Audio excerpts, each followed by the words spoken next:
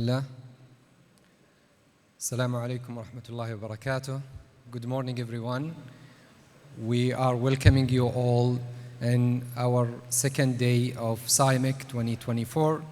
I'm Mohammed Al-Mansour. I'm Associate Professor of Medical Education and Family Medicine Consultant. I'm the Chairman of the Medical Education Department, College of Medicine, King Saud University. I'm really thrilled to be presenting our distinguished speakers today. We have a rich session. I hope everyone gonna have a lot of interesting thoughts out of this session.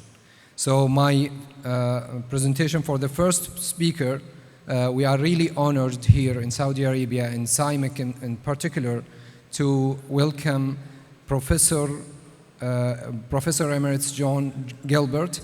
Professor John, he is a seminal leader in the education of health and social care professionals in British Columbia, Canada, and globally. His vision and leadership led to the concept of interprofessional education being developed as a central tenet of collaborative person-centered practice and care. Professor John was a co-chair of the WHO study group of interprofessional education and collaborative practice. He is a fellow of Canadian Academy of Health Sciences, a member of Order of Canada. He has the Canada's highest civilian award, and he holds a Queen's Diamond Jubilee Medal. And he was awarded the degree Doctor of Laws honoris causa from Dalhousie University. Professor John has more than 106 awards. He's a founder and a leader in many organizations in Canada and worldwide. We can say that he is the father and guru of interprofessional education. So welcome, Professor John.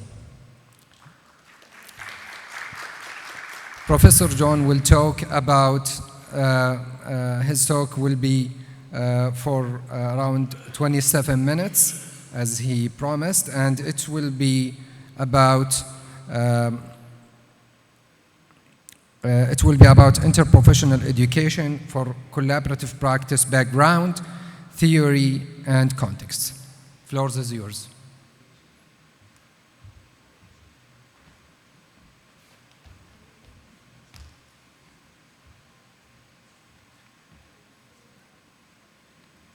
Assalamu alaikum. Thank you, Dr. Al-Mansour, for your generous introduction. Good morning, bonjour. I'd like to say what a tremendous pleasure it is for me to be here to talk with you this morning. A very long planning exercise brings me to your wonderful country. I have 27 minutes, so I decided I would take off my watch to ensure that I stick to my time.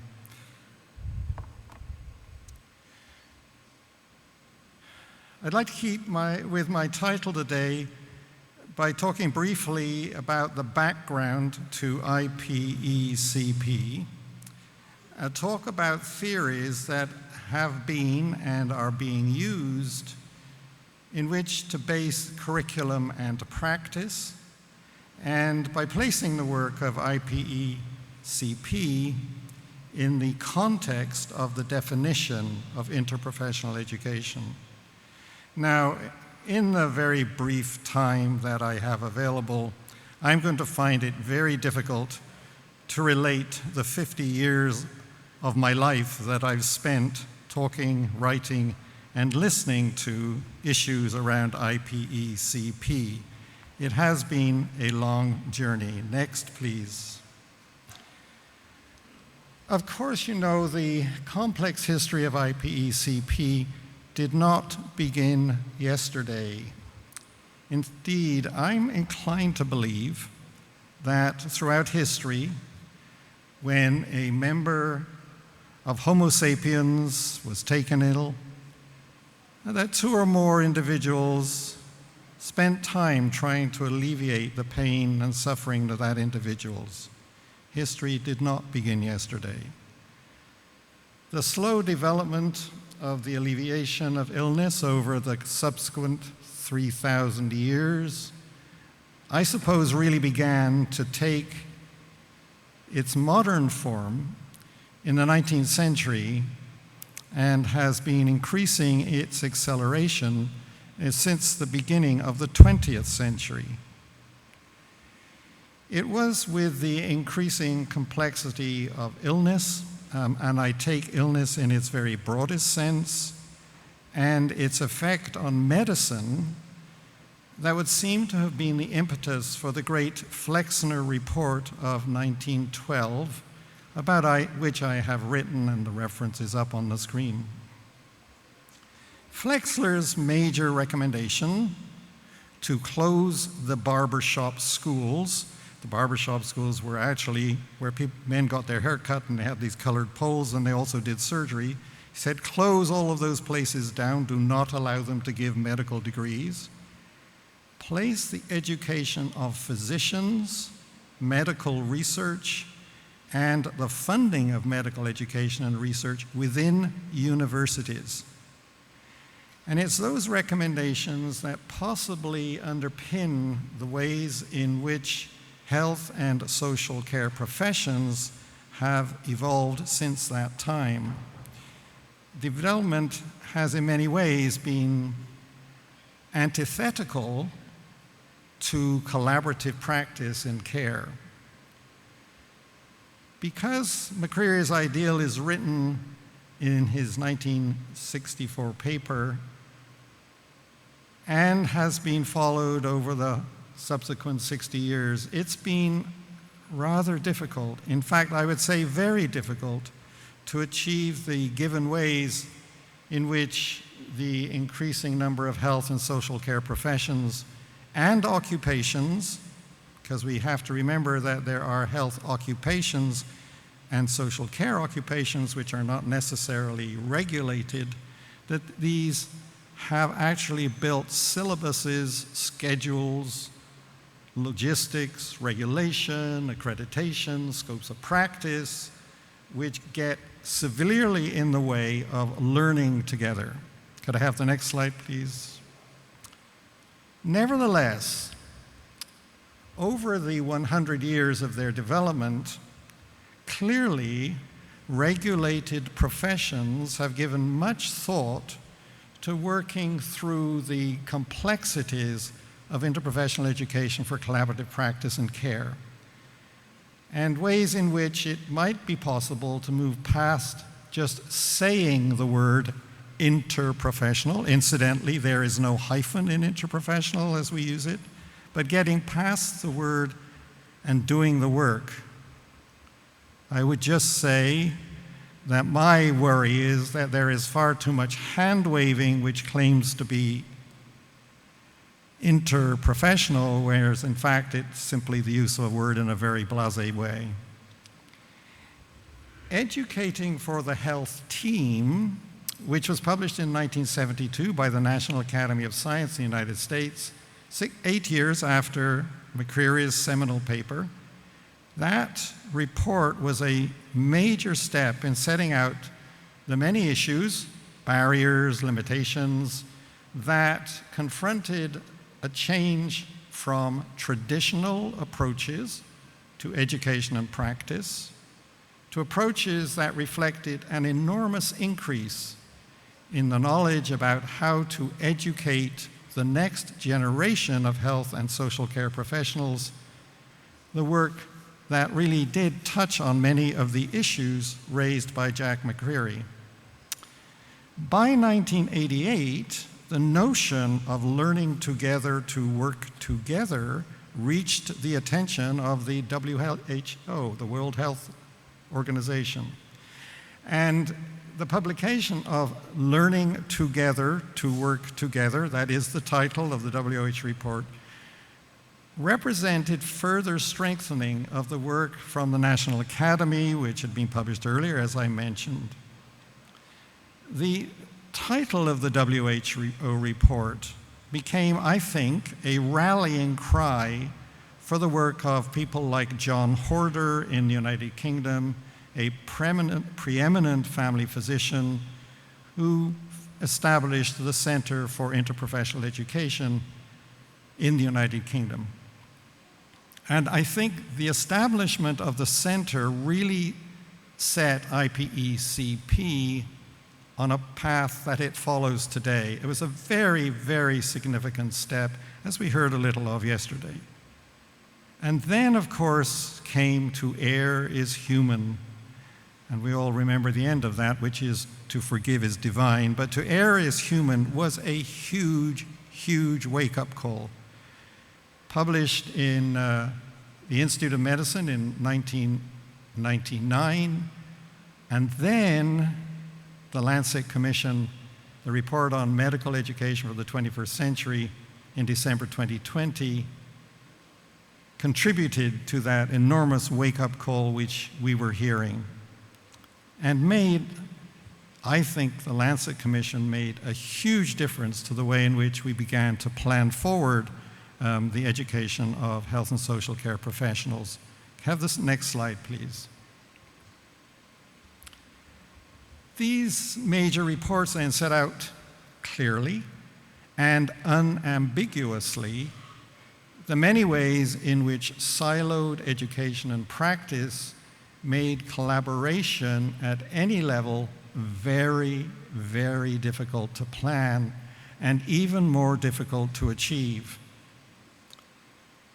As I learned over my lifetime, getting governments and professions to understand and acknowledge the many reasons for the existence of these silos, for example, scopes of practice, accreditation, legislation, and professional associations, they all proved and continue to prove, sadly, very, very difficult to overcome. And even the ways that universities and colleges themselves represent the programs that they offer is an eye-opener. These catalogs, of which we have many in my country, and I've read many over many countries, these catalogs will say very clearly, we will train you to be the best X, Y, Z professional in the entire world. Never seen a medical school, a nursing school, or whatever that didn't claim that. But then they omit to tell prospective students that they will actually learn to work in interprofessional collaborative teams. Honestly, I've read hundreds of these, and I can never find a mention that these wonderful individuals will in fact end up in collaborative practice. I think inserting that wording in calendars proves as difficult as engineering a change in curricula. And we all know how easy, that happens to be. Next slide, please. I think that To Err is Human and the Lancet Commission made abundantly clear that it's the responsibility of educational programs and the centers of practice and care to ensure that all environments in which care is provided should be safe, both for the patients and providers, and that in providing safe care, quality was the utmost importance across all levels of the organization. Thus echoing the last part of the interprofessional education definition, which I'll come to. I sat for a number of years, 7 years, on the Patient Care Quality and Review Board in the province of British Columbia, which is my home province. And I would say that there were a couple of really, really big issues, but one of them being communication, and I'll talk about that in a moment. But quality is very, very tightly tied to safety, and we wanted to get this across as we were developing new approaches to collaborative care. When we were developing the WHO framework for interprofessional education for collaborative practice, and it was my huge honor and pleasure to be the co-chair of that commission, which we published in 2010, we were acutely aware of these issues. And acutely aware both at the microscopic level and the macroscopic level. And we tried to articulate them as clearly as we could in that framework, which was a global attempt to understand how people were approaching interprofessional education and collaborative practice. In the fall of 2023, Interprofessional.global, which is now a global confederation of organizations that are devoted to interprofessional education, set a number of the issues that we had written about in the WHO framework into the Winterthur Doha Declaration, which was presented to the World Health Organization in the fall of last year. Next slide, please. So with this background, history, as I like to call it, in mind, let's turn to the definition. The definition is development, its intent, and its curricular implications. The definition was developed over a 5-year period by the Center for the Advancement of Interprofessional Education in the United Kingdom, as I've said, and it's now accepted as the basis for interprofessional education collaborative practice, because it is a testable definition. The definition addresses how learners should learn together with, from, and about each other, the importance of that learning for collaborative practice, and of course the ultimate outcome of that learning in higher quality patient care and safety. It's important to recognize that the quality of care is ultimately closely linked to the services that are necessary to provide quality. One thing that we kind of overlooked when we were writing that first definition, if we're talking about quality of care, then clearly when a patient leaves, for example, an acute care setting, we have to be sure that services are in place in order to carry forward whatever it is that we've done in acute care to help that person's pain be alleviated. And it's a big issue. Services remain a huge issue, as I'm sure some of you have read about difficulties in the national health system in the United Kingdom.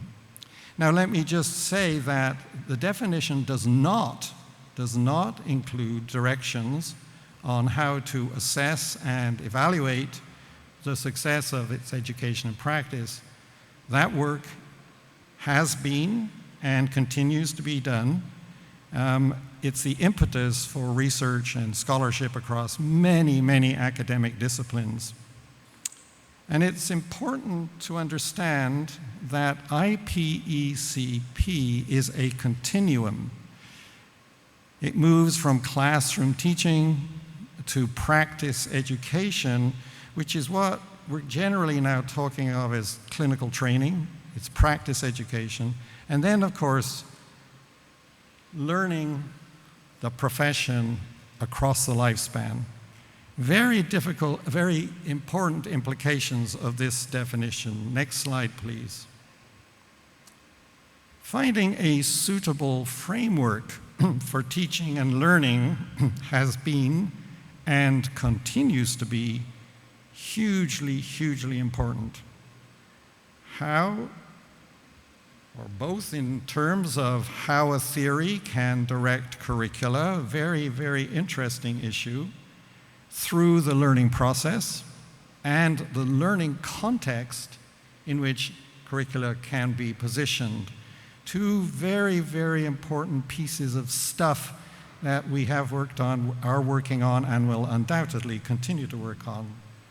The derivation of such theories from psychology, sociology, anthropology, and the need for a measure of return on investment, therefore invoking economic theory, continues to support and to drive research on many different aspects of IPECP. That work has examined continues to examine methodologies like problem-based learning and case-based learning as possible, and I will underline possible because it's not clear yet what the implications are, but possible platforms on which to develop interprofessional curricula. Next slide, please. Now, because health and social care academic programs are focused on adults, it's not surprising that adult learning together with contact theory have proved applicable to interprofessional learning, practice, and care. Whether one theory will meet the requirements for successful development of interprofessional curricula, I think remains an issue of debate and of investigation. There's no doubt, however, that coordination, cooperation, and collaboration are action verbs frequently invoked to characterize the pieces of the puzzle needed in putting these theories to use in educating students to learn together, to work together. Next slide, please. And the context for learning has at the same time received commensurate consideration. So knowing what's intended, when it's intended, and describing the desirable outcomes of using that theoretical approach is absolutely vital in making the case for changing curricula across health and social care programs. Changing curricula, as we all know, is a recurring nightmare. Next slide, please. The bridge from theory to practice has been and continues to be a very difficult one to cross. We've all heard the lament, oh, that's all very well in theory, but in the clinic frequently it's not possible to work within such restrictive guidelines. And that's a legitimate complaint. Theories are arcane in many senses, and they are difficult to extrapolate also in many senses. So it's a legitimate complaint. But that bridge has to be crossed in practical, performative ways that are the functional outcome for those in the academy recognizing and working with everyday practices that our colleagues in practice face every day in many different and very difficult ways. Next slide, please. Crossing the bridge makes this quotation from Aristotle entirely appropriate in my view. For me, the reality of the fundamental importance of workplace learning is that the education of health and social care professionals has many affinities with apprenticeship.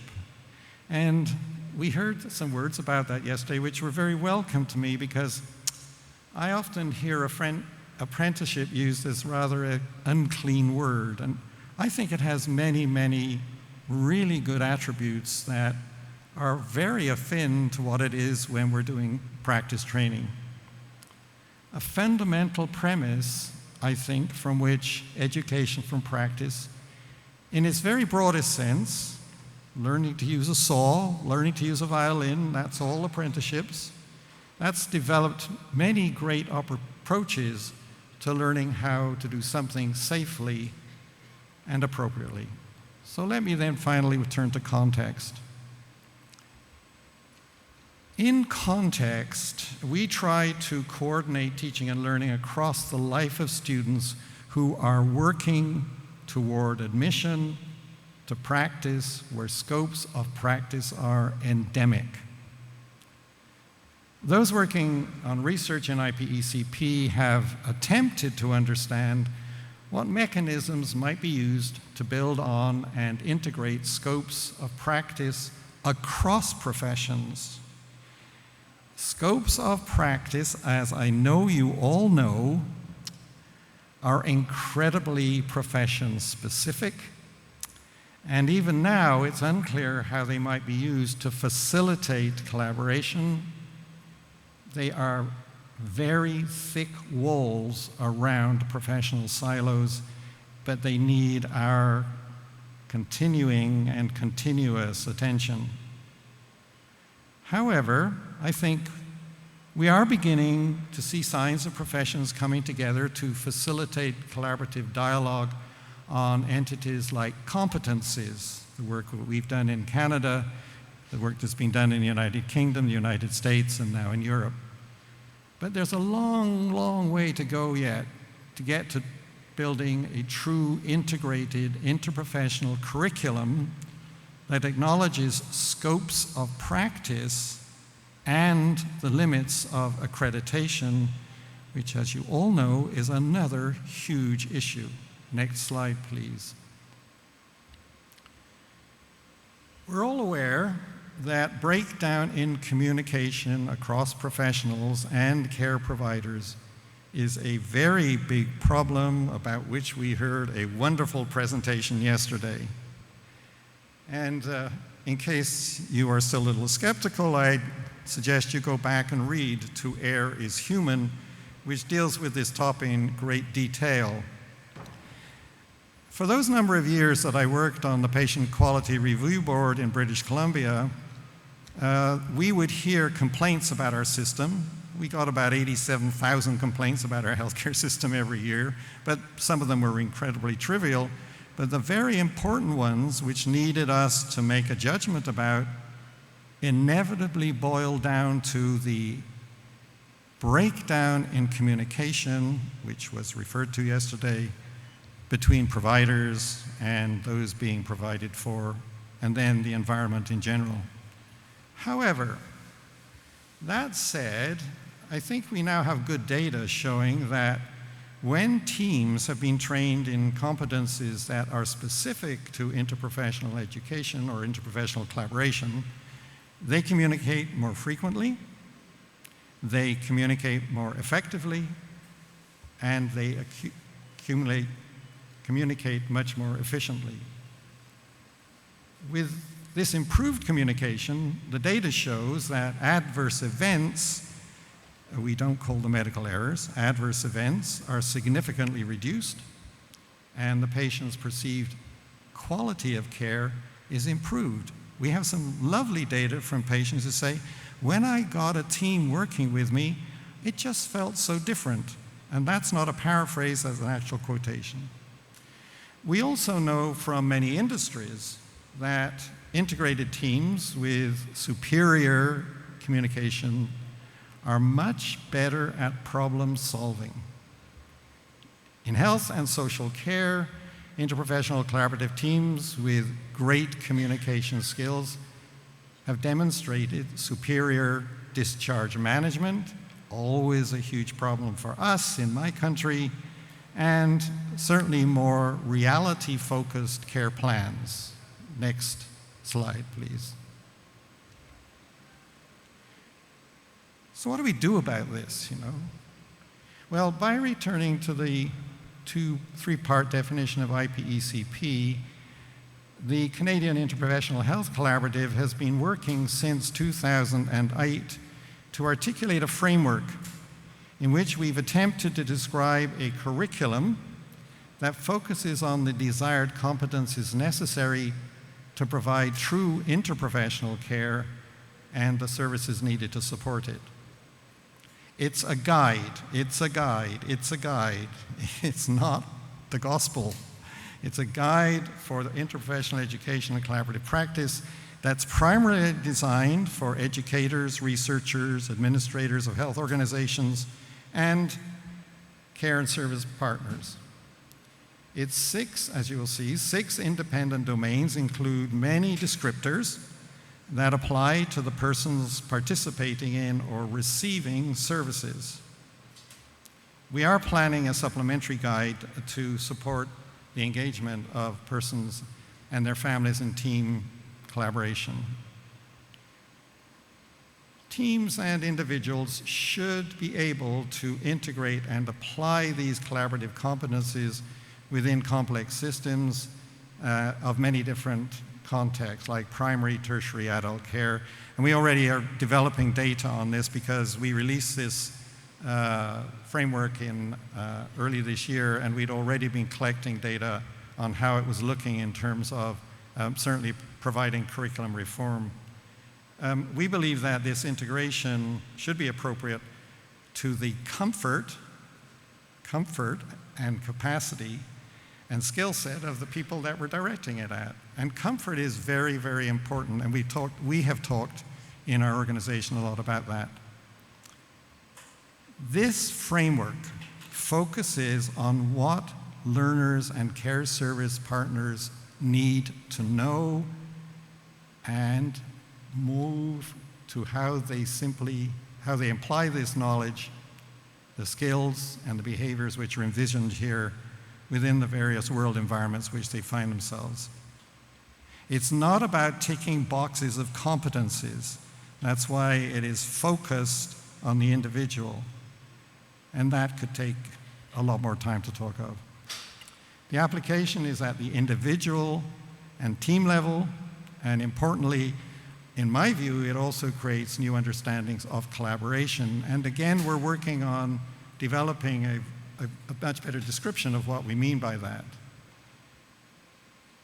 The conception of competencies and the adaptability and universality of our competency framework is, we hope, emerging here, and we hope that you will go to the web, pull it down, and read it, and feedback, because we really need you to tell us more about it. Next slide, please.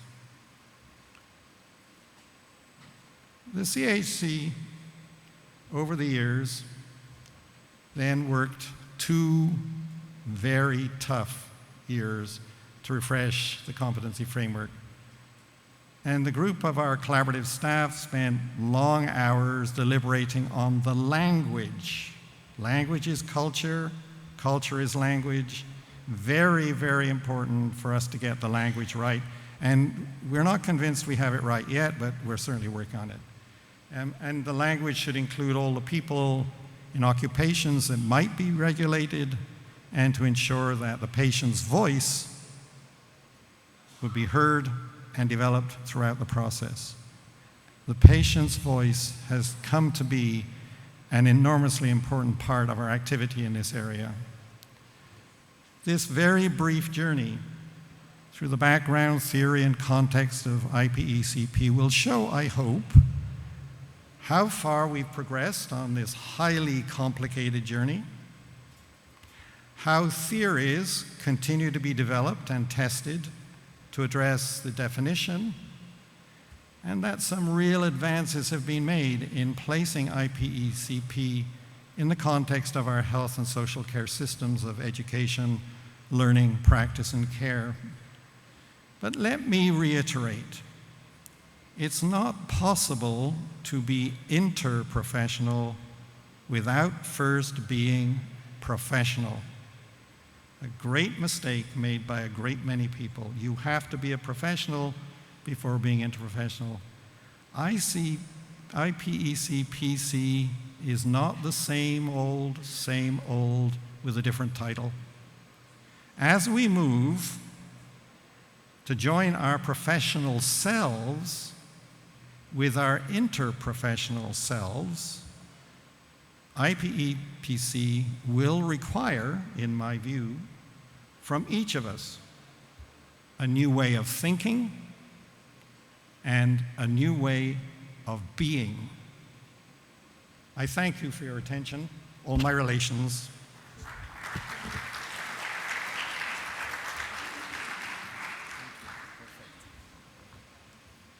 Thank you, Professor John. So you cannot be interprofessional till you be professional. This is a nice quote from Professor John.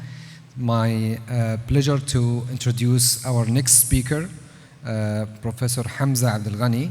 He will speak about challenges and opportunities in implementing a collaborative practice among health professions in education.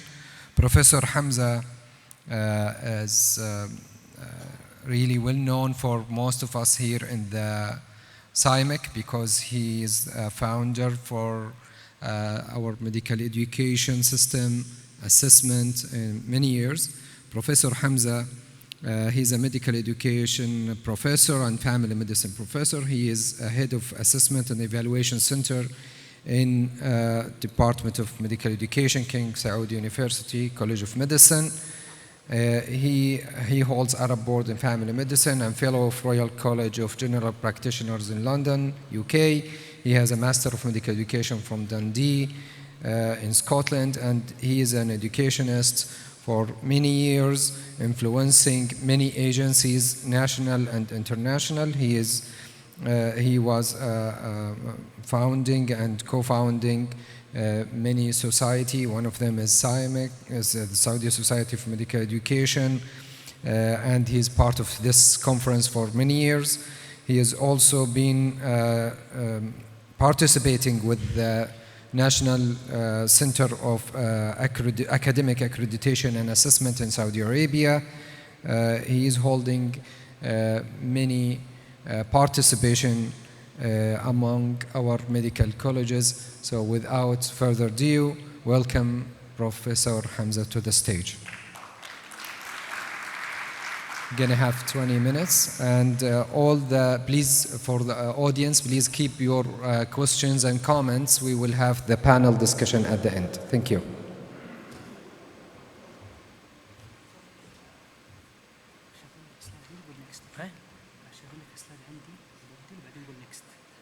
لا ما في هنا. طب انا اقدر ابدل، ما اقدر ابدل. ابدل من عندك. طيب انت تبدل من عندك صح؟ يعني انت تبدل يعني بيتبدل هنا في الشاشه. انت تبدل هناك. انت تبدل هنا في الشاشه. يعني انا اسويه هنا. ما في مشكله، بدل هناك.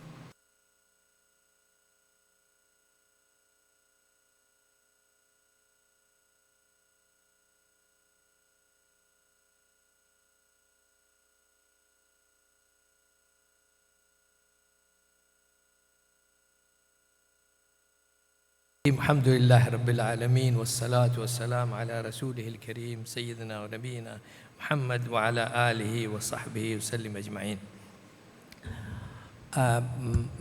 أشكر الله سبحانه وتعالى أولا. I thank Allah subhanahu wa ta'ala, then our organizing committee, which they have gathered this beautiful, excellent meeting to discuss the very, very important subjects as a theme. To talk after Professor John Gilbert, that's really very difficult. But I'll try my best. I will reflect some of our works going on. And also I should not forget Professor Shehri, Professor Naimi. These are the national figures in the interprofessional collaborations. So that's the one.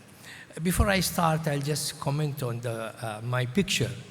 People they say that Hamza, why you have sent this book? Wallahi al-Azim, ana ma rasalt. They have caught it from the internet.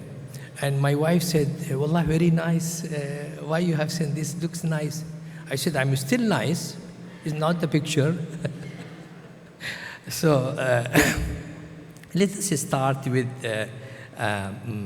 that's the objectives I have put. Professor Gilbert had made my life very easy.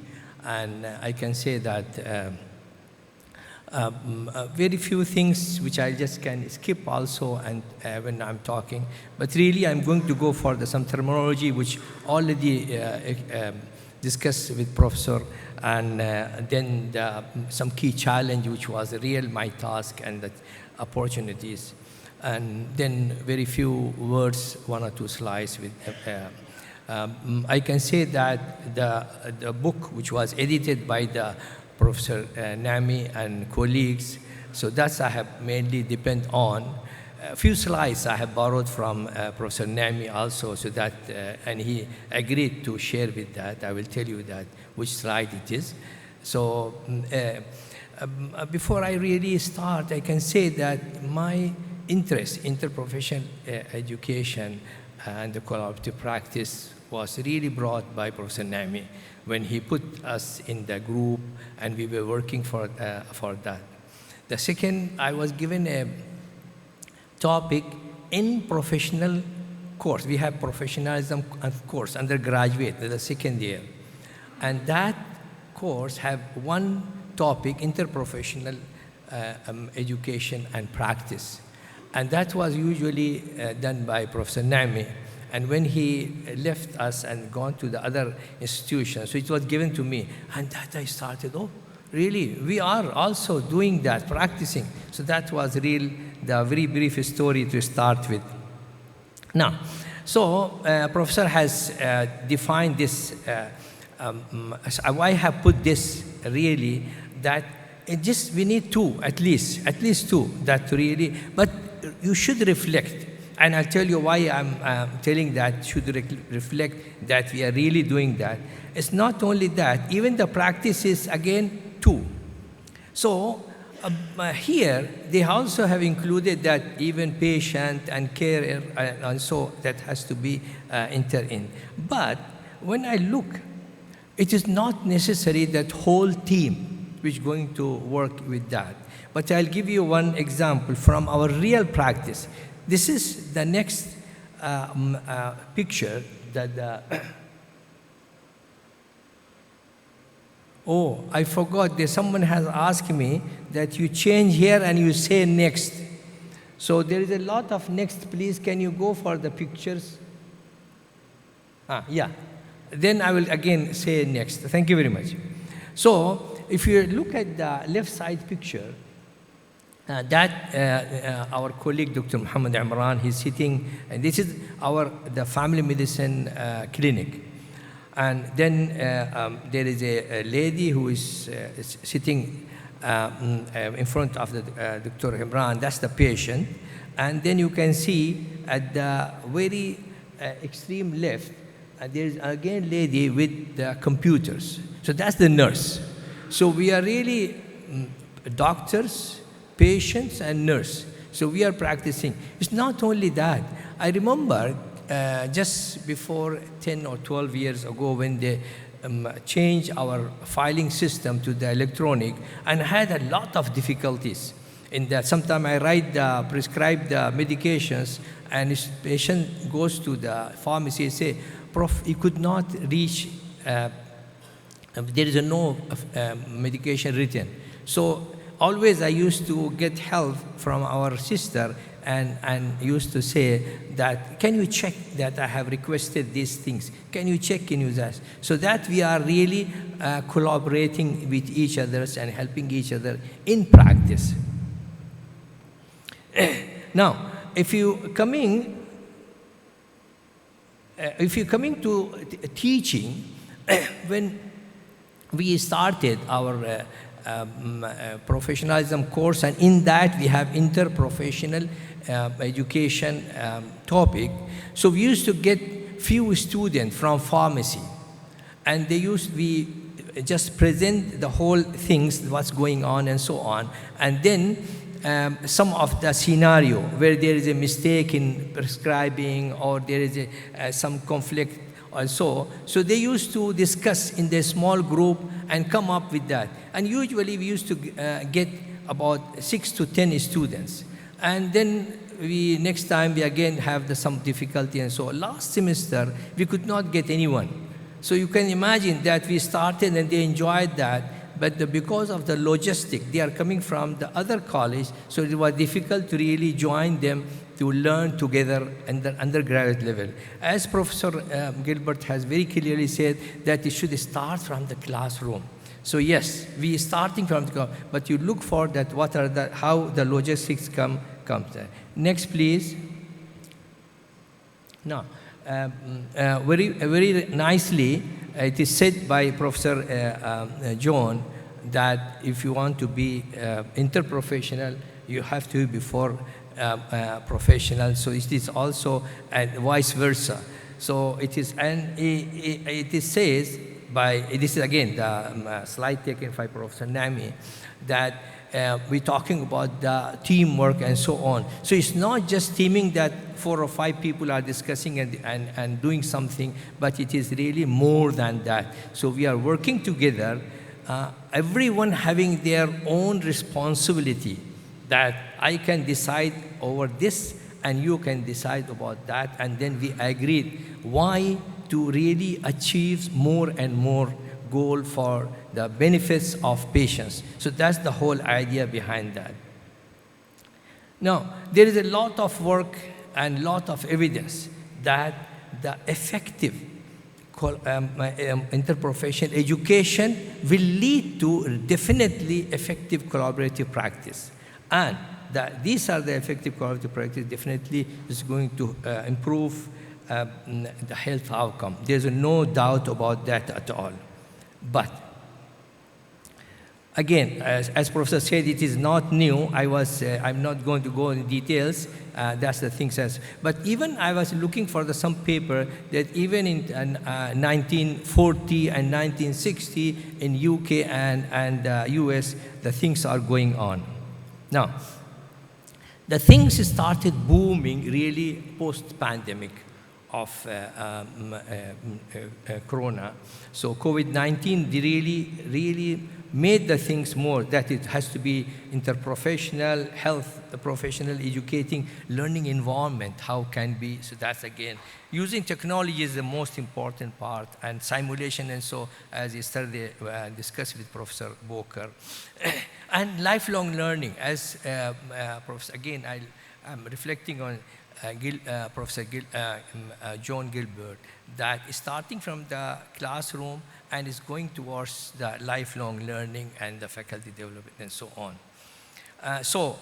This was the very beautiful gathering in Doha, and that they come to the Doha Declaration, and they have very clearly said that the diverse people, diverse populations, really they need the interprofessional education and interprofessional practice, and that is going to really reduce these diversities.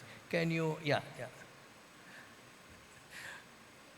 Madri Wallah, there is a 2 driver, so excuse me that if there's something here and I cannot find out. Next, please. So when we teach our student about that, so this is the slide, again, it's prepared by Professor Nami, and this, the core competencies of, when I was looking for that, we teach students about the values, we teach students about the roles and responsibility, you are accountable for this and so on. And really communications, we stress a lot on communications. Very nicely, yesterday Professor Hamdi has stressed on the communication is not just simply the system. So that has to be, and I really love when Professor said that communication skills, not the soft skills, it's the hard skills. Has to be learned in the different, we put patient and student, and we say that take history, and he has taken the good history. I think that, oh, he learned the communication, but it's not that. There is the bigger than, and teamwork. So when I was reviewing, I said, what is the wrong? Our all competencies, Sawanka national, our Saudi Med, or international, all they have, the communication and collaborations and so. But really, have we interpreted this to really lead to very specific types of things? So there is no doubt that all competencies, CanMed, collaborator, it is one of the main core competencies. Communicator is the main competencies. In the Saudi Med, there's a community medicine, community care, and being the collaborative and so on. So what's the problem really? Why it is like that? So ongoing works published, and it said that really addressing healthcare challenges, it has to be through interprofessional educations, but it is not that simple. And that professor has discussed that since a century, works are going on and so on. So it is a very complex, resource intensive, and many challenges and opportunities. I was really looking, and I got stuck with that, what to really put and how we can. So I've just summarized some of these, and let us look together that how it looks like. So there is a complexity in collaboration. It is not that simple. It's quite complex. I will take one by one separately. Preparation and training is a challenge. Again, I'm reflecting on Professor John, that start from the classroom and it is go as a lifelong learning. So how can, so it is not only undergraduate, it's not only postgraduate, it's not only a workplace-based assessment, but it has to be as long as possible. Next please, yeah. Communication issues. So communication is not only the simple communication what we are teaching as a soft skills, but it is a huge things. Resource limitations, again, and we can say that it is a big challenge, and geographic and social diversity. Let us look at these things separately. So it is no doubt that IP, ECP require to understand and interpret the core competencies in our curriculum. There is collaboration is there is communication is there. How really it is interpreted in our curriculum. And when we say it is our curriculum, then how you teach and how to assess. And the assessment is not only the theory, but how the practice, workplace-based assessment. All these, when our three domains, people who are working with our undergraduate Saudi program. So NCAA has put knowledge, skills, and values. And when we conduct some workshop, when you say that, how you really assess values?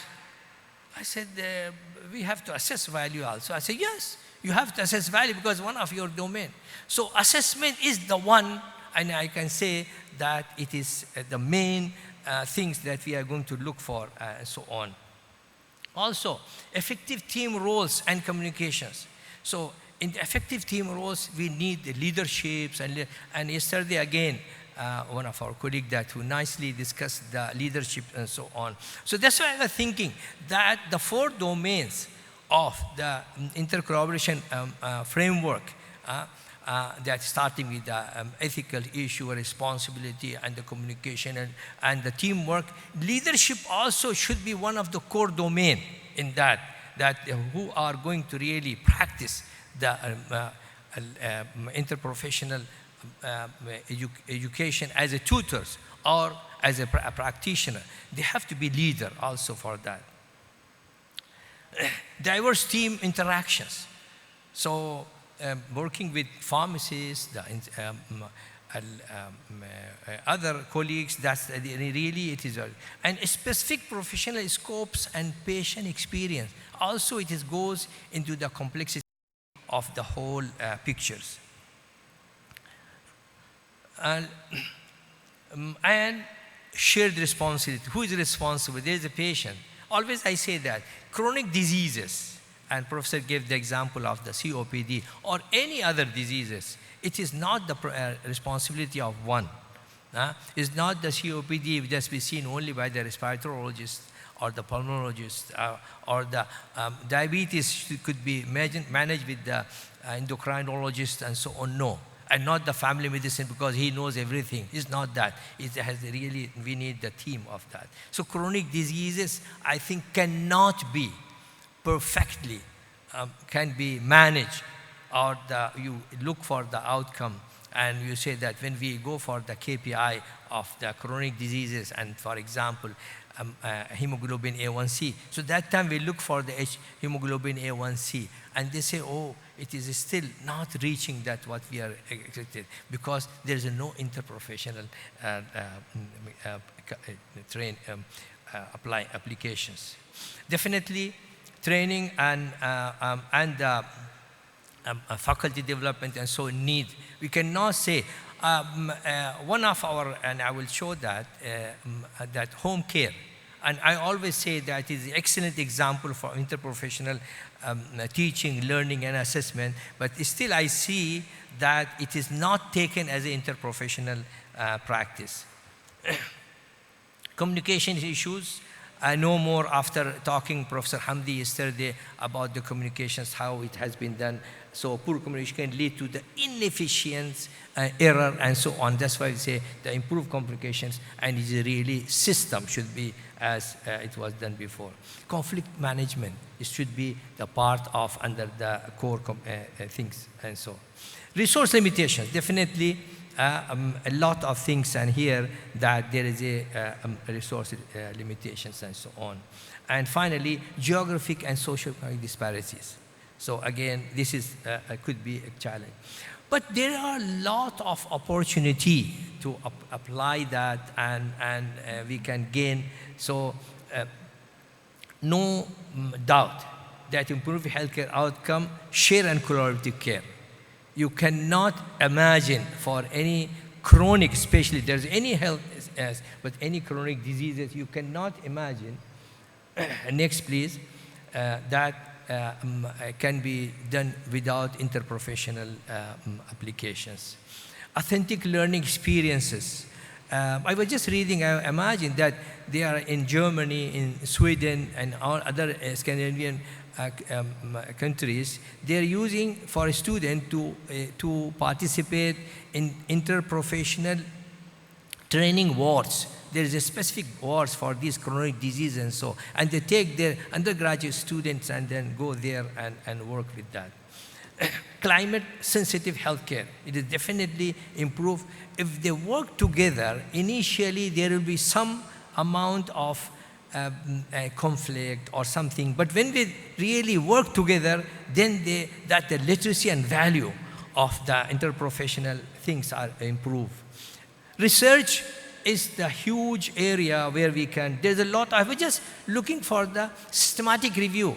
In the last 1 year, there is a 12 systematic review in the interprofessional educations, and thousands of, but still I feel that majority of these research are more of a survey, more of, they have not gone to the deep to get that.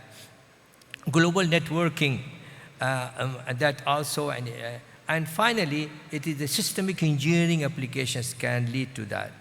So, finally, I can say focus on the competencies, enhance faculty development, prioritize the communications, invest in research, and promote the global collaborations and so on. This is our healthcare, home healthcare. When I was asking someone, just send me your who are responsible. So he sent me this slide, and he said the home healthcare professional team. I said, this is not the just professional team, this is the interprofessional team. So they are also not very much well oriented that what is that. I stopped at this framework, and it was discussed yesterday also from the WHO.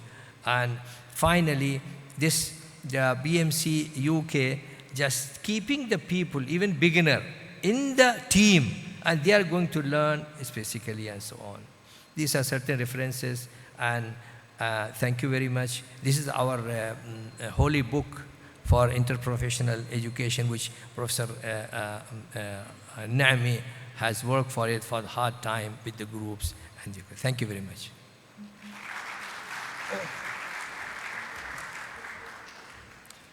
Thank you, Prof. Hamza. I think challenges and opportunities of applying interprofessional education collaborative practice was being illustrated well by Professor Hamza, and now it's time to get some example and model.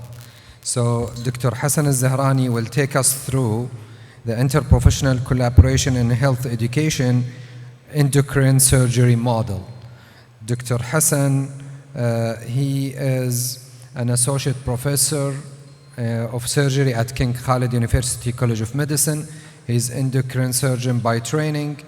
He holds a Master of Health Professional Education from University of Rochester, New York, United States. He is the ex-chair of the Department of Medical Education, College of Medicine, King Khalid University. And obviously, as all of you know, he is the president of Saudi Society of Medical Education in its 6th term. Welcome, Dr. Hassan.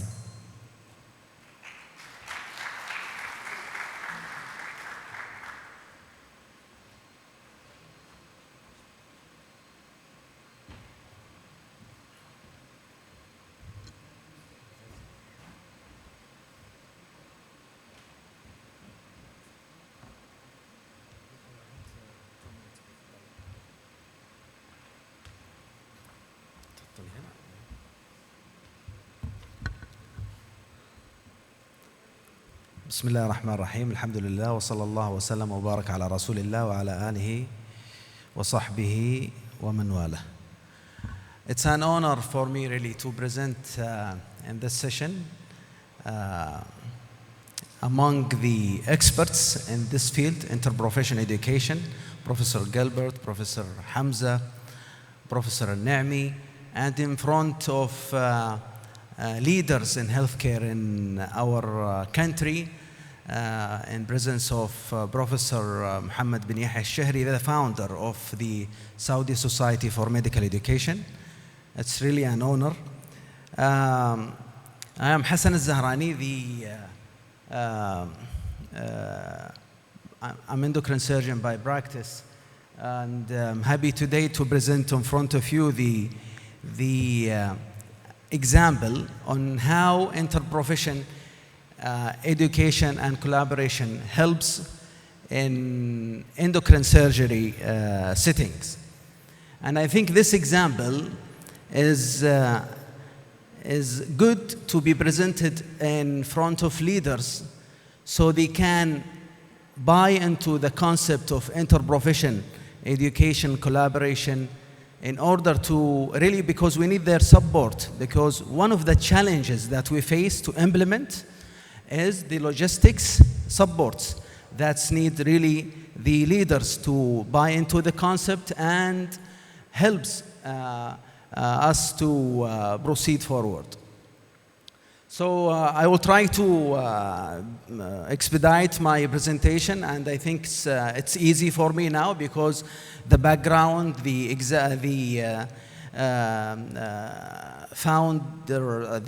foundations for this topic was already addressed by Professor Gilbert, and then after that Professor Hamza, and also Professor Na'mi will also help us at the end from his experience in the country. So we'll talk about the impact of collaborative practice in endocrine surgery settings, challenges, and how interprofessional education collaboration can help.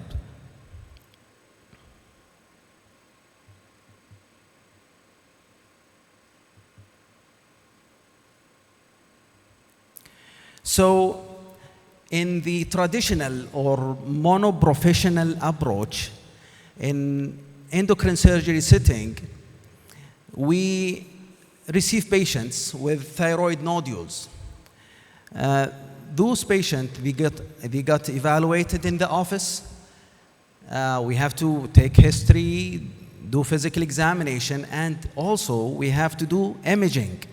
And the stethoscope of endocrine surgeon or endocrine physician is ultrasound. Ultrasound has to be done for any patient with any suspicious thyroid mass in order to evaluate further that mass and see if this mass needs a biopsy or not.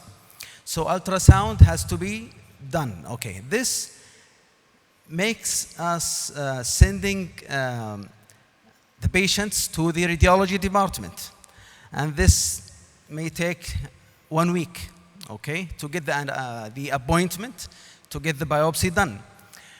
After that, we have to get the report back from the radiology department, and that report, we have to interpret that report and see if that nodules need biopsy or not. Then we have to send the patient again to the interventional radiology maybe, or sometimes pathology.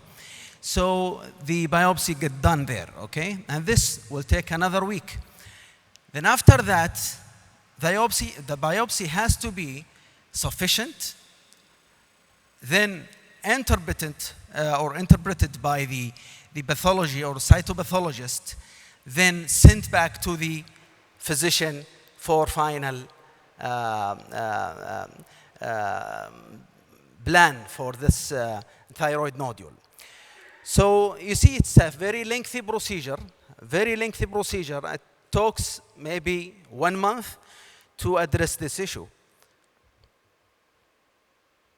So we have issue of patient access, and to start with, we have a problem with patients' access to the healthcare system worldwide. We have issue of care coordination and communication among healthcare. We have issue here with insufficient sampling that can happen. And we have the emotional and financial burden due to prolonged waiting time. So, for example, here in the US, the average time, waiting time for the patient to get access to the healthcare facilities is around 30 days, and this is worldwide. And it's being described in New England Journal of Medicine as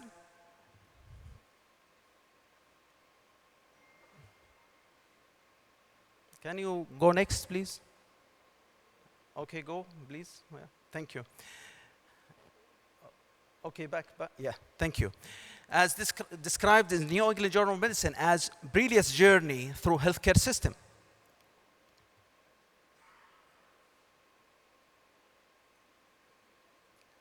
Now, the care coordination and communication issue between the healthcare providers. 25% of patient records and results are not successfully transferred between the departments in time.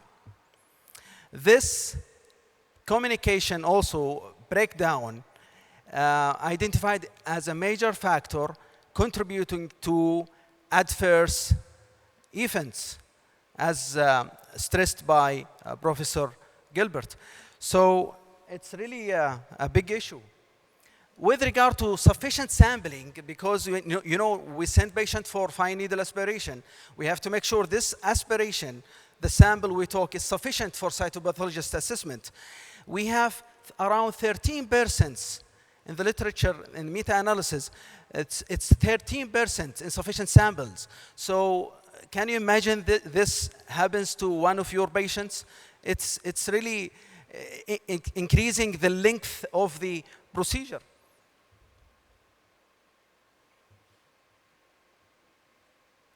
The emotional and financial burden, the patients who experienced prolonged waiting time are more likely to be non-compliant and they miss appointment. And this is another big problem. So what happens with interprofessional approach? I was lucky enough to do my part of my training in the US in a center who implement this approach, okay? Where we have in endocrine surgery setting, the evaluation, biopsy, and checking the sufficiency of the samples done in the same setting. It's like one-stop shopping. And the patient, they like it because they come to the office once. Then they come the second time for cytopathology report. And this will take them like 1 week only.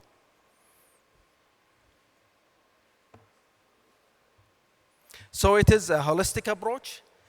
It increases the efficiency, patient safety, and outcome. In the office, we have 4 professions: the surgeon or physician, the nurse, the radiology technician, the pathology assistant, and we work all together, patient-centered. Patient-centered.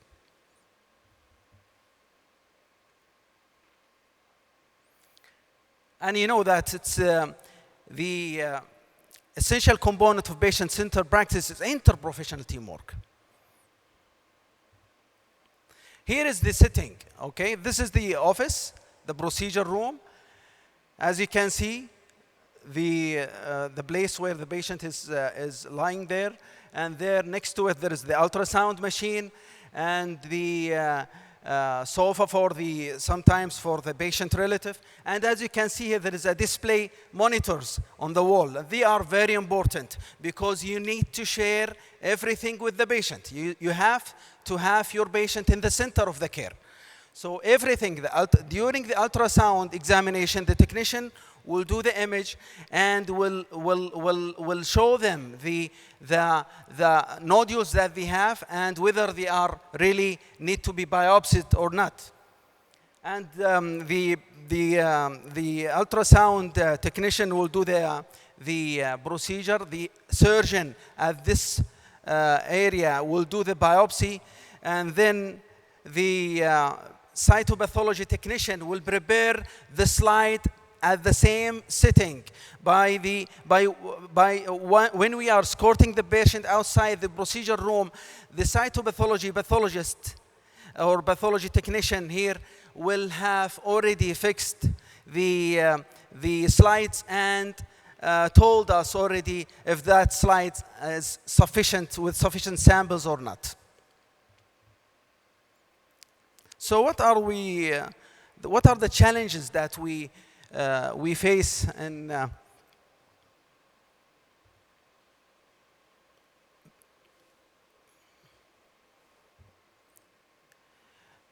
teamwork is not easy to establish.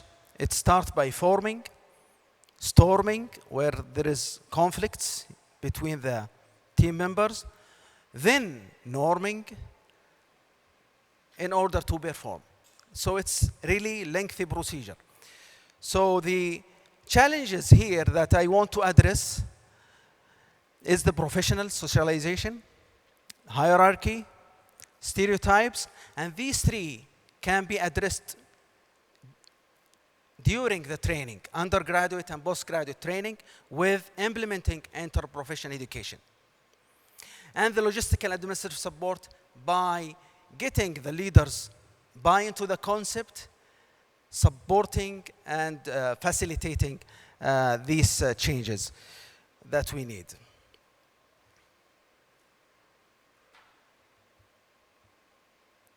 The professional socialization, the problem here is when you teach medical student, there will be alone, they will have like strong sense of professional identity that emphasizes the individual expertise and autonomy in decision making. And this is really the problem with teaching people in silo. With the hierarchy, next please. Back. Thank you. With hierarchy also, when we teach people segregated from each other, we foster the culture where the knowledge and skills of the other team members are undervalued. Stereotypes. The nurses, for example, when we teach them alone from the other professionals, they will have the preconceived notions about their roles and competencies, education levels, that leads really to tension and insufficient teamwork. The logistical and the administrative obstacles start with the space, coordinations between departments, scheduling, and the setups within the office that we need to have. So overcoming these challenges by implementing IBE, starting by the definition why IBE. IBE, and sorry for the reference wrong mistake here. So the IBE is defined as an educational approach where healthcare professionals from diverse disciplines learn about and from with each other, prepares medical practitioner to deliver safe and patient-centered care.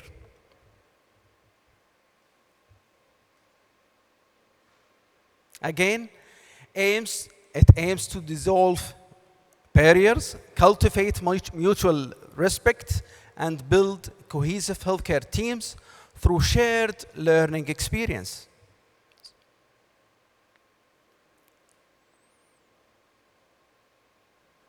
So this is socialization starting early in health care education, undergraduate and postgraduate.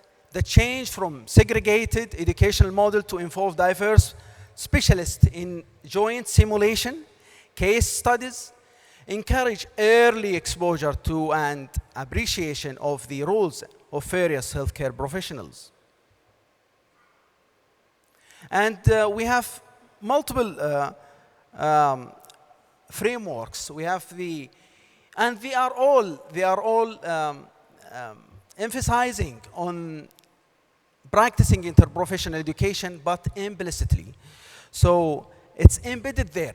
Collaborator, interpersonal skills, communication, collaboration, it's all embedded in all the frameworks that we use for our curricula.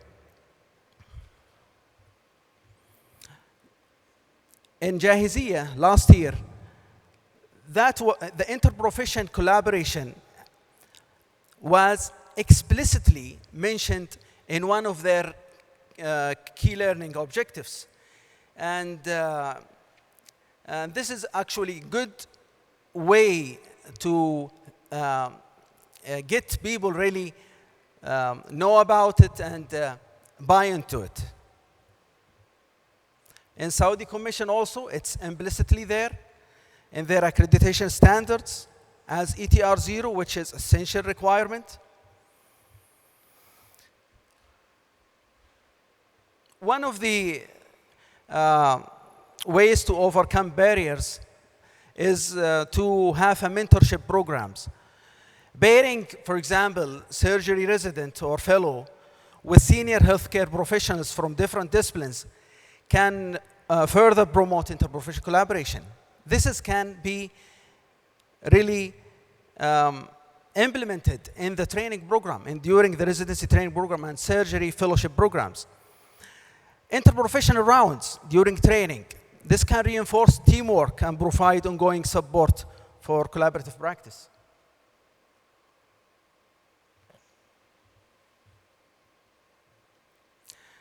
Now, strong leadership support is very important. And this can start with establishing dedicated, adequately resourced, centralized faculty work group that include all relevant disciplines to ensure the integration of diverse perspectives into the planning process. Also, investing in shared facilities like simulation labs, collaborative learning spaces to address the space-related challenges. What we did in King Khalid University to have these initiatives, to implement this in our institution, we had initiatives. Started with forming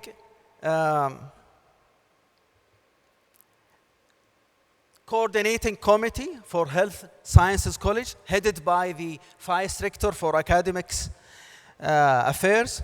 The members of this committee were the deans of health colleges and the vice deans for the academic affairs.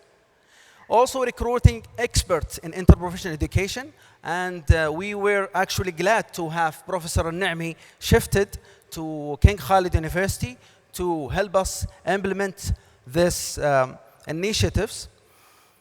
We are now planning to invest in shared facilities like building shared simulation labs, and we are going to host in April, after 4 months from now, is the second Arab Network for Interprofessional Collaboration Conference.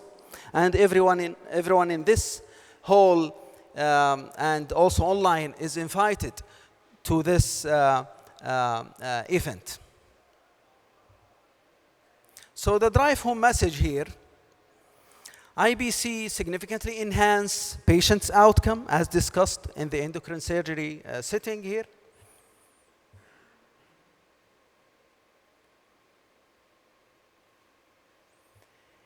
And achieving this requires strong leadership support and regular and curricular reforms to incorporate it.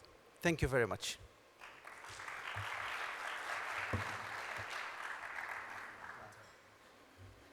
Thank you. Thank you so much, Dr. Hassan, for this nice example of applying interprofessional education And I think we'll go from your last recommendation or take home about leadership to our next speaker, Professor Mohammed Al-Na'mi. He will talk about effective strategies to enhance collaboration among health professions in education environment. Professor Al-Na'mi, he is currently a professor of surgery and medical education in College of Medicine, Abha. He is a board member of Saudi Society of Medical Education and Arab Network for Interprofessional Education and Collaboration, the ANEC, and he's participating in general surgeon and advanced laparoscopy in metabolic bariatric surgeon. He's certified with a master's degree in medical education from University of Toronto, and also he's certified as a fellow in interprofessional education and collaborative practice by Manipal University and the Foundation of Advancement of International Medical Education and Research. He is very much interested in developing IPECP in the Kingdom and Gulf and Arab country, and I think he is a well-known figure in this regard by publishing many research in his specialty and also in medical education and interprofessional education. Professor Al-Na'mi also was the author of the book of interprofessional education just been shown by Professor Hamza, and also another book about his specialty in bariatric surgery for treating obesity. With no further ado, welcome Professor Mohammed to the stage, and it will be 20 minutes of joy, inshallah.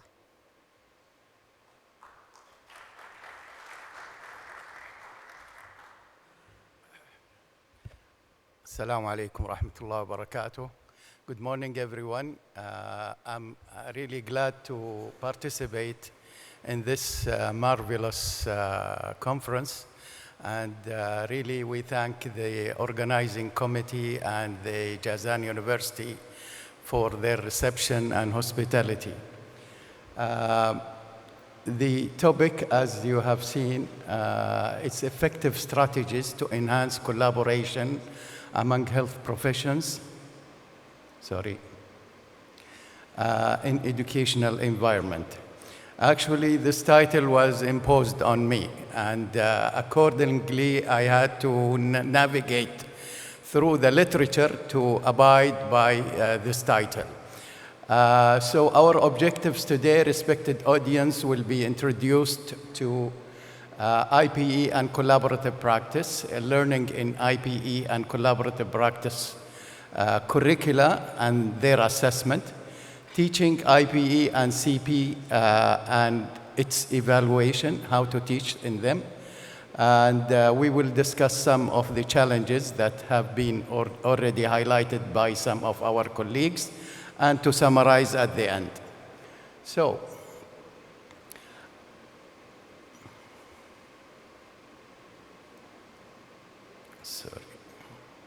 the response is not immediate, so I had to go back, sorry. Okay, so many definitions were mentioned today regarding interprofessional education and collaborative practice, which aims to improve collaboration between healthcare professionals and the quality of patient care and community, so learning together to work together. However, the word collaboration is a very complex concept, and based on the context, it can be defined. So it can have a different definition in business versus in education versus practice. But for the purpose of our conference and this presentation, I found the Canadian Interprofessional Health Collaborative definition is the most appropriately fitting to our to my presentation and our conference. So Collaboration is a process of developing and maintaining effective interprofessional education, interprofessional worker relationship with learners, practitioners, patients, clients, families, and communities to enable optimal health outcome. Now, learning in IPE-CP depends on really 4 important pillars. Number 1 is learning objectives. And as you know, most of our curricula has to have these 3 main objectives: knowledge, skills, and attitudes. And really, attitudes is a major pillar that needs to be addressed in our curricula, including IPE-CP, which are mostly neglected on our traditional curricula. Intended learning outcomes, ILOs, stated clearly and specific to allow for assessment. For example, a student will be able to demonstrate a professional attitude. Competencies, as you know, are very important, and this is the vision and the trend for the 21st century, that most of our curricula, whether interprofessional or medical or nursing, etc., it has to have competencies. It has to have competencies like the Saudi Meds. What do we mean by a competent student? A student who will be able to do in practice what they can do in practice. For example, ethical attitude. Capabilities is another pillar which is important to consider, and it means what learners need to become effective in or capable as interprofessional worker, and the best example to be a very good teamwork player. Learning outcomes and competencies in IPE and practice. How students will learn in these areas. So I looked into the literature, and several interprofessional frameworks were adopted worldwide by different universities and institutes, and I chose few of them really as models, and you can find many other models. So the first, according to alphabetical arrangement, the Australian Common Set of IPL Competencies, published in 2017. The Canadian Interprofessional Health Collaborative, published in 2010, and I'm really glad to see their revisional version today, presented by John, about the 2024 version of the Canadian Collaborative. Third is Interprofessional Capability Framework by Curtin University in Western Australia. Fourth is Interprofessional Education Collaborative, which is a very famous, being presented today as well, done in USA in 2016. And last but not the least is Qatar Competency Framework that was published in 2019. There is also other, but these I found the famous ones. So, how to implement IPE-CP frameworks or curricula? What the learners should go through in order to achieve our goals. IPE-CP undergraduate curricula are usually implemented through 3 stages of teaching and learning processes. Number 1, exposure, which is at the beginning.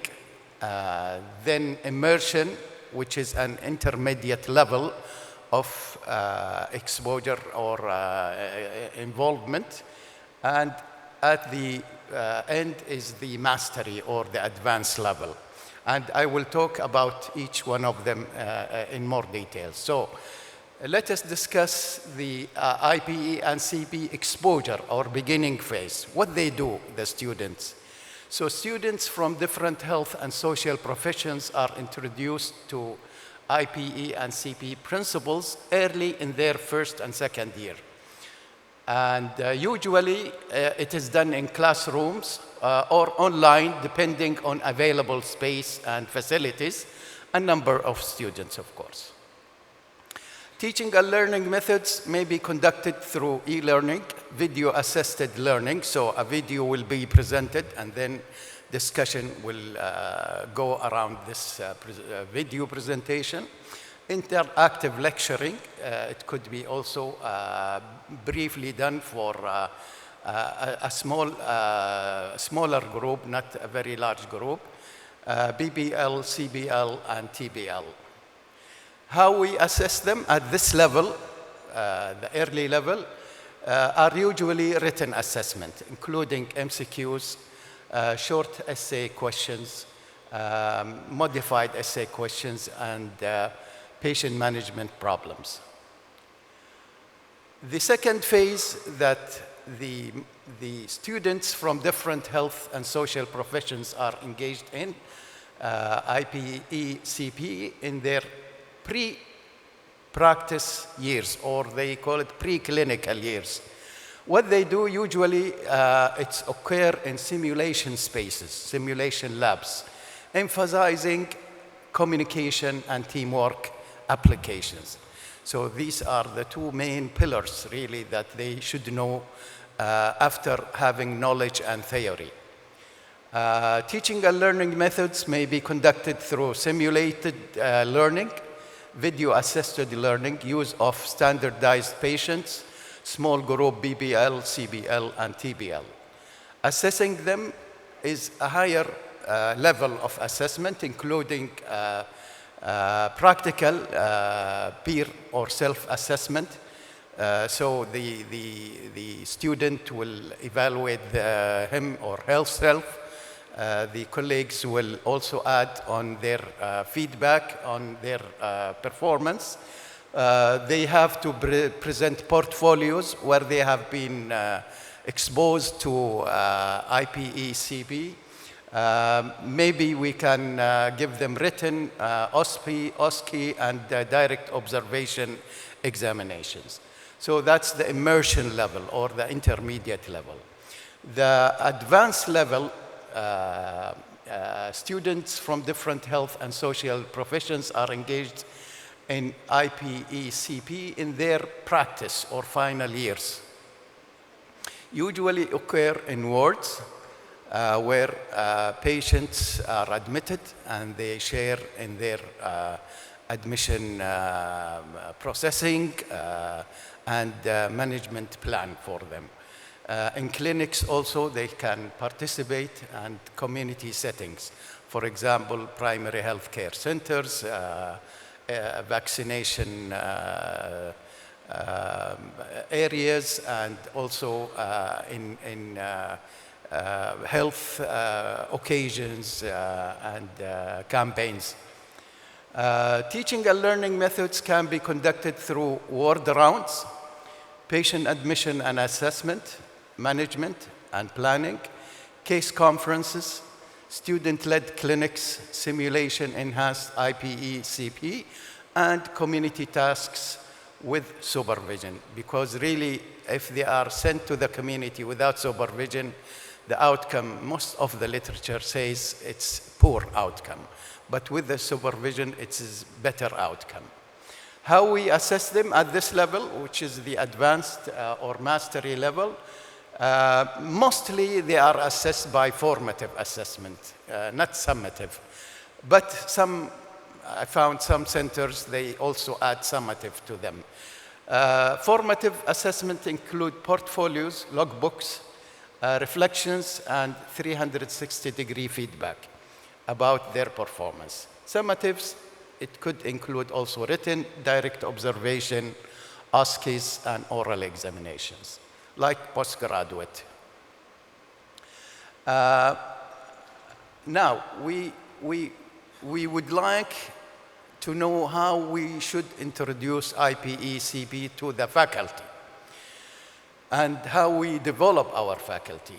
There are three essential components to a successful IPE-CP implementation at the faculty level. Number one, there should be a local IPE-CP champion. What we mean by champion or champions?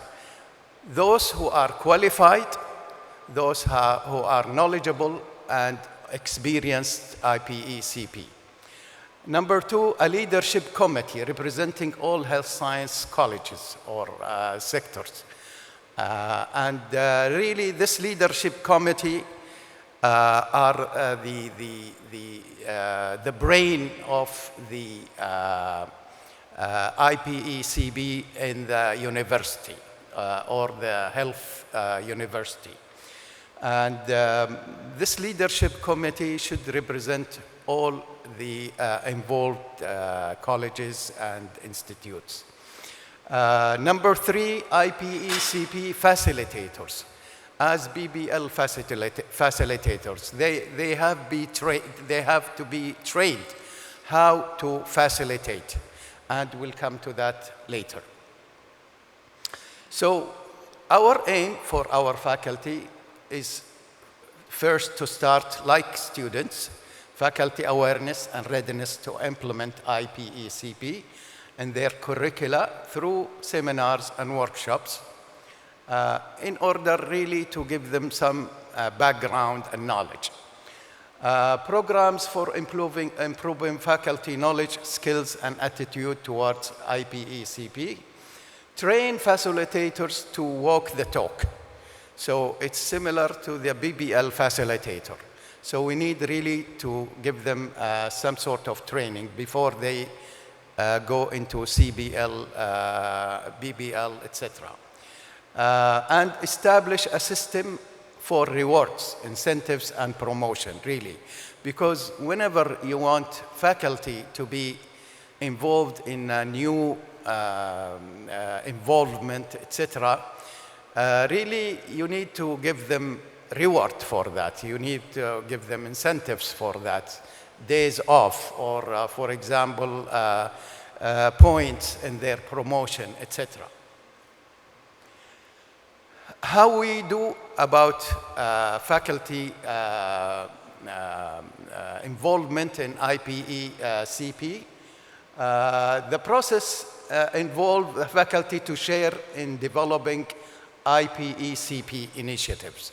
So whenever you start having these initiatives, get the faculty with you to really put their thoughts so they will feel that they have shared in this new frameworks or their new curricula.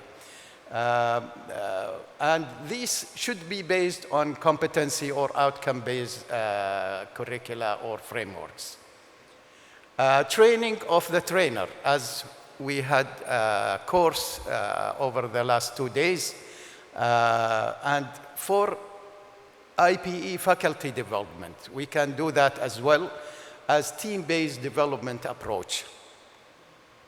Shadowing, so faculty might go with another faculty who's expert in IPE and CP.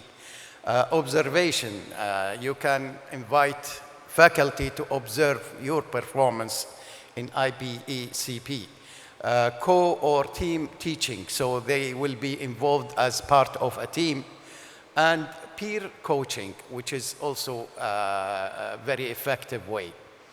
There are many methods to get the faculty involved, including away days, for example. Let's say the last day of the week, they can get off their work and attend in a center of interprofessional education and collaboration, collaborative practice, some activities in IPE-CP, attend conferences and symposia like this one, debriefing sessions before they start. You have to get them debrief so they will be successful in their session.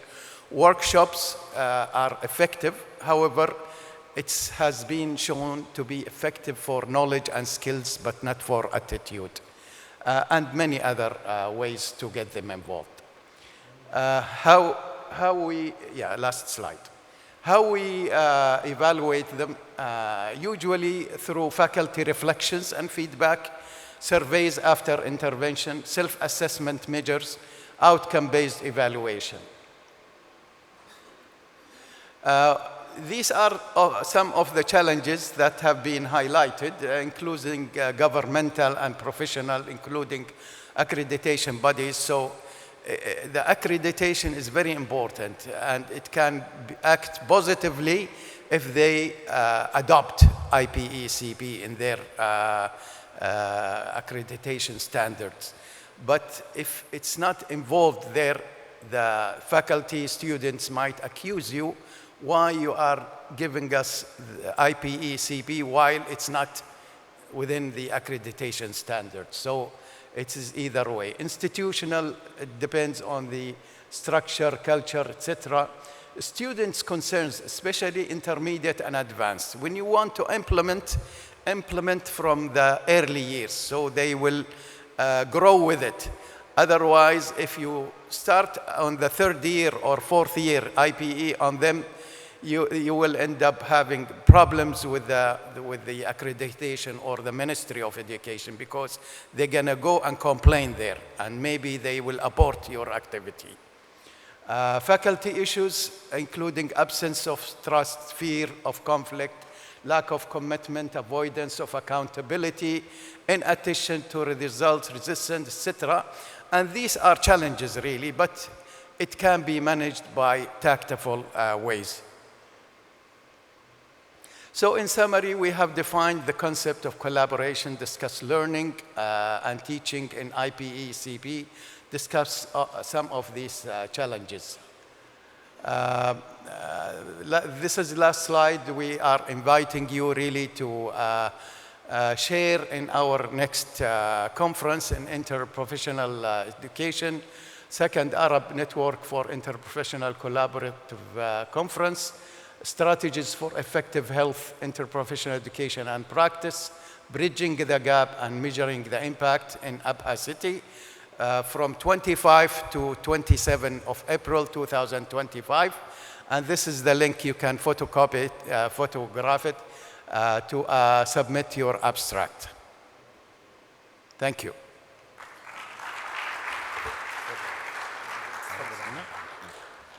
Thank you so much, Prof. Mohammed. I ask the presenters, Professor John, Dr. Hassan, Professor Hamza, please come to the stage. And for the audience, we will have questions from our participant here in person. Two questions, then we will have one question from the online participant, then we go over the same pattern. Please, for those who want to participate with a question, introduce yourself, make it focus, and tell us to which speaker you want to direct your question.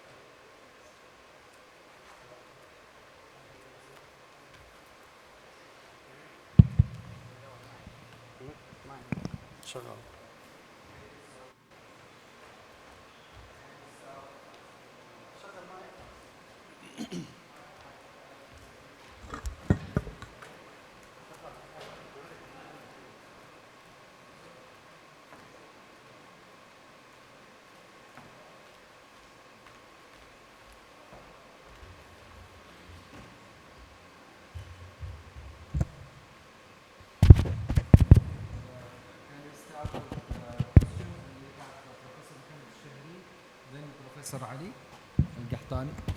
We have Professor Mohammed Al-Shehri, then Professor Ali. Okay. Yes. Thank you very much for such clear presentations about an important subject. My question is about, is culture an important factor? Are there any studies that addressed this part of the, or this issue in the success of the implementation of interprofessional education? Thank you. This is to Professor Gilbert. Yeah.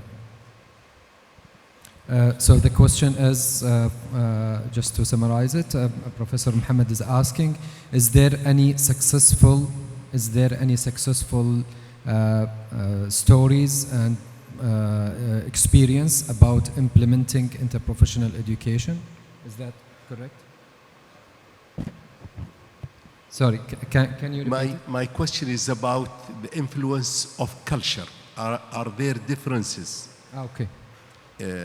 When you take culture into context between different cultures? Yeah. Okay. Thank you. So it's about culture. Do you have any experience about culture variation that can interprofessional education? So, can you hear me? I'm very aware of the inverse square law. So the further I am from the microphone, you won't be able to hear me. That's an interesting question. Yes, there are cultural differences. And the cultural differences are, of course, predominantly based on language. So the way in which language phrases the kinds of issues that I was talking about this morning are incredibly important.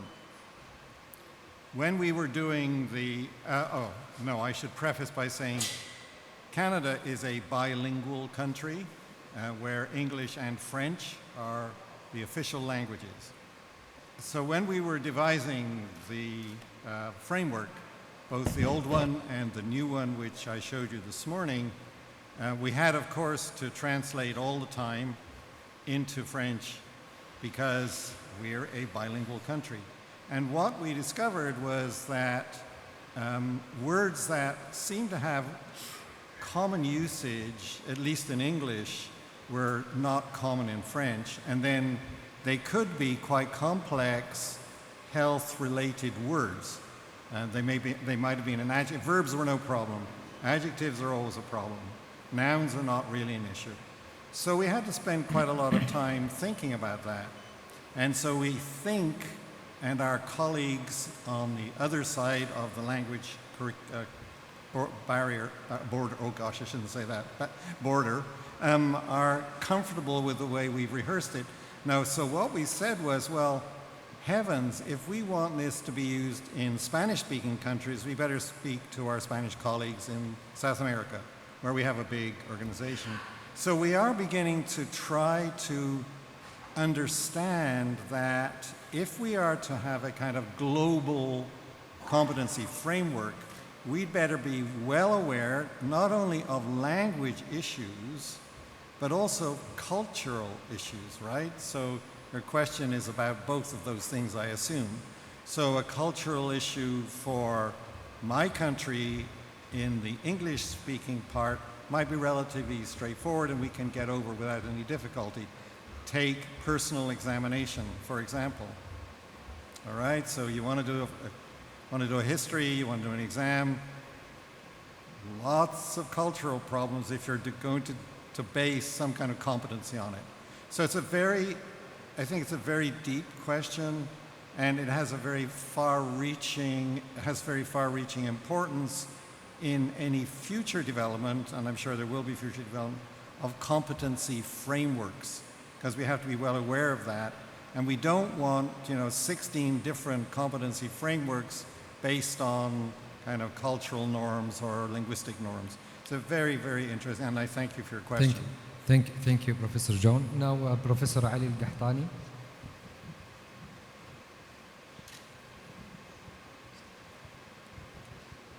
Thank all speaker, international and local. I really enjoyed this session. And there is no doubt that IBE is going to improve our patient quality safety and also advocate IBE. We definitely will learn from each other, and we will improve the calibration and also improve the quality of care and services.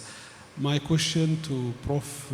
John regarding changing the curriculum based in the main core competency. As you know, in our society, we are teaching all health science colleges, they are teaching separately.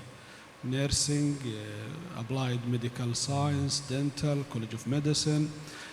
But I think with this concept, the College of Medicine play important role by delivering especially the basic courses, anatomy, physiology, biochemistry, to deliver all the courses in different code, in different specialty based in their need. For example, dental college, they are saying we need anatomy of head and neck. Other college, they need basic principle.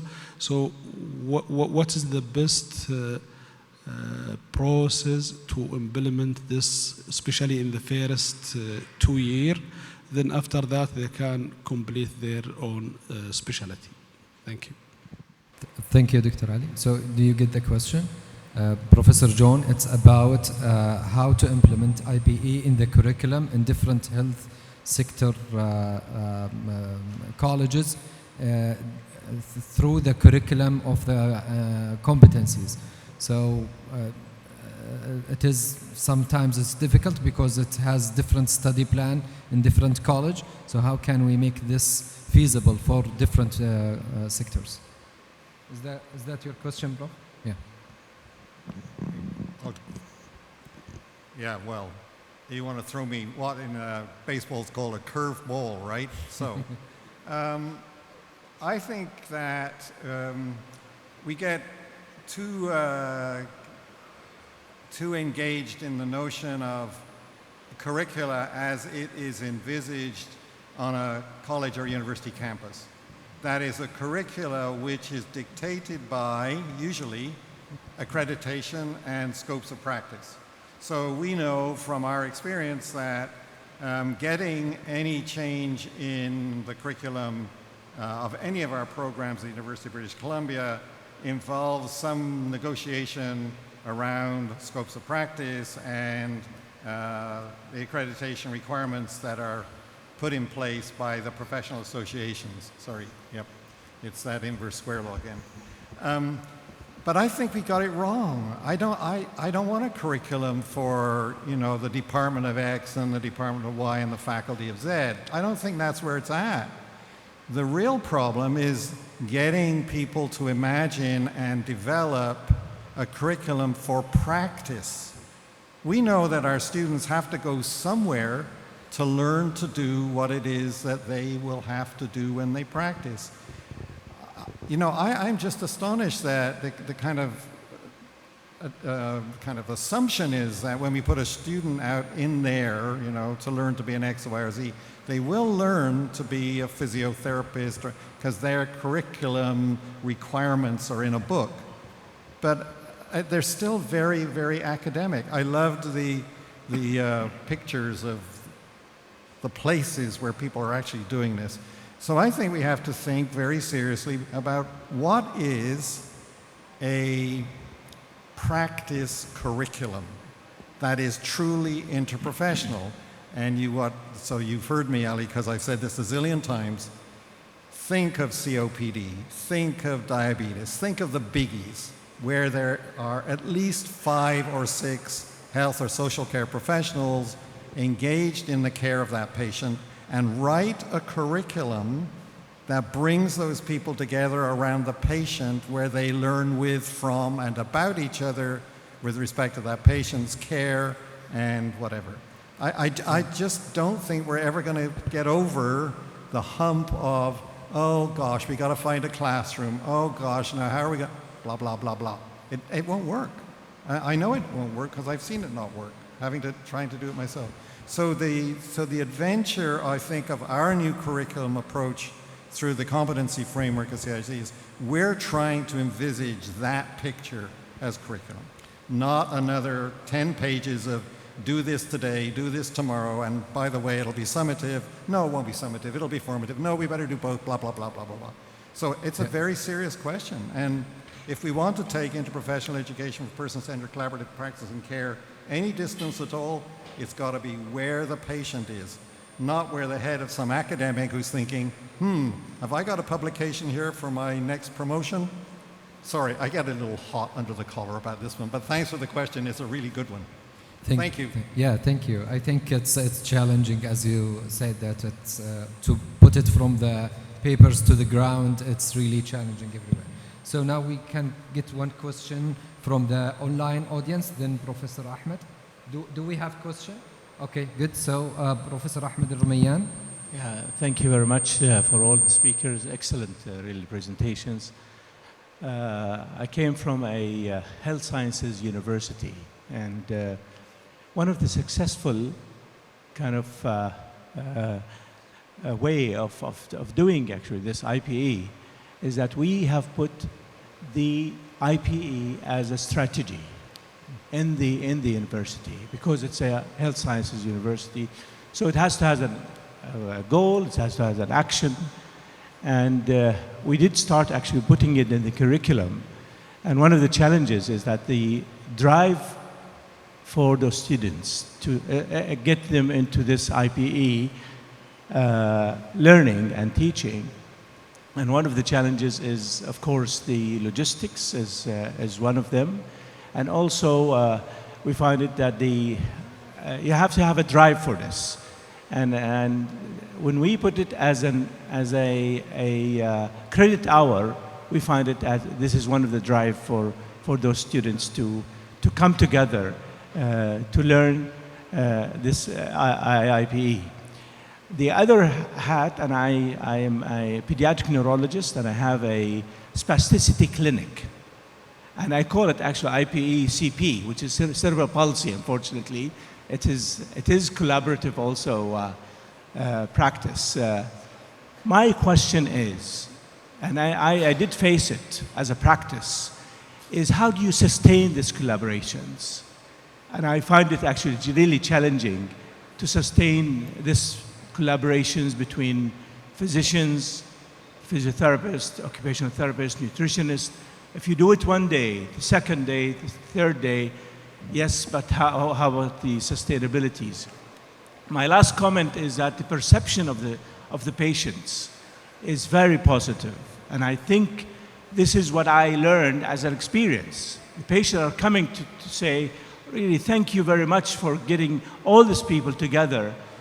And you are avoiding this fragmentation of what Dr. Hassan was saying, and Dr. Muhammad and Dr. Abdul Ghani, of fragmentation of those practices in order to come now and after 1 month, and they have different informations which is not clear to them, and putting them together. So perception and evaluation with the patients is really important, and this is what makes us do and evaluate our practice and improve actually our practice. And a question is that to everyone. Thank you, Professor Ahmed. I think this is a nice experience to be shared from the real practice. So if anyone wants to just have a comment, our audience, our speakers. Thank you, Prof. Rumayyan, for this example of cerebral palsy or spasticity clinic, which reflect a similar clinic like the endocrine presented by Dr. Hassan Zahrani. And these are good initiatives and examples, and if they spread to other specialties, then this could also increase the concept and the perception of IPE-CP in the undergraduate and also postgraduate curricula. Sustainability is something that really depends on many factors. And I found from the literature that regulatory standards, if they are imposed on the programs, then it will become sustainable. But if the initiatives are self or independent from the holistic curriculum, maybe it will not be sustained. Okay, thank you so much. I know there is a lot of questions, but we have another session following this one. Maybe Prof. Hamza, if you can just have in few seconds, please. Professor Rumayyan, what he was asking, the sustainability, and the very good example as Professor Zahrani and your cerebral palsy clinics and so on. These are really on the practice level, but what we have done before. Let me tell you, my son is working with home care, and he's specializing in the home care. But they are working with, I think, 10 or 12 people in the team. And the team goes with, I'm not going to go into these details, home health care. And home health care means mainly for the people who cannot come. Usually they are old people, but there are cerebral palsy, and there are other also young people who have some road traffic accident, and they need the physiotherapy. They have some other problems, so they go to their home in the group. So a group of physicians, clinicians, phlebotomists, pharmacists, physiotherapists, respiratory therapy, so many, how they go in that. But all these people who have their own specialty, and they have worked in their own specialty, and they applied that. But they have really, I just get the feedback, so they're lacking the interprofessional working together in a team. So if the respiratory therapist decide about that, so this decision because of he knows that this is the specialty, or this is the physiotherapy and so on. So I think should start very clearly injected in the undergraduate level. So we have 6 health colleges, or if you add to it the applied science, they become around 10 or 12. So nursing, pharmacy, dental, physiotherapy, and so on, so and so. So where we are, we as a clinicians, and I think we are here are all clinicians from the health colleges. So we are talking about what about the others, where they are. So they are really thinking, I know only the 2 people who really need a lot of collaboration, that the nursing and the pharmacists. They're always with us. But others, they are not working in a team, except with the special situations like the program which is started last year, home health care. Even the looking for the home health care curriculum, it is really focused for the preparing physicians to be fit for that home care, for this geriatric or pediatric or whatever it is, the people there. But the essence of that, the working in the team, working in the collaborations and so, it is lacking. So we start there on the undergraduate level and start injecting that and so on. People are taking, even Professor Naimi said that it has to have on the accreditation level. I have seen the accreditation program, accreditation standards for the home health care, but these are things that are really lacking. Okay, Prof. Hamza, if you allow me, maybe Dr. Hassan will add the last comment, because we have another session. Very nice question by Professor Rumayyan. Sustainability actually is a big concern. There will be a startup cost for sure, but trust me, the patient, as you said, they appreciate. They tell their families, they tell their neighbors. This will impact positively on the patient's volume in the clinic, and this definitely at the end will impact on the financial outcome of also that office or clinic. So it's going to be difficult in the beginning, but it's going to be sustainable with time. Thank you. Thank you so much. Yeah, I think IPE, CP, it's really paying off very well in healthcare. I'm sorry for all the audience that they want to participate because we have another session 10 minutes now late to be started. Please, our speakers will be around. Just catch them to discuss further about this topic. Thank you very much for everyone, people here and people online, and we'll go to the next session. Thank you.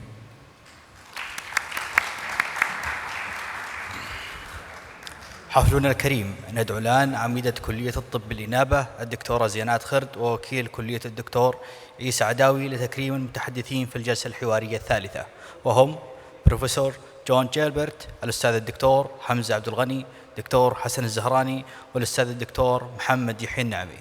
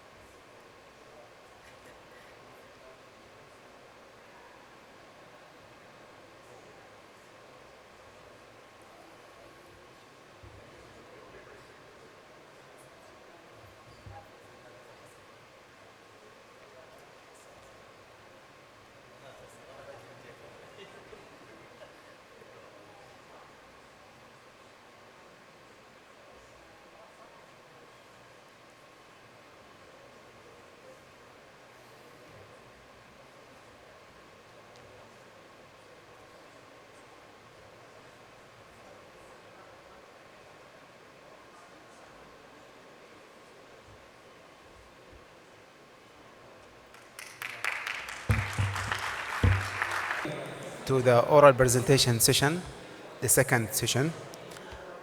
And we have so far 4 presenters. There is quite a little bit change in the organization and sequence of the presentation. So I would like to request every presenter to present his session for 10 minutes.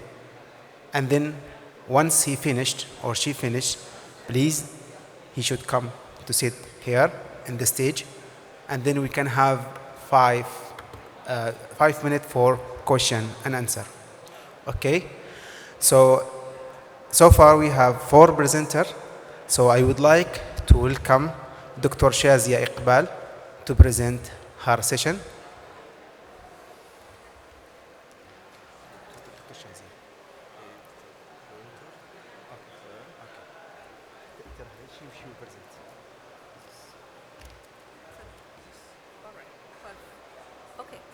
That's really great. Bismillah ar-Rahman ar-Rahim, Assalamu alaikum, and good morning. I'm really delighted to be here, and thank you for providing me an opportunity to present few of our work which we did with some dedication at University of Buckingham. Yeah, I'm really excited to share with all of you the application of innovation in educational context at medical school.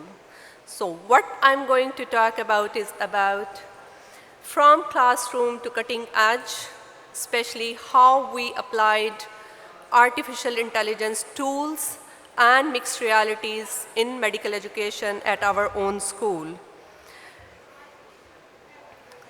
So to begin with, it's not a formal presentation, rather it's just the reflection and experiences which we did at University of Buckingham. University of Buckingham is a private medical school in United Kingdom, just beside Oxford University, very beautiful campus where I'm based. So when I joined university, we thought that this time is really demanding that we should start training medical students on role of AI.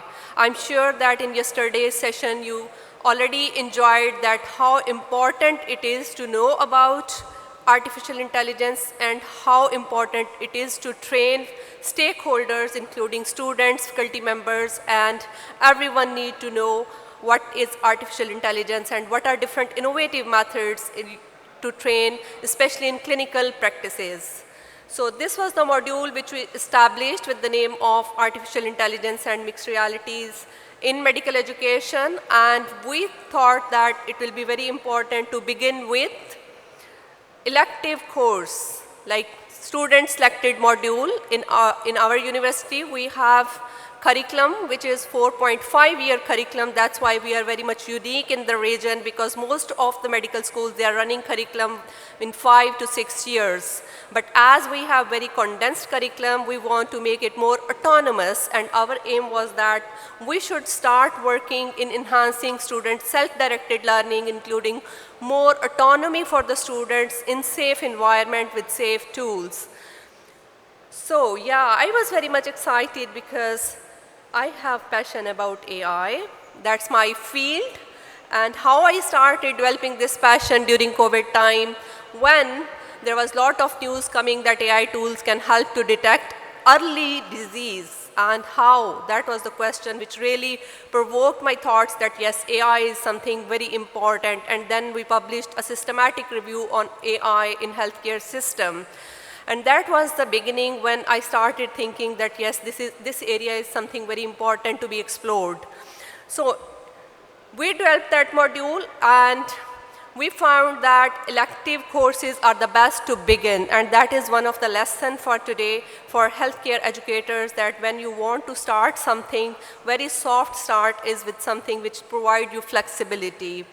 We wanted to equip our students with foundational knowledge and practical skills about artificial intelligence and using mixed realities, how to create immersive environment for learning, and how different AI tools can enhance their communication skills. So this module fostered their digital literacy as well as their research capacity.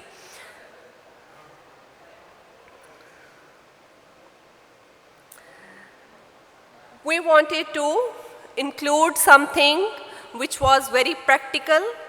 We wanted to encourage lifelong learning skills, because our curriculum is hugely based with self-directed learning. So in self-directed learning plans, we introduced some kind of objectives in which we trained students on using different AI tools like ChatGPT to create content, to create their own learning objectives, to create assessment questions, formative assessments, as well as some kind of research proposals to bring some new ideas, how they can rephrase, how benefit they can take from all of these AI tools, including how they can prepare their presentations like Gamma.ai or Body Swaps, which is having some kind of AI features to create immersive environment while talking to patient. So this module was for 4 months. We have elective course, which is student selected module. It runs throughout the 4 months, but one session each week, and it was very much blended. Few sessions were online and few sessions were face-to-face. Online sessions were in the form of interactive sessions, interactive quizzes, and some kind of blend of lectures as well. However, group work activities were all very much interactive. So these are few of the examples. Our creation of activities were so much hands-on that students really enjoyed getting engaged. Much of the tasks, they were in group work, so it built up their skills of team working, collaboration. They used some kind of Canva. Canva platform is very much AI-based tool in which they created content, poster presentations. They found that they can create their PowerPoint presentation so quickly. They can play, they can create from text to speech to text, text to speech, text to pictures or text to videos. So a lot of features of AI they applied over there in group work, and there were a lot of mini presentations by students. So at the end, they got their skills of presentations improvement as well, not apart from collaboration and team working skills. So key learning activities included like platform which we used for the sake of virtual reality. Platform we used Oxford Medical Simulation, GOMARD, Body Swaps. Body Swap is very much interactive communication platform which had AI feature in which you can talk to a virtual patient, and that patient has ability to change its conversation depending upon the context as well. So it is approved by NHS, and we applied that, and further research is going on in more depth about efficacy of these tools. That 3D Organon was purely virtual tool in which they encountered how anatomy education can be improved through virtual reality platforms.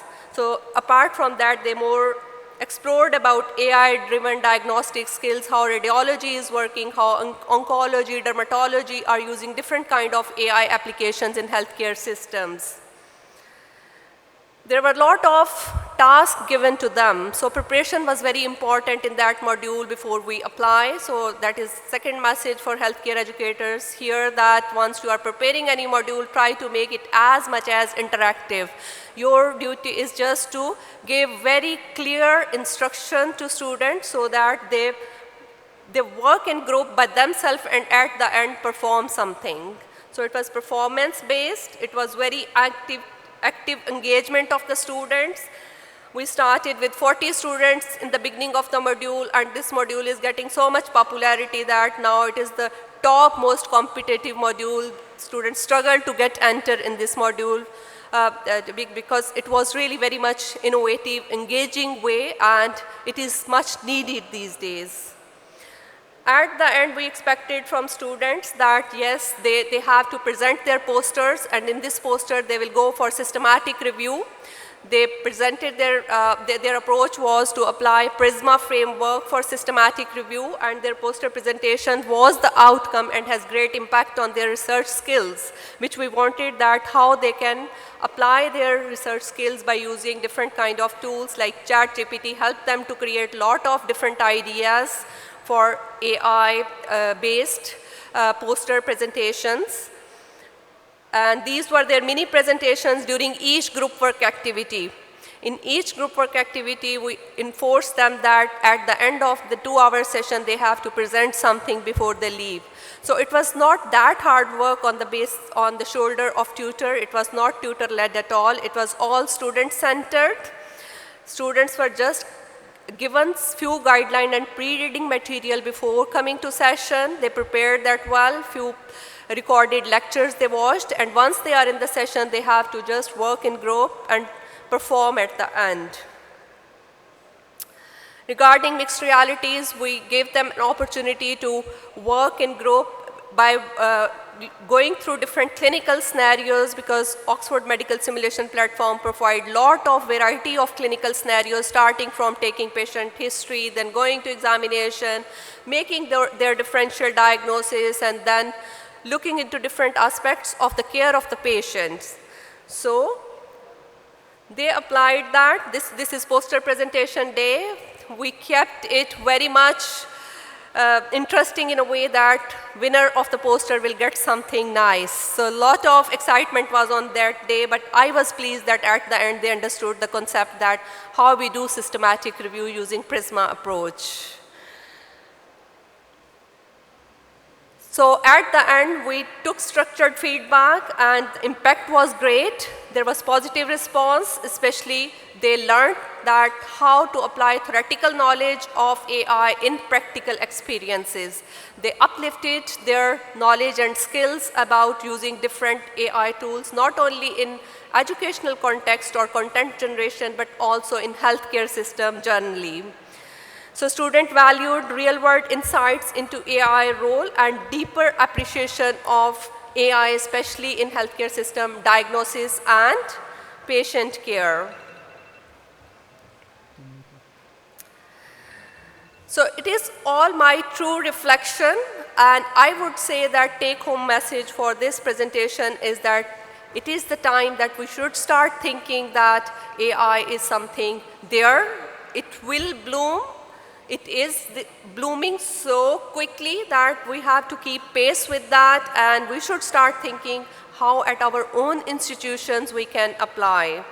Challenges are there. We had one session full talking about ethical aspects of AI, and that is separate story. When we indulged into that, there are a lot of concerns. We addressed few, we are addressing them, but this is the right time. We have to give guidance, and institutions should start building their own policies and procedures to use safe AI in educational aspects. So I will conclude my directions that AI and mixed realities are realities, they are existing, they are the future. So institutions should think that how we can uplift our curriculum, where we start modifications, and looking forward, this theme we are looking and reviewing our curriculum, that in our whole MBBS curriculum, how we can inculcate AI touch in each and every module, in each and every lecture, in each and every educational activity. And apart from that, we are very much focused that there should be an encouragement for faculty development programs, that faculty should all be trained on all of these AI tools, and they should be aware that how much important it is to create something innovative like immersive environment for students to train on clinical skills. Thank you so much for this kind listening, and I'm happy to take any questions. There are few references which are really, I found them meaningful. Thank you so much. Thank you, Dr. Shazia. Please come to the stage. And is there any question from the audience?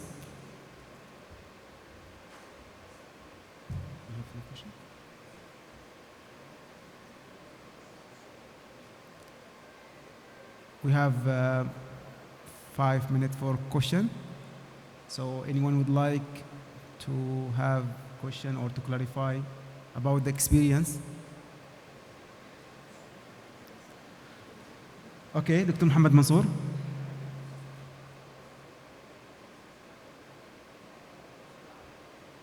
Mike.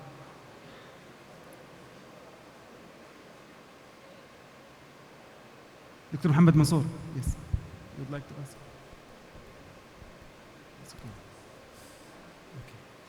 Okay. Thank you, Dr. Shazia. Sorry, I didn't get your first part of the presentation, but I will give you our experience in incorporating AI. It can be, I think, everyone can use it in individual base, but in a formal, structural way, I think it is still we need to build up on this. I'll give you a simple experience. We have a research course. I have a research group of students, and we used to talk about how can we utilize the AI perfectly to upskill their research skills and make their life easy. So it was a good, successful experience with our students, but my concern is all of these are individual experiences between tutors and students. How can we make it in the system itself with measures? Thank you.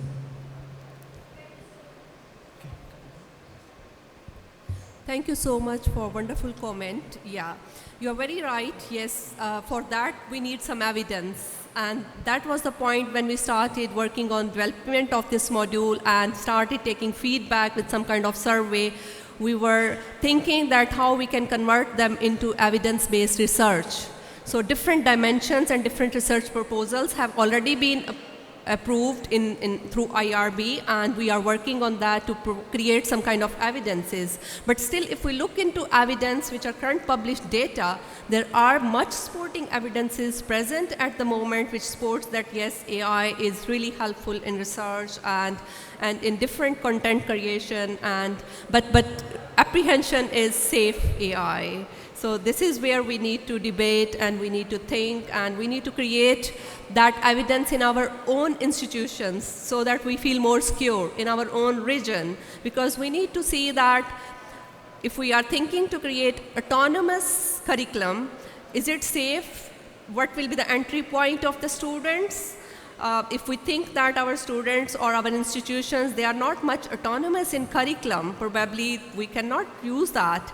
So we need to think that what is the level of our students and what is the level of our curriculum, because application of AI tool is not just about just begin. We need to think different dimensions, that are we ready? Are we having sufficient trained faculty members? Are we having curriculum which can use these tools? Are our students ready for that? So multiple dimensions, and that will come up with evidence, with research. So go for it. Yeah. Thank you. Thank you. Is there any other question? Yeah. Yes, please. Thank you for the nice presentation. My question is, are we playing a catch-up game with AI with our students? I think our students, they took off with the AI and they implement it in their education, in their medical education particularly, and we are just playing a catch-up game. Can we catch them up or not, is the question. We believe we need to encourage them to utilize the AI, but is it smart to encourage them? Is it smart to embed it inside the system? Or we have been cornered by this advancements in trying to have some regulation or some sort of curriculum or some guideline how to utilize it? Yeah. That's a wonderful question, and probably that is the most commonly asked questions, I would say. Thank you so much for asking this. You know, when we talk about AI and its application, especially use of generative AI in educational context, there are more questions rather than answers. So it is staying in gray zone. That's why we are enforcing a lot that there should be policy and procedure, especially educational institutions should start building their policy and procedures, and they should clearly demonstrate that this is green light, this is yellow light, this is red line. So there should be clear guideline for students, for faculty members, that this is safe, this is probably not that safe, and this is red zone.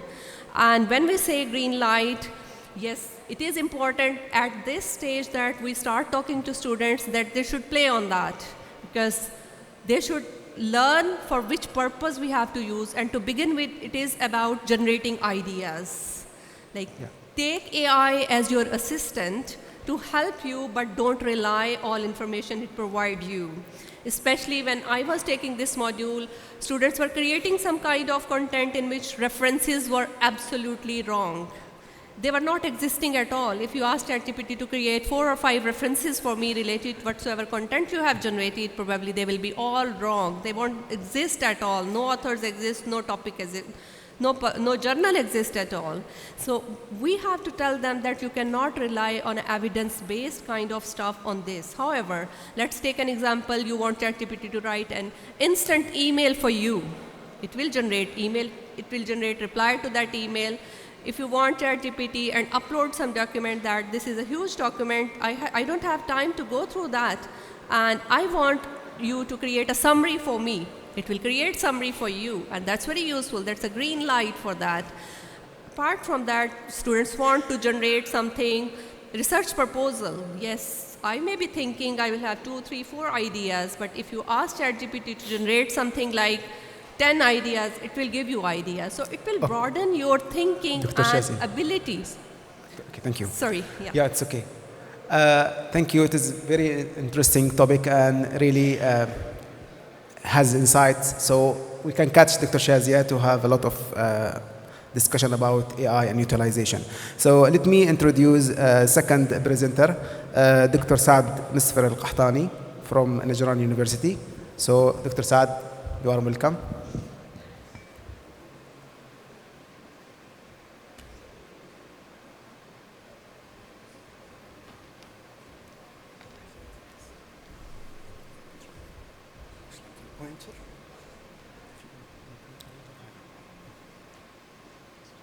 It's not working. Okay.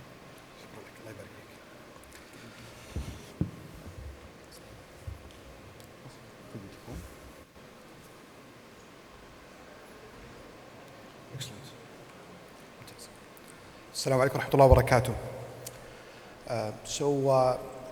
This is a presentation about constructive alignment of the MBBS program learning outcomes with multiple frameworks, an experience from the College of Medicine at Najran University.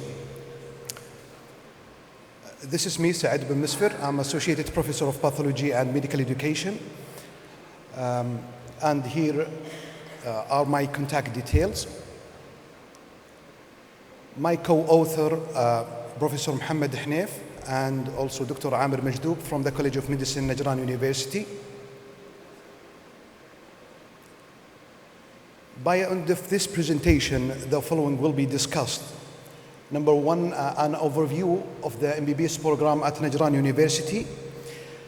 Number two, our journey to construct the updated PL laws.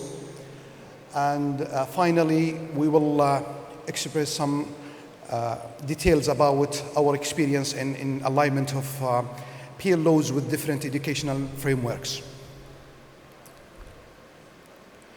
So regarding the structure of MBBS program at Najran University, we have three important phases: phase 1, phase 2, and phase 3. Whereas phase 1 covering the basics of medical sciences, phase 2 includes the body system block systems, and phase 3 clinical sciences. These three phases preceded by preparatory year and followed by internship year.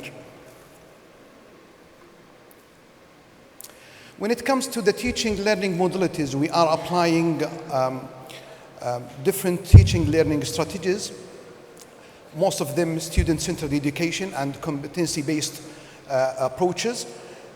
For example, problem-based learning, team-based learning, case-based study, role play, and other teaching learning modalities.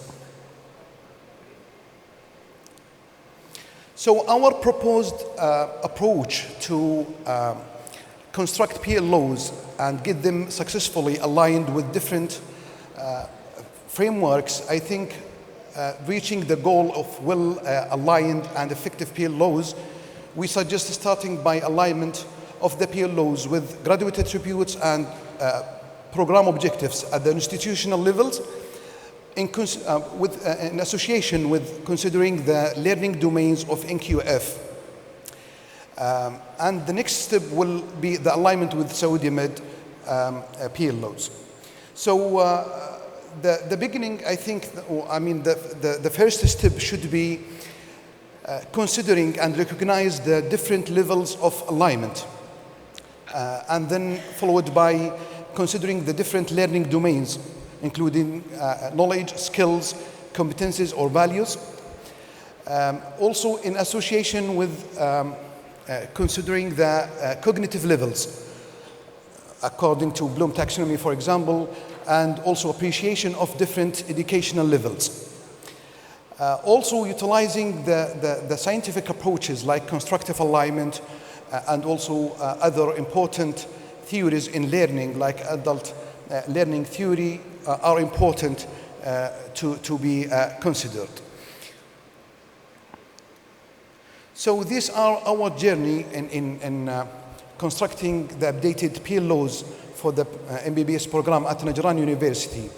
And actually we have started by updating our mission and vision. The next step was to update the graduate attributes to be aligned with the institutional graduate attributes of Najran University. And the next step was to construct the preliminary PL laws in alignment with the program objectives of the MBBS and also the graduate attributes. We considered at this level the different learning domains suggested by NQF, or National Qualifications Framework, and finally we aligned the PL laws with the Saudi Med different themes and suggested PL laws. So finally we got 16 constructed PL laws as 2 knowledge, 5 skills, and 9 values. And the most important aspects that we are considering during the construction of PLOs, it's the critical appraisal skills, research principles application, ethical conduct, professional practical skill demonstration, and effective communication. Of course, I mean, the most important part to get the basic sciences integrated into practice with the main goal to graduate a competent medical practitioner.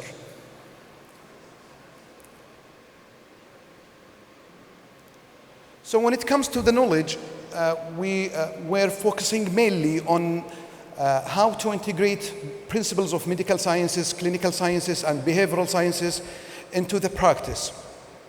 So here is an example of the consistency of our PLOs with the knowledge and understanding domain of NQF. So we have we have constructed 2 important PLOs, K1 and K2. One of them will be at the early stage of the program, as you can see, explain the principle of basic medical, clinical, and behavioral sciences in an integrated manner. And then at higher educational level, we have the K2 to integrate basic medical, clinical, and behavioral sciences in medical practice and research.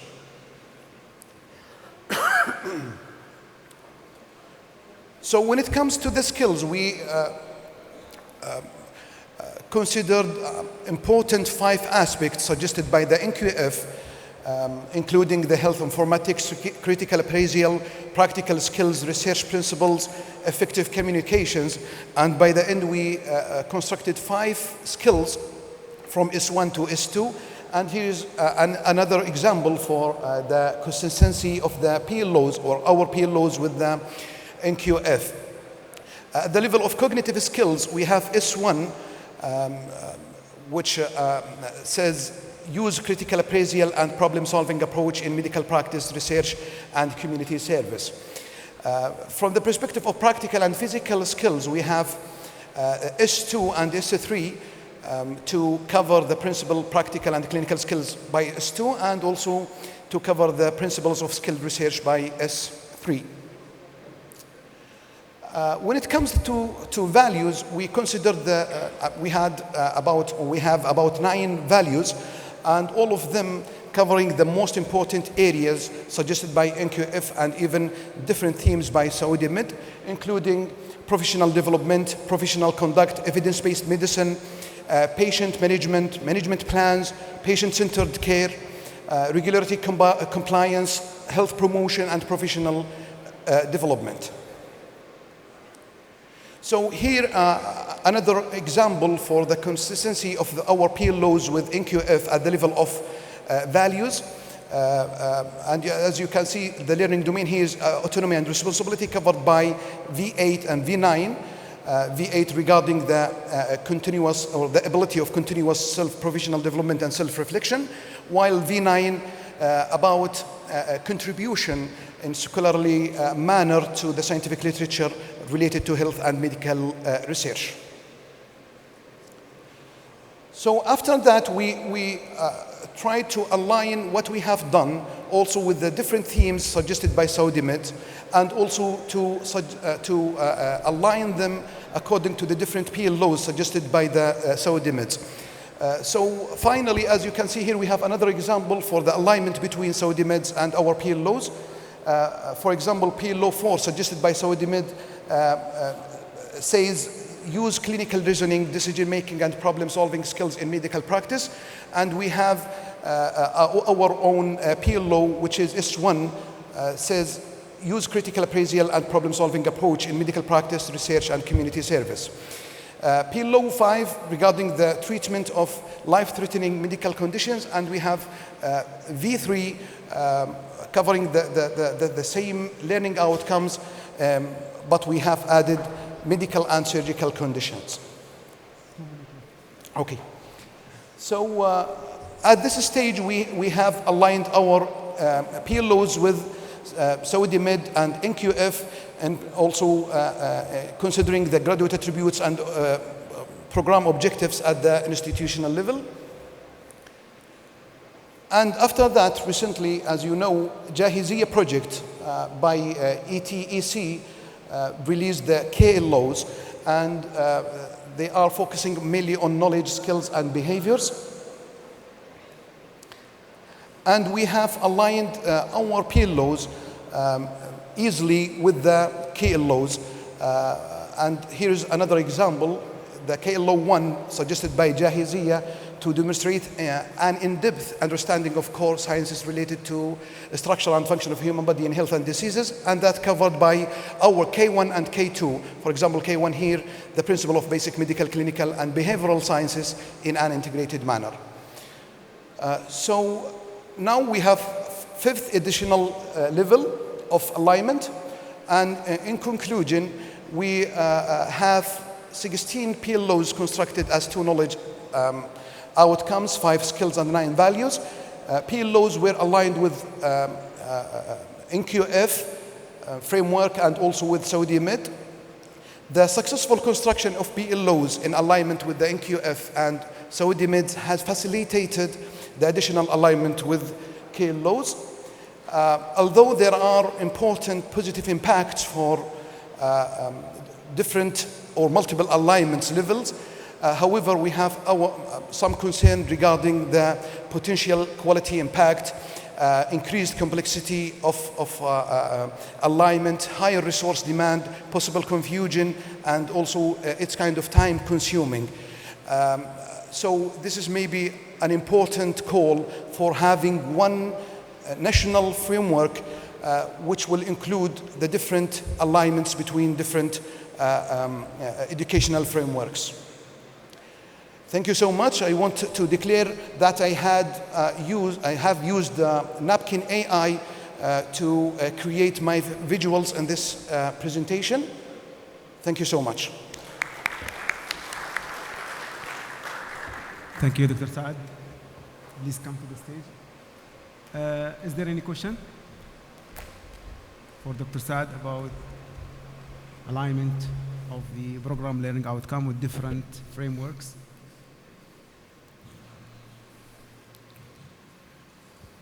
Thank you, Dr. Saad, for this nice presentation.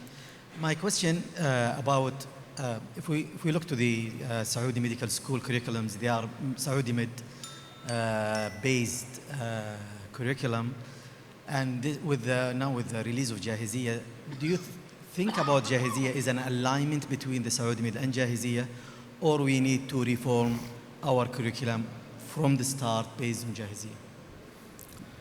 Excellent question.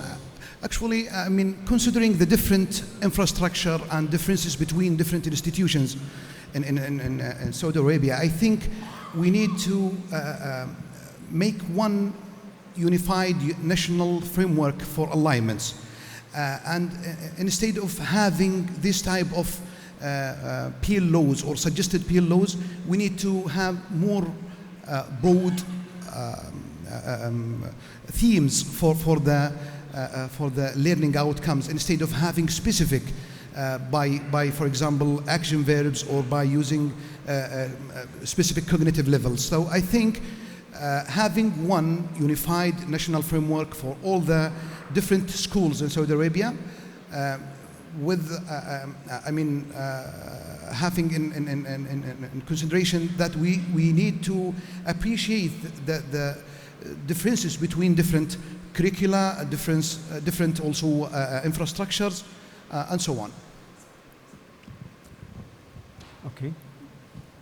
Dr. Saad, I'm sorry, but it's really interesting. I'm coming from your last comment about different variant context.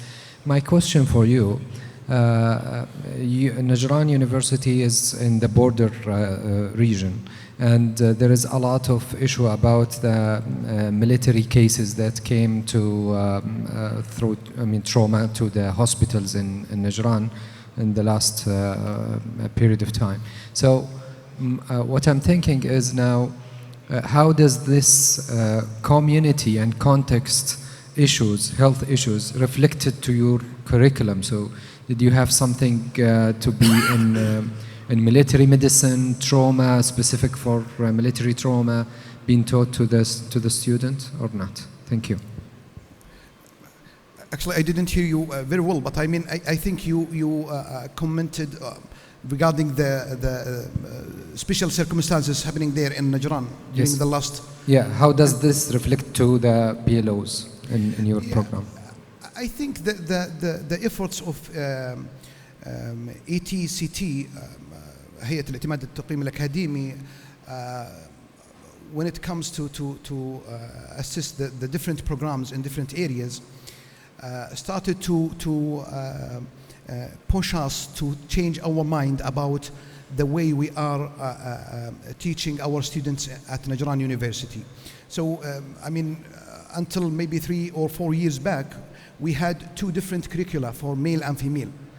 And I mean, due to different social, cultural, and also infrastructural concerns and also factors, we then started to have our unified plan, which is more feasible and easy to apply. So we consider a lot of different factors and challenges there, but I think we have succeeded to implement our MBBS program in a successful way. Okay, thank you. I think if there is no question, or just last question, okay.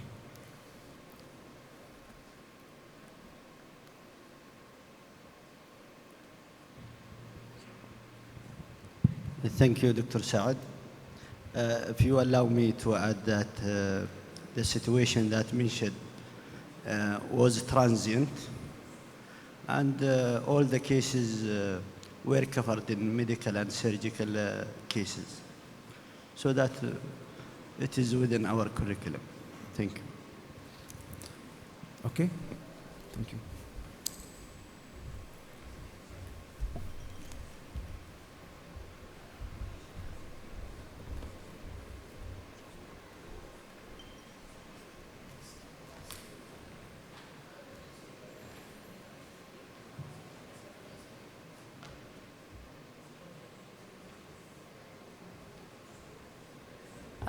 نستأذنكم فقط في تكريم المتحدثين في الجلسة الأولى بوجود سعادة وكيل الجامعة للشؤون الأكاديمية الأستاذ الدكتور محمد يحيى عريشي، وسعادة وكيل الجامعة الأستاذ الدكتور أحمد أبو طالب.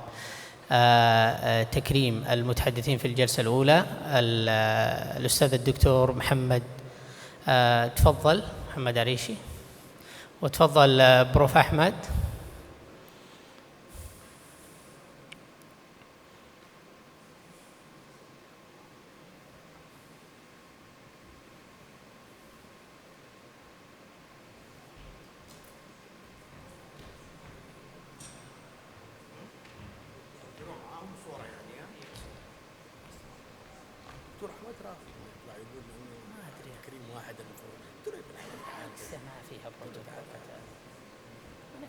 ناديت عليه بالاسم. تفضل دكتور.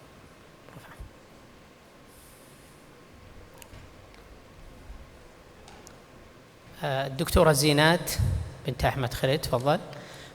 وطبعا الدكتور حسن الزهراني مكرم من المكرمين، فما أنا عارف كيف يعني الآلية يعني. طيب تفضلي دكتورة، تفضلي. سعادة عميدة كلية الطب الإنابة. أول مكرمين في الجلسة الأستاذ الدكتور محمد يحيى النعمي، فليتفضل.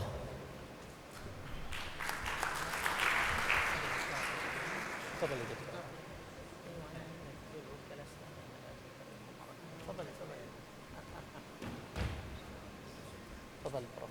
الله يحييك، أهلا وسهلا فيك، الله يطول عمرك. تستاهل يا بروف، تستاهل.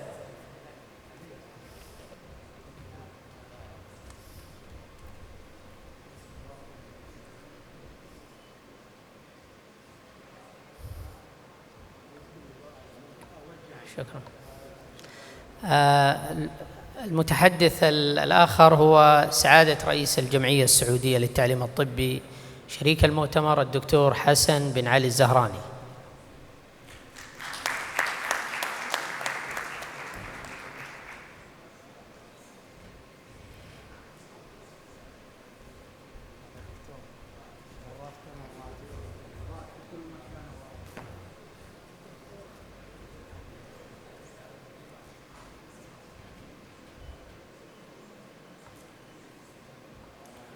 شكرا لكم. شكرا.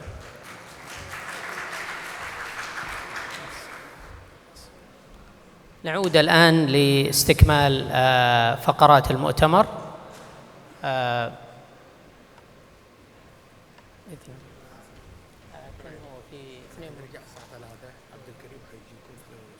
إن شاء الله. الله يحييك. دكتور حمزة عبد الغني مو موجود جون جيلبرت. دكتور نعم تفضل دكتور.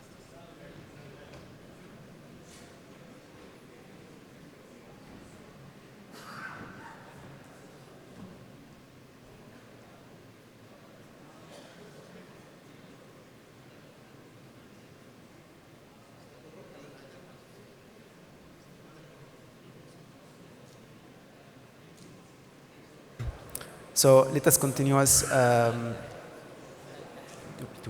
okay. We have two presenters.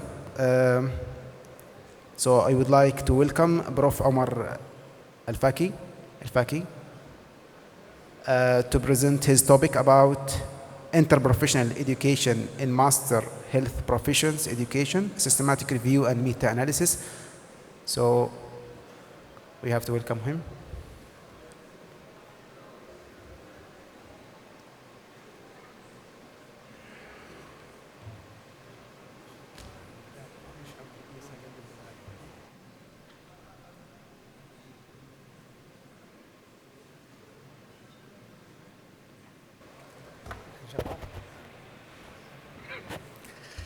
Assalamu alaikum wa rahmatullahi wa barakatuh.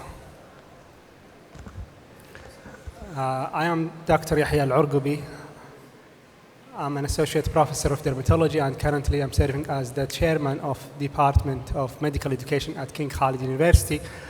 I'll present instead of Professor Omar Al-Faki. Unfortunately, he couldn't make it today, so I'm going to present this study instead of him. It's a recent study we just did at our department in King Khalid University. So it's basically about interprofessional education in master's programs, a systematic review and meta-analysis. So our objective, or where we sought out to do this study, because the complex modern healthcare delivery requires effective collaboration, as all of you know, and master level programs, they have some specific and unique characteristics, including advanced competencies, leadership development needs, and complex implementation context.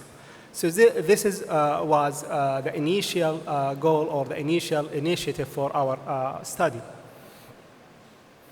And there is a growing evidence that supports interprofessional education integrations in healthcare education since 2010, I'd say.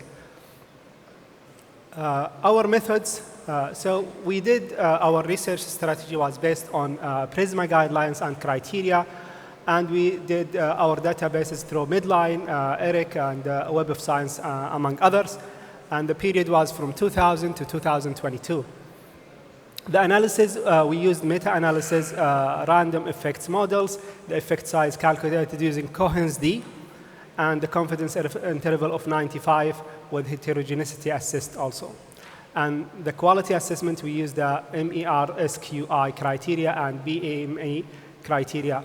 We had two reviewers and a third one to avoid conflicts. So the results of our study. About 38% of the studies, they used like mixed methods, and 32% they used qualitative methods, and about 22% experimental methods, and only 8% they did RCTs. And the geographical distribution, about 2/3, like 42% in North America, and in Europe, 28%, and the rest in Asia and the Pacific areas. So about 2/3 in the Western countries. The learning outcomes, we found that communication skills in 45 studies, and the team functioning were in 40 studies, and the role understanding in 42 studies, and the collaborative practice in about 38 studies. That was the effect size distribution. How about the implication success factors? The most important factor was the institutional support in 92% of the studies, and the faculty developments in 88%, and the resource allocations in 86%, the curriculum integrations in about 83%. So the key findings, all major implementation factors showed success rate above 80%, and institutional supports emerged as the most critical factor for success. So in conclusion, the key findings from our study, there was a strong evidence that supports inter-profession education integration in master's level programs, significant improvements in collaborative competencies, and enhanced communication skills and team performance. The implementation success, high success rate with proper institutional supports, as I said before, 92%, and the faculty development, sorry, in 80 to 80%, with the resource allocations and curriculum integrations are critical success factors. About the healthcare impact, improved patient satisfaction, about 18%, and care coordination in 22%, with significant reduction in medical errors and improved team efficiency. So our recommendations from this systematic review for program development to standardize the assessment framework, implement quality indicators, ensure adequate resource allocations, and establish clear learning objectives. Technical integrations, adopt virtual learning platforms, and implement simulation tools, ensure digital accessibility, maintain technical support, and for the faculty support, enhance faculty development programs, provide technical support, create mentorship opportunities, and recognize teaching excellence. The future directions for research priorities, longitudinal outcome studies tracking graduate performance, cross-effective analysis across different contexts, and implementation science research in diverse settings, methodological development, standardized assessment methods, develop validated measurement tools, and create quality indicator frameworks. Emerging areas in the future, integration of artificial intelligence and virtual reality technologies, and developments of global collaboration network. And these are our references. And our first author, Professor Omar Al-Makki, contact information for any further questions. Thank you all. Thank you so much.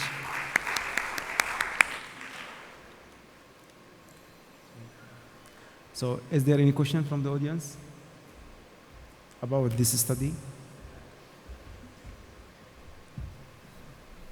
Yeah, Doctor. Mike, please.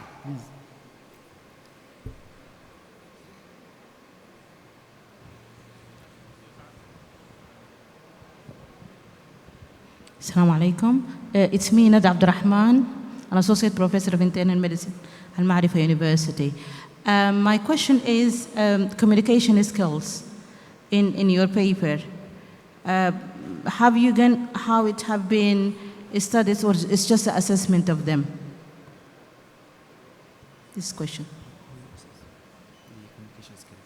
Dr. Nada, can you repeat the question? My question is regarding communication skills. Are they just in your paper? How they are taught or how they are assessed?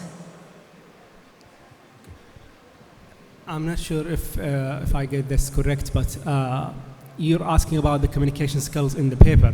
So basically, we did our review, and then after review all the articles, we assessed what was the most important factor in their success programs or master programs. some of them they reported it was communication skills was the most important factor. Did I answer your question? No, but did you just equated the word communication skills per paper, or how did you pick out communication skills? You just find the word communication skills and any paper which contains the communication skills, you take it out, or? والله ماني سامع السؤال معلش. Okay, so let me clarify, Dr. Nada. What I understand from your question is that based on the identified paper, how the communication skills presented inside the paper. Yes. So the approach of researcher is just to pick the paper or the which include communication, or they go deep to understand how it's going in. Yes. That's it. No, I'll go with the first. I'm not sure how exactly was done, but I'd say it was from their recommendations, what they recommended in their paper, basically. We didn't go into the deep details of each single study. Yes, because actually communication skills is a very area to be taught and assessed. And we just say just word communication skills, even we don't know what sort of communication skills are really there, how they are assessed, how they are taught, because it's not a vague words, but we don't usually define it. That's why I asked. Thank you. Okay, thank you. Is there any other question? So thank you, Prof. Umar. Okay.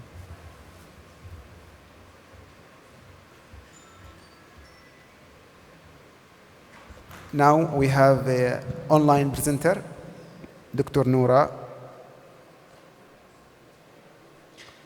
Guys, is she ready to present online?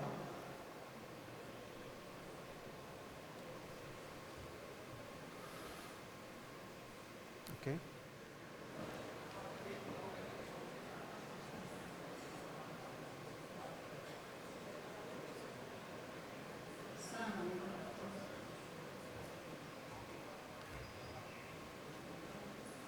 Wa alaikum salam, Dr. Noura. You can start.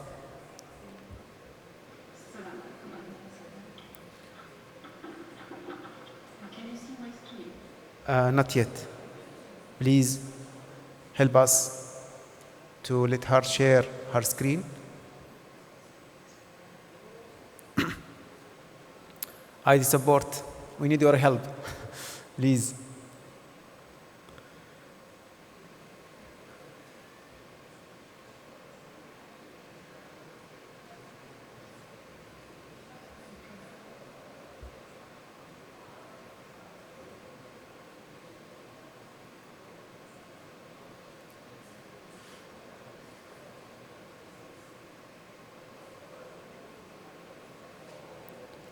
Yes, now we can see your screen. Please make the PowerPoint in the show.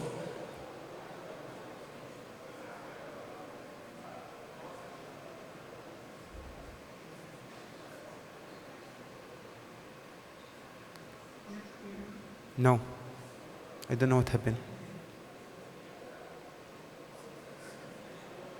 Yes, yes. Okay, you can start. السلام عليكم ورحمة الله وبركاته. أسعد الله مساءكم بالخير. I'm Nura Abdallah, consultant in public health and associate professor in the Department of Public Medicine. كيف صار؟ طبعا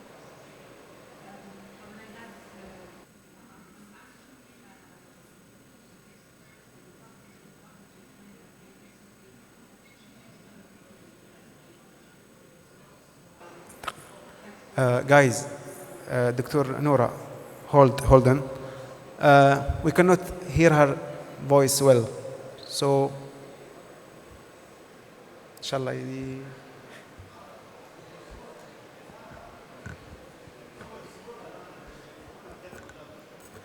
Dr. Noura, please, could you be very near from mic in your laptop so that we can hear you well? Okay, because your voice is still not audible. Actually, I can hear you because I am near from the stage, but other audience, I don't think so.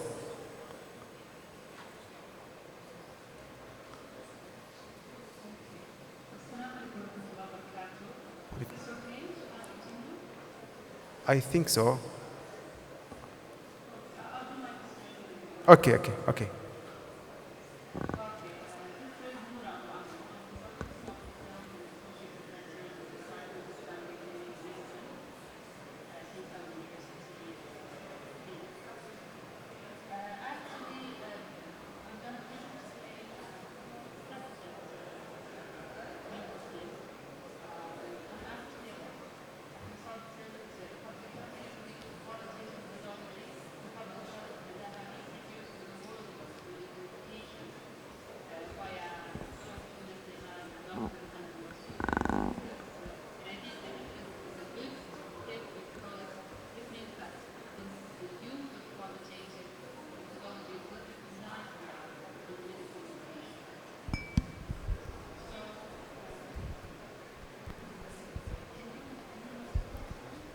Can you shift your slide or try to move because we didn't see anything?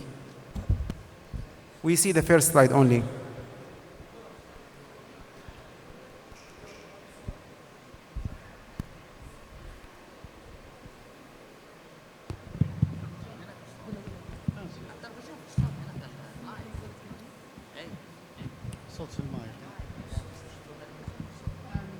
Okay, I think someone else shared the slide, not me. I think it's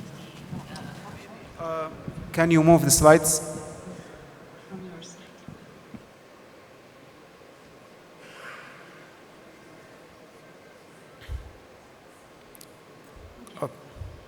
So actually the study was conducted in April 2023 about the perceptions and early experiences of medical students and faculty with ChatGPT in medical education. And this was a qualitative study. Artificial intelligence, or AI, is revolutionizing the medical education, actually by enhancing learning, training, and decision-making process. For example, it provides personalized learning for students and also for faculty. It also provides virtual patients and simulations. It enables students to practice taking history, find the diagnosis and treatment in a risk-free environment, and also simulate surgeries, clinical scenarios for hands-on experience. It also acts as a virtual tutor as it answers students' queries 24/7 and enhances diagnostic accuracy, treatment outcome, and drastically reduce professional workload. For the next slide, please. So recent studies have explored the integration of ChatGPT into medical education and revealed diverse perspectives among students as long as faculty. For example, it has been reported that 96% of medical students were aware of ChatGPT, and 52% had actually utilized it for coursework. Among graduate physicians, 62% actually used, let's say, view ChatGPT positively for medical education compared to 83% of medical students.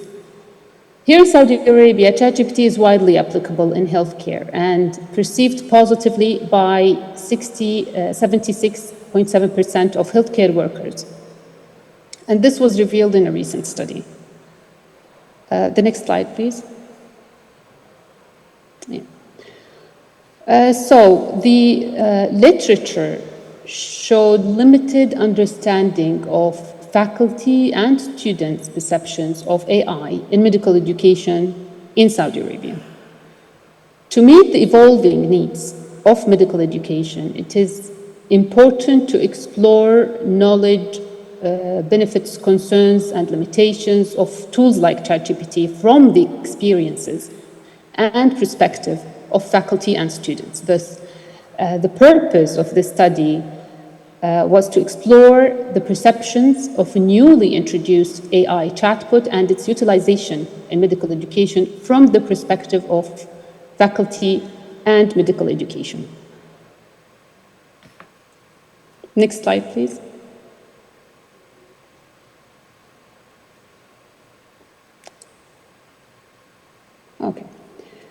So this is a qualitative study conducted at the College of Medicine, King Saud University, Riyadh, Saudi Arabia, using focus group discussion. The next, yeah, thank you. So regarding to methodology, this is a phenomenological study that focuses on exploring and understanding participants' lived experiences regarding a specific phenomena, and here it's using ChatGPT in medical education. The goal is, or was to uncover the essence and meaning of these experiences from the participants' perspectives. Here we conducted 2 focus group discussions, one with faculty and the other one with students.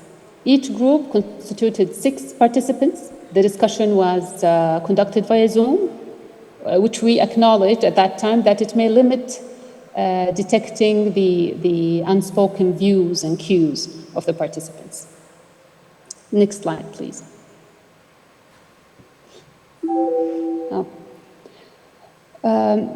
Purposive sampling was utilized to recruit our participants.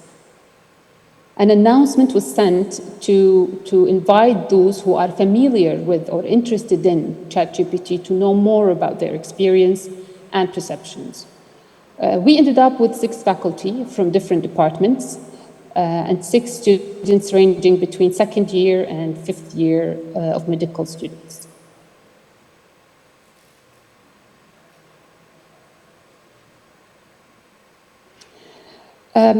Of course, we had to prepare a topic guide here. So the topic guide was prepared beforehand based on our objectives.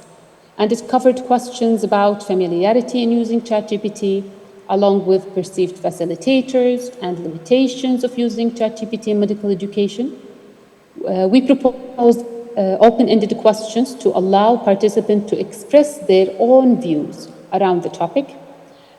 The themes that were generated were saturated to some extent at that time after the 2nd interview, which was with the students, possibly due to the limited experience of participants as the discussions were conducted in the early stages of the launch of ChatGPT. As you know, the free version was launched in November 2022, I believe. The limited number of users had also played a role in having just 2 groups, or let's say 1 group from each category. Yeah. Dr. Noura, you have 2 minutes. 2 minutes left. Sorry? Yeah. 2 minutes. 2 minutes left? Yeah, you can continue very fast. Yes. Okay. So I'll make it brief and jump to the analysis, to the findings. So data analysis, we use thematic analysis proposed by Ritchie and Spencer. And we can move here to the flow chart, yeah? Yes. So this flow chart shows the thematic framework of the participants' perceptions of using ChatGPT. As we see, we had 2 main themes under the perception about ChatGPT, and these are participants' general perception of ChatGPT and ChatGPT utilization in medical education. So they talked about the general idea about the ambiguity of the differences, limited access to information, about using it for time saving, etc. But I'm focused more on the utilization of ChatGPT in medical education. So can we go to the next slide, please? So they mentioned 3 sub-themes here: in learning, in teaching and training, and in assessment. So in learning, when it comes to learning, faculty supported the use of ChatGPT among students for 2 reasons: because it's new and the participants are, let's say, they don't want more didactic lectures, and this aligned with students' perception as well. And also students thought about ChatGPT as a secondary tool for learning. The next one, please. So in teaching, when it comes to teaching, participants recognize the potential to transform teaching with ChatGPT. They acknowledge the importance of accessing information easily at any time, and they welcome the use of ChatGPT to do that. However, they had some concerns like it might discourage the critical thinking. And surprisingly, this was mentioned by faculty and students, that it might affect the critical thinking of the students in the learning and teaching process as well. The next slide, please. In assessment, students acknowledged that they are using actually ChatGPT for assignments. However, they had concerns about whether this considered cheating and plagiarism or not. Faculty also use AI to generate exam questions and review assignments. However, they do this with caution. Dr. Noura? And they have to... Yes. تفضل. Time is over. So you have anything? Can I conclude, please? I can give you just 1 minute extra. Yeah. Okay. Okay, so our faculty and students, in conclusion, welcome the use of AI and agree on that it has limitations that hinder them from relying on it or use it to take over their work. Faculty and students are still not sure about ethical issue that they may put themselves into. So, as mentioned earlier in this conference, it is important to provide an institution level or college level regulations for AI use in medical education. Yeah. Thank you so much. Thank you. Okay. Any question for Dr. Just one question because we have to save time. One question for Dr. Noura, if you have. Yes, Prof. Mohammed Naomi. Thanks, Dr. Noura, for this elaborate discussion on IA or AI, and we'd like to hear from you, from your research and predictions, what students should do with regard to artificial intelligence at the undergraduate level, how they get benefit from it without making them not studying, not thinking, not elaborating. So how they can utilize it appropriately. Thank you. Thank you so much for the question. Actually, from my research, I've found that there is a debate about whether and how to use AI among students. Still the question of is it plagiarism or not is still on the table. So, there is no clear evidence about that. Each institution at this level, as it's something novel and new that we need to introduce to medical education and have our own regulations on it.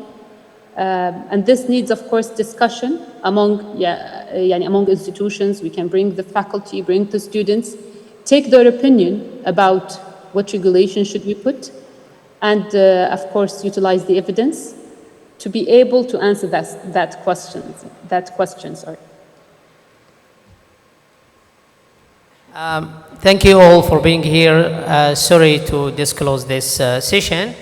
You are now invited to go and grab some lunch if you want.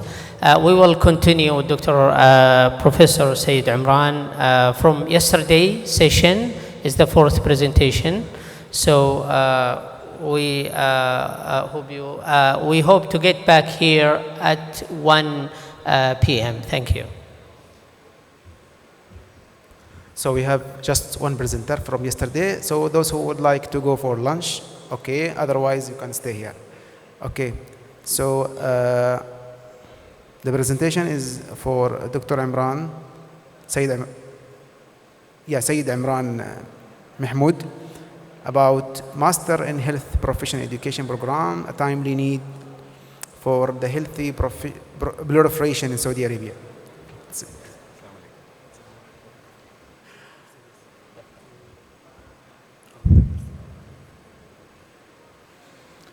نحمده ونصلي على رسوله الكريم أما بعد فأعوذ بالله من الشيطان الرجيم بسم الله الرحمن الرحيم رب اشرح لي صدري ويسر لي أمري واحلل عقدة من لساني يفقهوا قولي.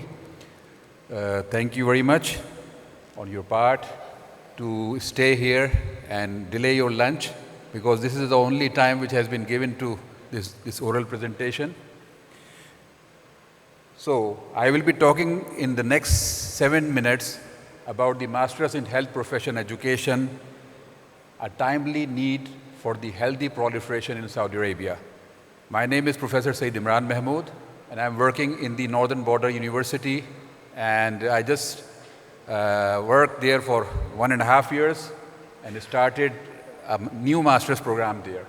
So by the end of this presentation, you have to have bird's eye view of the current state of medical education in Saudi Arabia.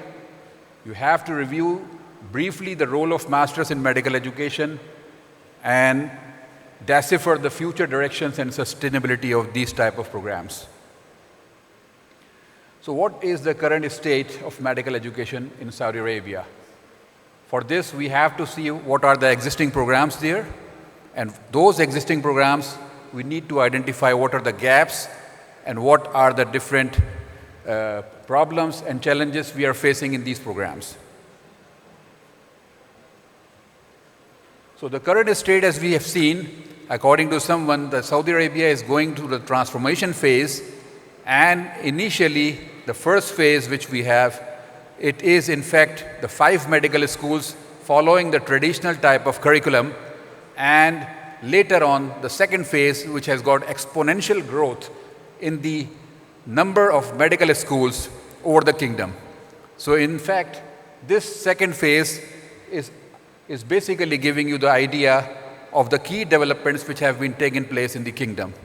So the key developments out of 3, one is about the expansion of the medical schools, the other one is about the diverse curricula, and the third one is about the gender diversity. And we have seen that females are now inclined more towards the medical profession, as the statistics shows. So obviously, this causes the need for the health professionals and the medical educators to get advanced knowledge and training to maintain and enhance the quality of their clinical and academic credentials, and the programs has gained really the great momentum.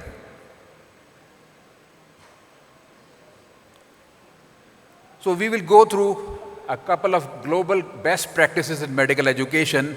We have seen the first program started at the UIC, University of Illinois, Chicago, and University of Dundee in 1973, followed by the Maastricht program in Netherlands. So these are the 3 benchmark programs up till a decade. Then we have seen a rapid proliferation in different type of masters in medical education program. And obviously, after this, we are moving towards the regional context. Up till now, we have got 121 master's program all over the globe, which are producing and applying for the master's degrees in medical education all over the world. And they are using different understanding of their educational philosophies, the underpinning of their faculty development, and different type of assessment techniques. So in fact, the master's in medical education becomes a credential for the leadership. And we have seen this, everybody who is going to be involved in medical education, even after getting the subject expertness, he or she is supposed to have this credential for the leadership roles. Somebody has said about this. So causing about the existing programs in medical education of masters in Saudi Arabia, we have got 3 programs. The first program has been initiated in Riyadh, King Saud bin Abdulaziz University, National Guards Hospital. The second is followed by the King Abdulaziz University of Jeddah in 2012 and 13. And the third one is basically followed by King Saud University in Riyadh. So these are the 3 universities who are currently offering this program, and they have different content, they have different syllabi and different assessment techniques. So the curriculum is not standardized. So why we need the proliferation? This is again a big question. The proliferation is needed because the people who are coming out of the medical schools and the health institutions, they are great in number. according to the statistics, we have found that it's almost 450,000 people are now practicing in the field of medicine in general practice. And about 5% of the people, they are working as a faculty member of any institution related to the teaching. So the limited number of medical educators, inadequate training in medical education, need for the standardized curriculum, and limited opportunities for the professional development are basically the motives for this proliferation. And the proliferation is going to be, as one of the part of the title of this presentation is healthy proliferation. So why I say healthy proliferation? Because we have seen in our country that if we are not aligning it with the Vision 2030, the Vision 2030 is basically giving you the chance to have a roadmap for the healthcare development. And according to this, there is an improvement of the healthcare outcomes, increasing the number of healthcare professionals, enhancing the quality of medical education by having these master's programs in operation. So this is again in line with the roadmap of what has been suggested and what has been envisioned by King of the Prince Sultan. And we all know that this Vision 2030 is going to be one of the things which has caused a great revolution in this country. So when we talk about the healthy proliferation, we have seen that a lot of people have talked about it, have initiated the program, but unfortunately, the healthy proliferation was not there. We have seen the quality compromise. We have seen a number of major inductions. We have seen the people, there's a problem with the faculty-student ratio. So all these things are going to compromise the quality of the medical education master's program. So what are the future directions, and what are the future directions with the sustainability? We have to see that until and unless these programs are aligned with the program which is going on all over the country in the form of Vision 2030, it's supposed to be causing problem. So in order to make the sustainability, in order to make the future direction in the right side, we have to follow the WFME standards of Masters in Medical Education. So according to which we have to follow the rules and the regulations which has been clearly deciphered in the standards of Masters in Medical Education. So we are usually having the benchmark from the University of Illinois, Chicago, University of Dundee in UK, and we have got the third one, which is obviously the oldest one, the Maastricht University of Netherlands. So these are the strategies obviously we are needing in great need in order to sustain and have the right direction for these programs. So final thoughts and call to action. So in fact, this topic and this thing, I have not seen yet. It should be in the kingdom as the other things are being addressed. We have been talking about the AI in the morning by Dr. Shazia Iqbal. So AI is something, it's going on, and it is one of the great things in the future. But what about the training of the people? What about the training of the future doctors who are going to be teaching and training our future doctors? So we need a great number of increase in the master's program all over the kingdom, not only in the way that it's going to only make the number increase, but obviously it should follow the quality and should follow the NCAA guidelines. So I think at this point of time, our president, Saudi Society for Medical Education, is also sitting here.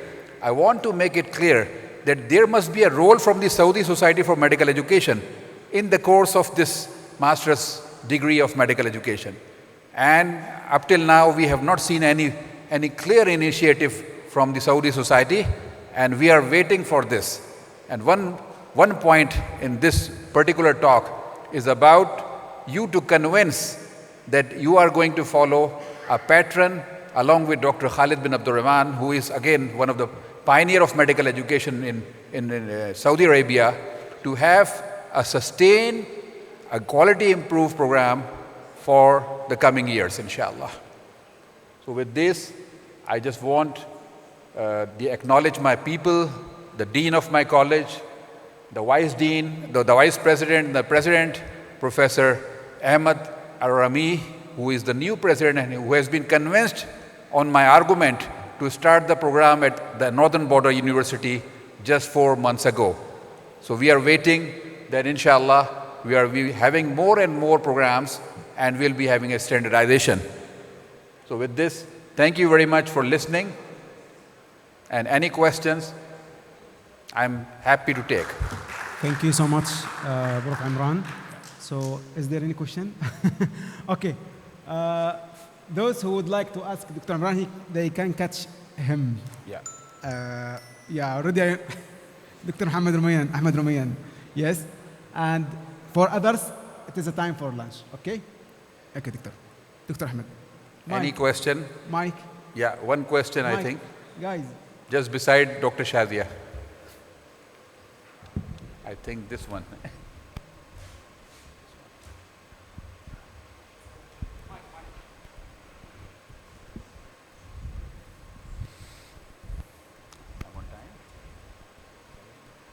Thank you very much, Dr. Rahi. It's excellent presentations. We have and we're proud to be the first university who established this program at King Saud University of Health Sciences. And we graduated now up to 200 medical educators as a master. From the experiences, now we are seeing some of the shifts of people are asking for, the new generations, they wanted a short kind of competency. And for example, they're asking for many certificates. Some people, they are coming from institutions and they are taking care of assessment or taking care of evaluations or curriculum development, and they wanted to come and take that mini certificate in assessment or evaluations. And I've seen in the world, there is some effort of doing those many certificates, giving introduction about medical education or health professional education as a whole, and then go to specifically, instead of spending 2 years doing this master's. I know there's a program in Australia and some other part of the world. What do you think about this? Thank you very much. Thank you for your, in fact, very good comments. And I think that you are quite right in saying that now that there is a shift, there's a paradigm shift in thinking that the people, in fact, when I have been doing the program as a program director in my country, Dow University of Health Sciences, and we have pioneered this program in 2009. So we have almost graduated people around 200. So now the new people, the new generation, they are looking for the short pathways. So we are trying to have something like the Masters in Medical Education leading to the PhD in Medical Education. This could be one alternative. And obviously, like the model we have in Dundee, they are following from the certificate level to the postgraduate level, postgraduate diploma level to the Masters and finally the PhD. So I believe that the people are, the era of sensitization has now passed. Initially, 15 years back when we were talking about these things, everybody was, they are having only leisure time for these activities. But now it is, when I got the chance to become the policy maker of the Pakistan medical schools, at that time, I made it mandatory for faculty development and faculty promotion. And this gives me a great robust. All over the country, 156 medical schools and dental schools, and the faculty, some of them, they become really annoyed with me, but many of them, they thanked me for this, that we are at least having the basic knowledge of the teaching and learning, the assessment techniques, and the basic educational principles which a teacher should have. So this is what I understand, that slowly, inshallah, we are building up.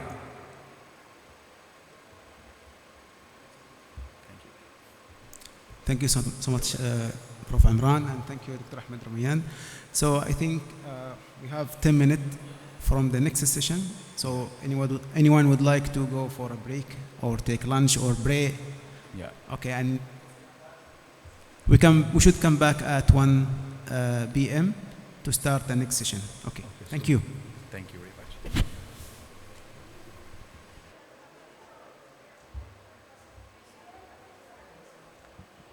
Assalamu alaikum wa rahmatullahi wa barakatuh. It's truly an honor to be here today at the International Conference of Medical Education, SIMEC2024. And it's just happened that today, the 5th of December, is the International Volunteering Day. What a nice coincidence. I think today we celebrate the volunteering, the impact of volunteering that can have on communities and us as educators, healthcare providers, and ultimately human beings.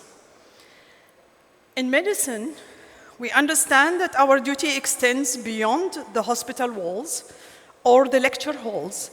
It is about reaching out to those most in need, often in places where resources are limited, and hope can be limited and scarce. International volunteering in medical education offers a unique opportunity for all of us, faculty, students, and professionals. Here in Saudi Arabia and across the globe, we witness how volunteer initiatives build bridges across cultures and foster a spirit of collaboration. So this is the beauty that we're talking about: collaboration, interprofessional education, and interprofessional collaborative practice on the International Day of Volunteering. So I feel this was a meaningful occasion. So our first speaker is Geraldine Bijou. I hope I'm spelling the last name correctly. She studied medicine at the medical faculty of Maastricht University, and she was trained as a medical professional in an innovative PBL curriculum environment with early clinical exposure. And then she practiced in the context of developing countries. So she assists universities as a consultant for longer and shorter durations to change their curricula into innovative ways of health profession education. She is a project manager, and she coordinates international projects and contributes content-wise to the development of health profession education. Please welcome with me Geraldine. Thank you.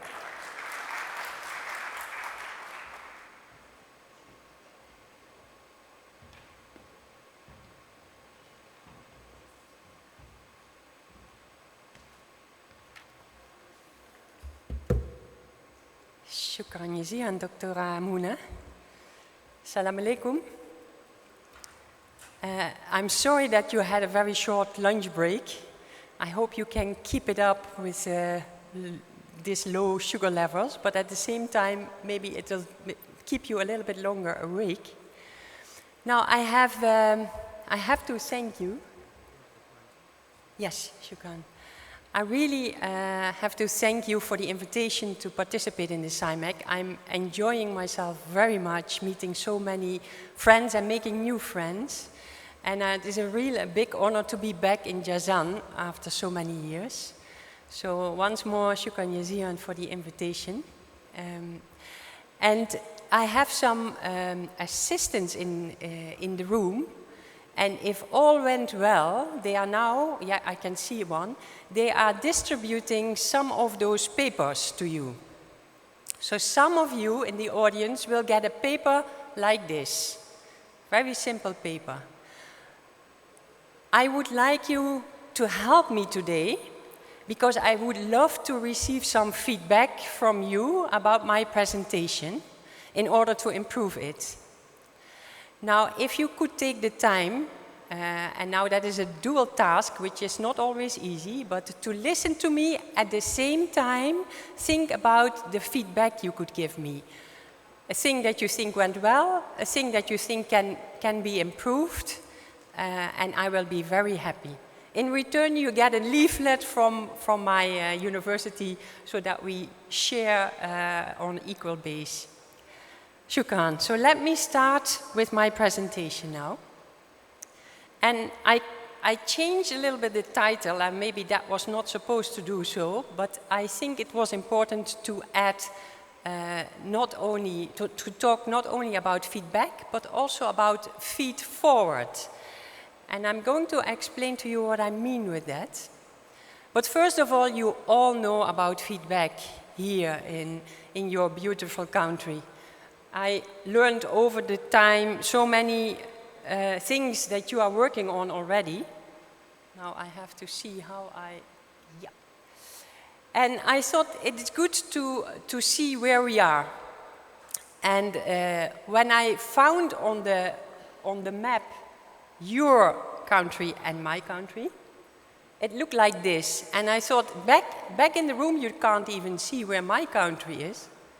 So I tried, where do I point the pointer here? There? Where is the B? Well, otherwise I see next. That is easier. Is it working like that? Oh, that, yeah. So I enlarged the picture a little bit. So now my country is coming up, still very small, but it is there on the map. And it already gives an indication that I am talking from a very small group of researchers, a very small group of medical schools compared to Saudi Arabia.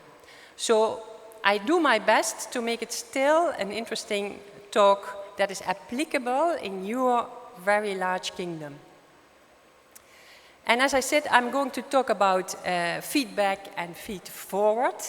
And it is all about giving, asking, and receiving feedback.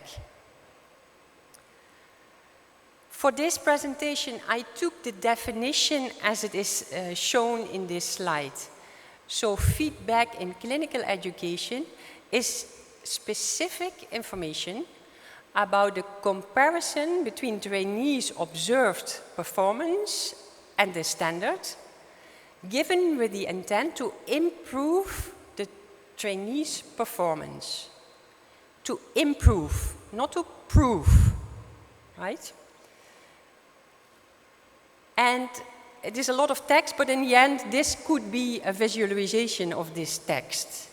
So what we try to do is to give some feedback. The white person, the white hat, is giving some information about the observed performance to the learner, who is now in the dark hat. And something starts working. There is some kind of, I see what you mean, I understand, I'll try to improve. That is at least what you try to achieve in giving feedback.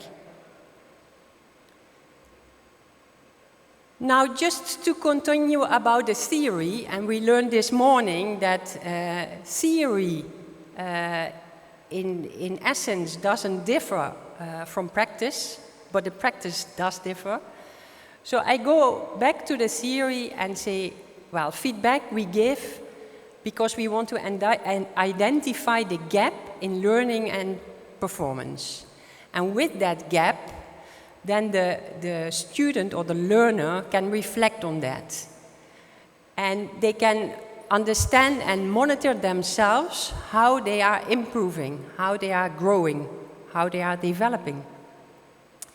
And while giving feedback, both the doctor and the student skill set will go into a next gear, and it will lead to lifelong learning. And what we also know from a lot of research is that it will ensure patient safety, because there's more eyes looking at the patient, there's more discussion about the case, and so less mistakes are made, increasing the effectiveness and the quality of the care. So far the theory. I know that you all know this already, just a short repetition. But now how can we do this? How do we do this in practice? And for this occasion, I went back to Hofstede's models of different cultures across the globe. And if you now, I showed you where the Netherlands is. I hope you can still see it on the map. It's still very, very small, but it's still there. And if you compare the Netherlands with Saudi Arabia, you can see that the power distance is huge between those countries. In the Netherlands, it's very low. The hierarchy is there, but it is very little. While here, there's a lot of hierarchy. So here, there's a lot of power distance.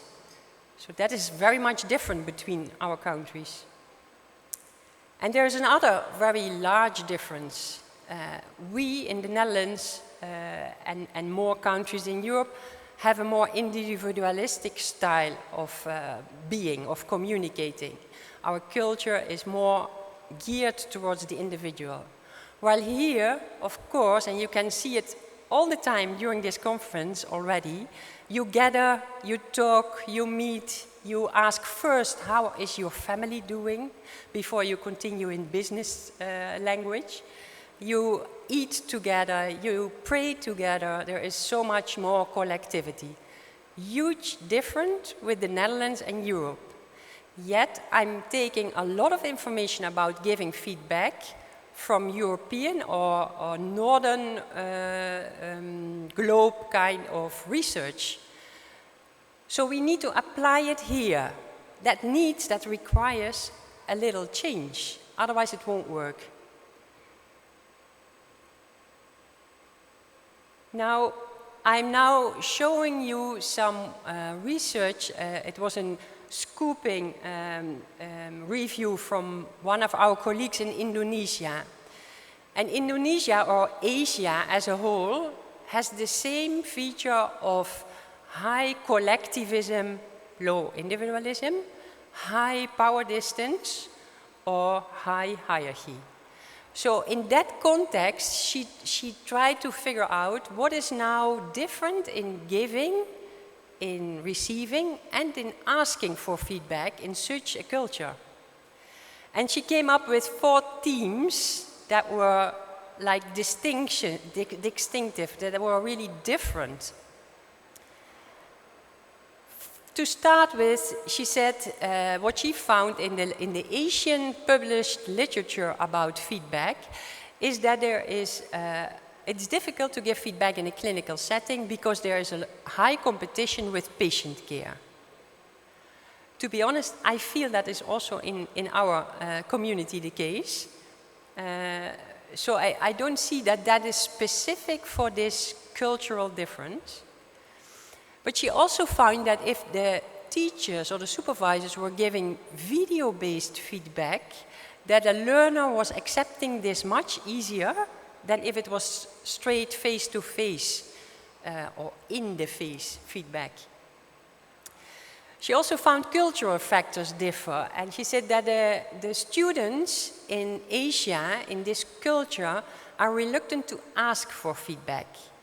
They are more, and that is maybe the hierarchy that is explaining this, they are more, they wait more for somebody to give them feedback, and they consider it a bit impolite to ask, what did you think about my performance? Please give me some feedback and tips about my performance. Then there was also a discrepancy between the students' and teachers' perspective, or perceptions, sorry, because students often don't understand what the feedback is that they receive from their observer or receptor or supervisor.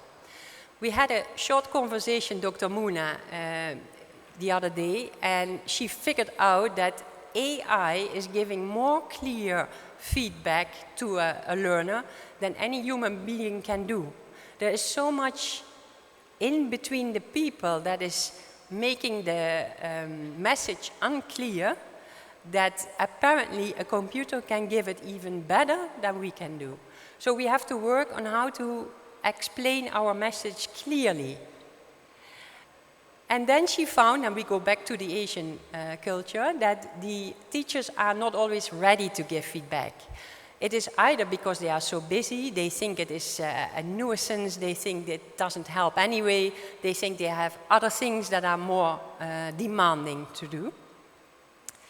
And maybe, and that is what is in the literature not very clear, maybe they don't really know how it works, because when they were trained as a physician, medical specialist, health worker, they were not used to receive and ask and give feedback. So then it's difficult to do it while you are a teacher. Lastly, what they found is that yes, alhamdulillah, it improves knowledge and performance if you receive feedback. And it also improves even the emotional intelligence of the learner. So it is on more levels that you help the learner to improve, to grow. So the conclusion, and I think this is very important to consider feedback in your culture, in your context, is that because of the hierarchy, the difference, that it might hinder the dialogue. And if you can't talk about feedback between the observer or the supervisor and the learner, we know a lot of mistakes are made, a lot of assumptions, a lot of interpretations that are not really the clear feedback that you had in mind as an observer. It was also very clear that the students in that setting, again, maybe hierarchy is coming in here, are much more used to summative settings, exams. So whenever you would say, I'm going to give you feedback and it is for a mark, or it is because otherwise you cannot proceed to next level or next course, they take it seriously. But when you were saying, I'm going to give you some feedback on the performance that that I just observed, and it is not giving them any grade or any summative result, they tend to not to listen so carefully, which is a pity, of course, because you can still equally learn from that feedback. They also value feedback from a higher, more senior professor, much higher. Again, that is a pity, because the junior staff, who is working more closely with the learner, can give a lot of valuable feedback as well. But they tend to put that aside, because this is not the specialist, the consultant, you know what I mean. And then lastly, if you talk about feedback and you talk about 360-degree feedback, as we saw this morning, you are familiar with the concept, then you also ask students to give feedback to each other. Again, very valuable tool to use. However, in the context of collectivism, we saw that students tend to please each other more.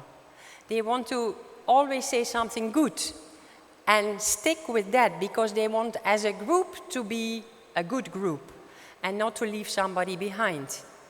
And that can result in feedback that is not so critical or not so meaningful, because if you say, well, thank you very much, you did very great, I don't know how to improve. And there's always a way to improve. There's always lifelong learning in any competency that you are learning. So the question is now, how do you reach next level in feedback here, in this cultural setting? And the answer is like an open door for all of you, but it includes train students more and better.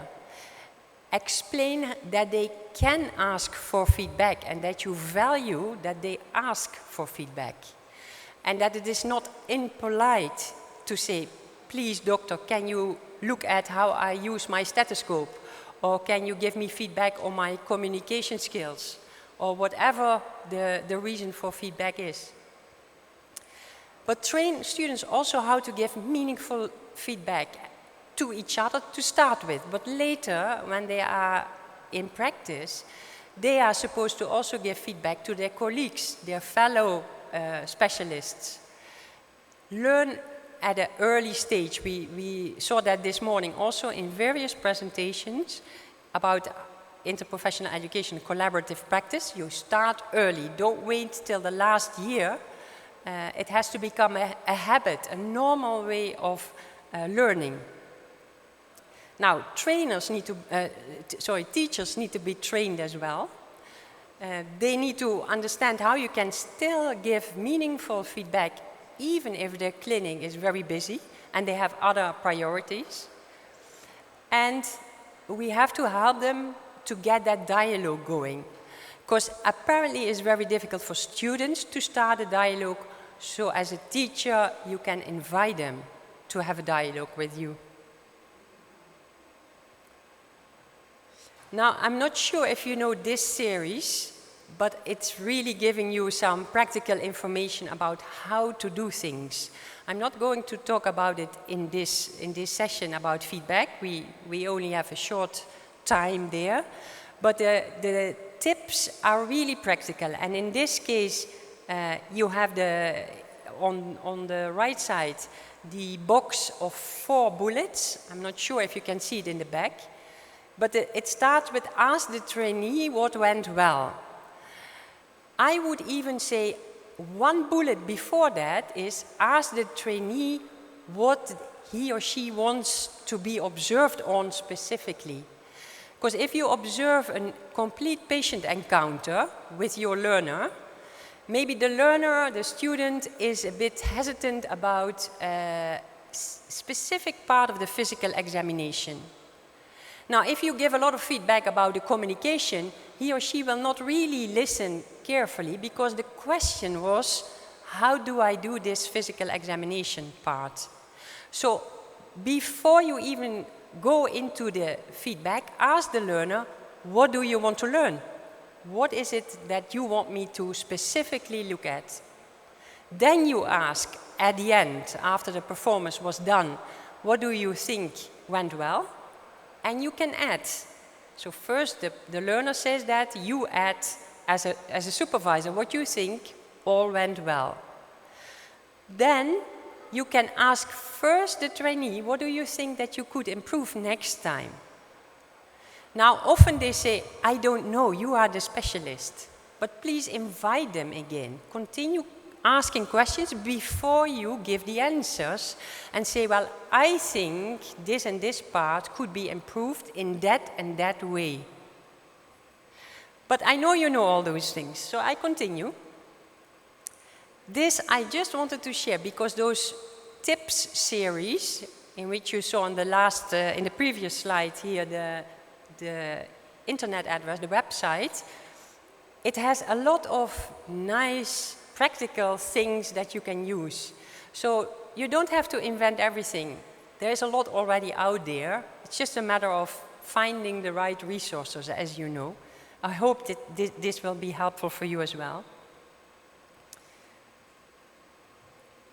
Now, a last thing that I think is also important to realize is that you have to have the ability as a teacher to also know when you are not giving feedback. There are situations that you better shut up and don't do that. And what are those situations? I'm sure you recognize them, but sometimes you can become very emotional because the learner is maybe mistreating your patient in your view. It can get very a heated discussion, but that is not the right moment to really give feedback. It can also go about personalities or about very specific actions that are not, well, about the content, about the learning itself. And sometimes you say, I heard you always are late. If you are not there when the learner is late, it's just rumors. Make sure first you observe the behavior you want to give feedback on. And too much in too short time, of course, is never good. And I think I also am short of time now, so I just continue 2 slides more. Because the feed forward I haven't discussed yet. And the feed forward is how can our learner make good use of the feedback that they receive. And that is why we have a mentoring system and portfolio. And I heard many of you already sharing that you have portfolios. So the students put in the suitcase all the information they get, all the feedback, all the evidence. That can be a lot of assessment, different measurements and tools. They all put it in the suitcase. Now, the student, have to reflect on it. So it's not only, oh, thank you very much for the feedback, I put it in my suitcase and I close the case, but they really need to think about it. Now, what does it mean and how can I improve next time? And that's hard. That's why you need a mentor. Somebody who takes the time to get to know you, really sit down and talk to you, and help you to reflect as a learner on all the feedback that you gave and translate that into learning goals. So next time, if I am again in the same situation, what will I try to do different? And how do I know whether that is better or not? Now I'm getting to the end of my presentation, and I could have asked the people in the audience to give me a mark for this presentation.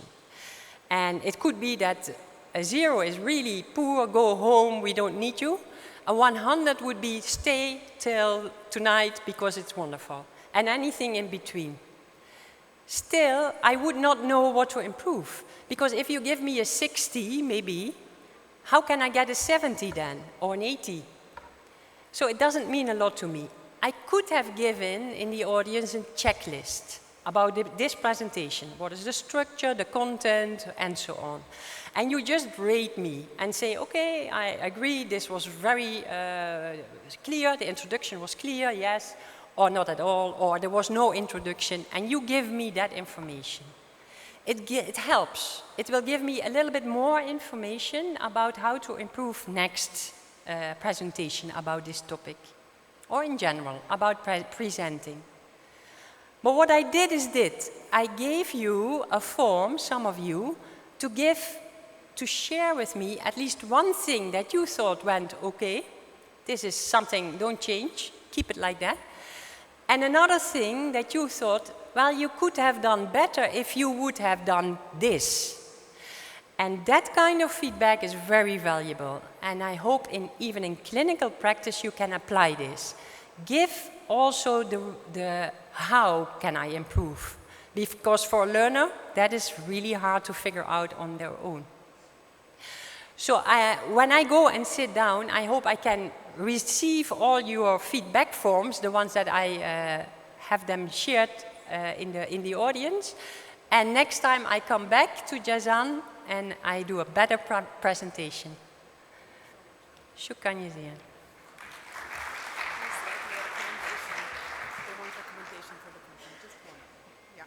Thank you so much, Geraldine, for this very meaningful presentation, which answers an everlasting complaint of our students. Whenever we do educational environment measurement, whenever we do interviews with the students, the lowest scoring item is I get adequate feedback for my performance. Students feel that they are in the dark. And if I just share with you one information, in last decade, a group of psychologists gathered together to search the literature for the most important item that makes feedback, education feedback, effective. And guess what it was? Can you guess? Of all the factors that we know it can affect educational feedback. The highest, maybe Dr. Mohammed Prof. Mohammed Hussein knows about it because he attended it. It was trust. And believe it or not, our students trust AI more than they trust us. Because they know AI is a machine, it does not know Ahmed or Ali or Fatima. Everybody to her is to it is the same. So we should utilize AI feedback. Thank you. My second speaker is Dr. Majid Al-Wadi. He is a senior lecturer in teaching and research in Dundee. He used to work in Al-Qasim, Breda. He is also supervisor of the assessment unit, supervisor of the medical education department, lecturer in medical education department, assistant dean for academic affairs. And he is going to give us a very nice lecture, so please tune in.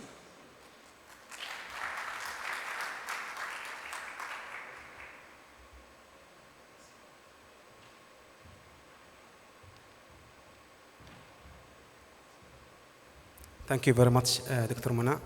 And I would like to thank the organizing committee to invite me to give my thought about this topic, which really is the time to speak about. And also, it's a great thanks for Jazan University for hospitality and hosting this valuable conference.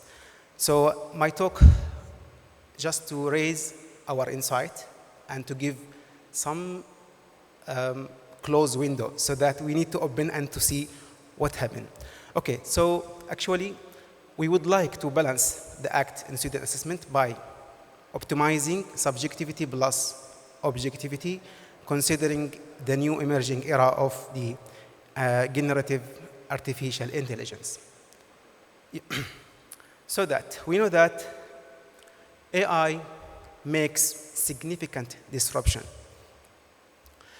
that already proved to be passed in several licensing exams over all the globe, either USMLE and even here in Saudi Arabia, there is another study, just I come across to it. It passed SIMECE questions. And most interestingly, AI can construct a very good or high quality MCQs. I'm sorry. I need help from IT support. Yes?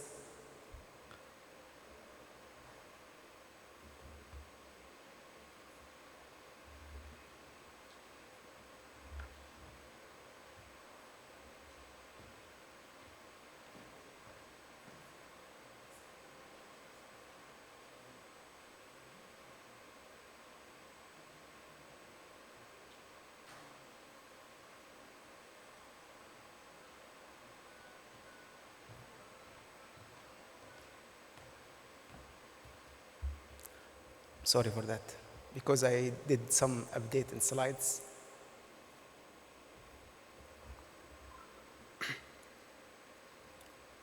So let us continue our thought. So AI was proved to generate high quality MCQs. So this leads us to a big concern. Shall we need to continue to use MCQs as a main assessment tool for our students to measure their ability on knowledge or no? Okay, there's a very interesting quotation that I came across.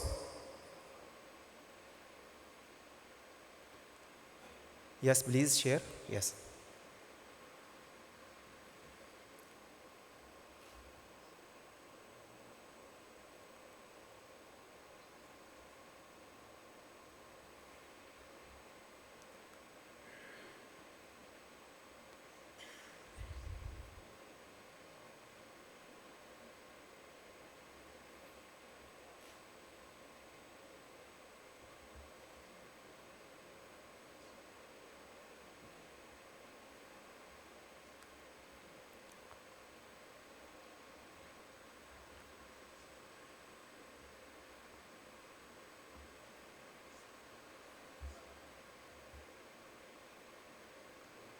Yeah.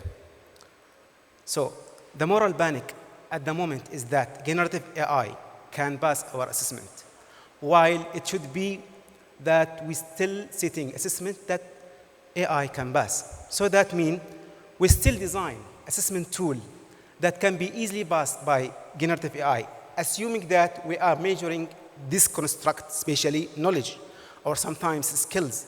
Okay? We must rethink about our assessment design and to think differently.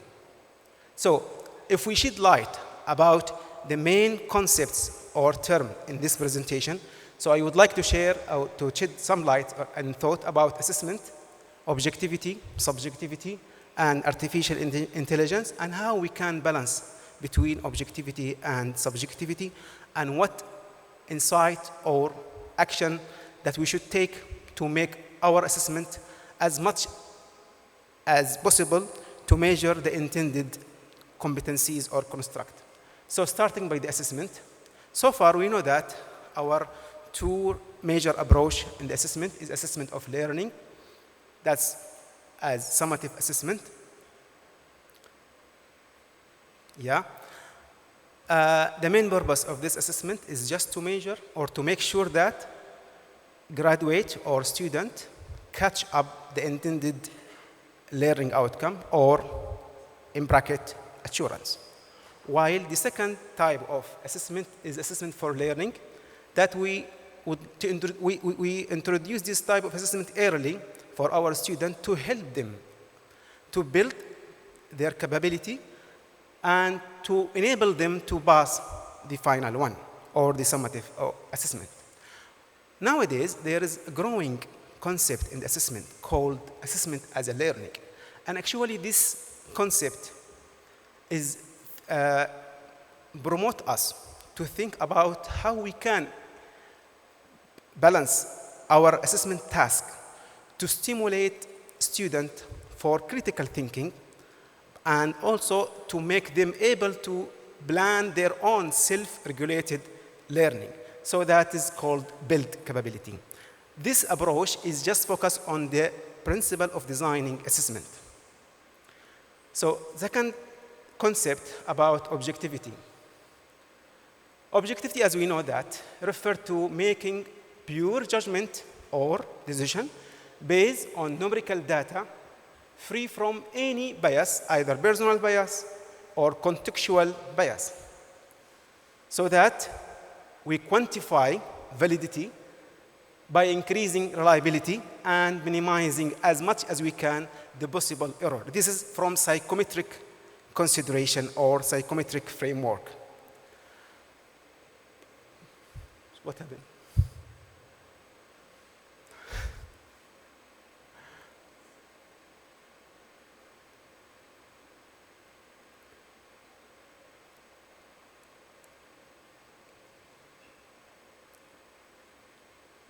Yeah.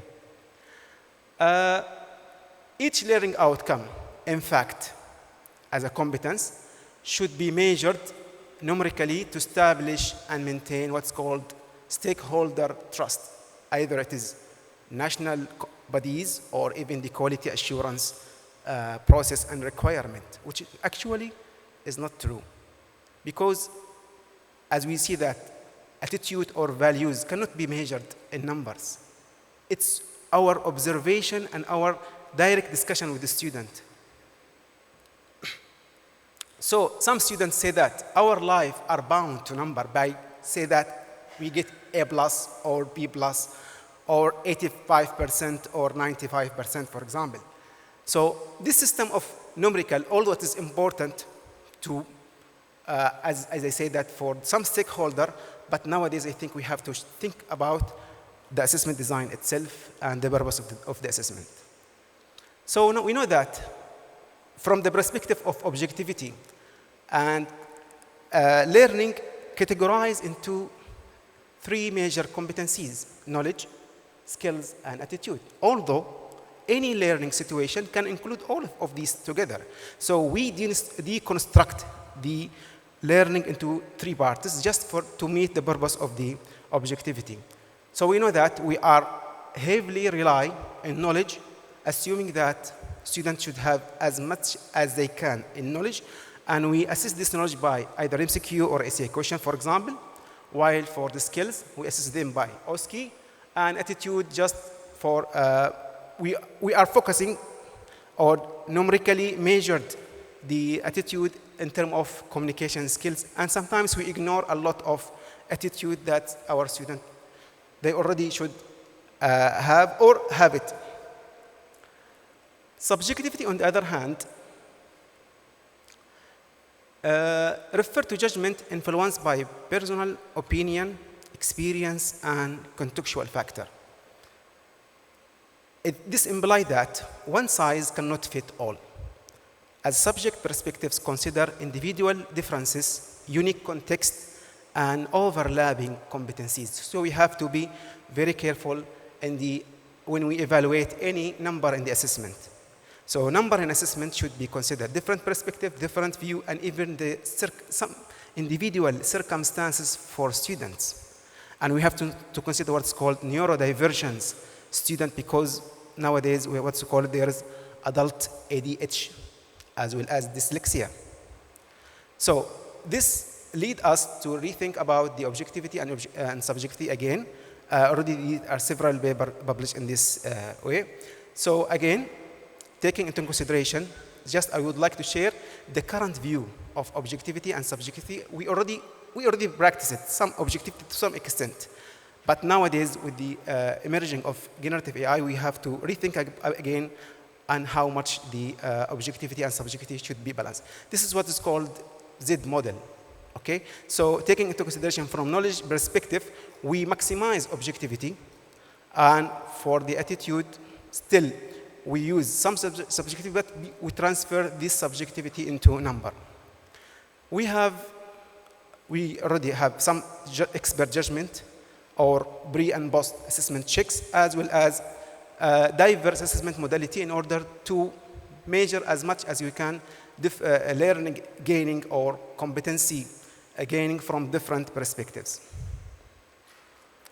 Artificial intelligence opened a new horizon in assessment. We can say that nowadays as a teacher, I can construct, for example, either 10 MCQs or even 100 MCQs within half an hour. That means make the assessment design is visible and very fast. And on the other hand, it can make rapid or automatic scoring and provide very clear feedback. In the student hand, the same thing happened. There is what's called cognitive surplus. That means فائض من المعلومات in Arabic. So student can access AI at any time and communicate with each other very fast using social media and even any modality of communication. AI provides a platform for what's called adaptive assessment, so that any student can be customized in a way for his learning or her learning. And AI continuously and growing science that provide rapid and innovative tools. So let us just focus on item construction using AI. I will not give you an example, I just give you an argument. So considering the item construction, for example, as a teacher, I will ask AI or ChatGPT, for example, to give me any question. And the same thing will happen from the student perspective, especially if he or she upload my slide, for example, or chapter or whatever. And at the end of the day, as a teacher, I will rely or we use the same output for student. So here is the question mark. Shall we continue this practice or we have different assessment tools? So again, we don't test carpenter whether they can still make a cabinet with hand drill or so, but we acknowledge that they have a power tools and should be able to use them in their profession. This is very important, especially for this new generation of students.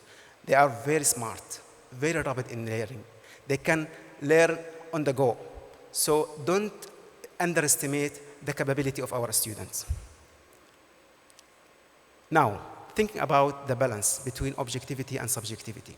As we see the area of the benefit from the AI, now let us fix about considering these or how we can utilize by the lens of the subjectivity and objectivity. In terms of item construction, scoring, and feedback, we have to have expert opinion. That's very important and mandatory.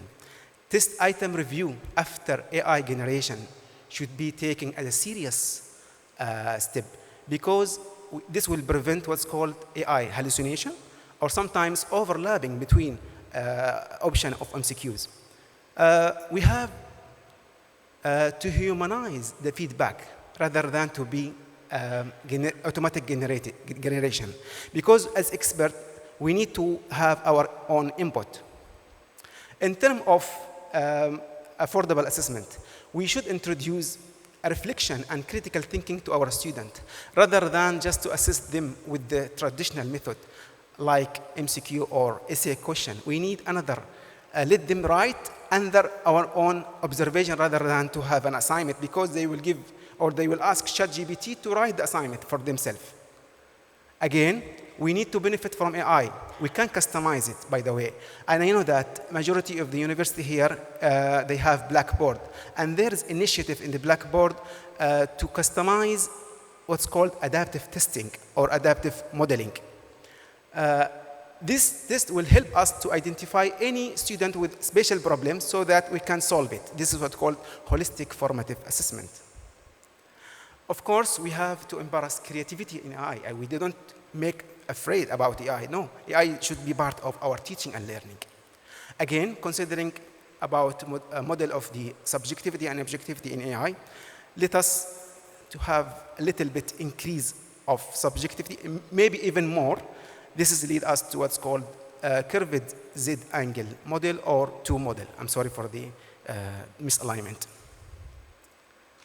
Okay, again, assessment for AI fit for purpose. I think the right model we have to adopt and use it is what's called programmatic assessment. And we know that the principle of programmatic assessment taking into consideration the learning altogether. So in this model, if you go back to the paper that published by Van der Vleuten and his team in 2012, he described a very nice model about the programmatic assessment and how we can utilize it. I think nowadays we have to acknowledge this design for our assessment. So, for example, for the summative purpose, since we are still obliged to have a number as certification for our student, so we need to have multi-point data collection rather than to have just continuous assessment and final summative assessment. We need to split these into different points over time. We need to postpone our decision for a while rather than to give it immediately on the spot, because we need to understand the acquirement of the competencies over time. New assessment tool should be there. We have to think about discarded assessment tool, especially oral exam, because oral exam can identify to what extent the student understand and gain the claimed competencies. There is another tool called triple jump exercise. I think it's very useful, can be used as a continuous assessment. Multiple mini interview, even that. Although interview, through interview we can assess different competencies among students. And we have, of course, to have change in rules and regulation, and also the culture and the system.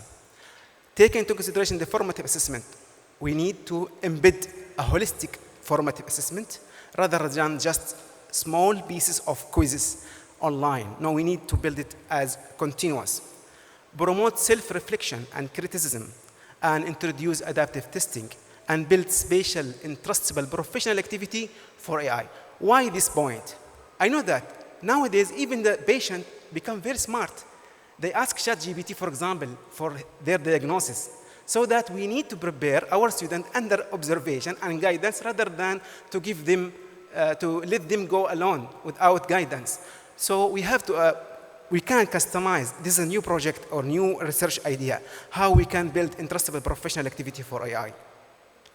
And this is the take-home message. AI is inevitable.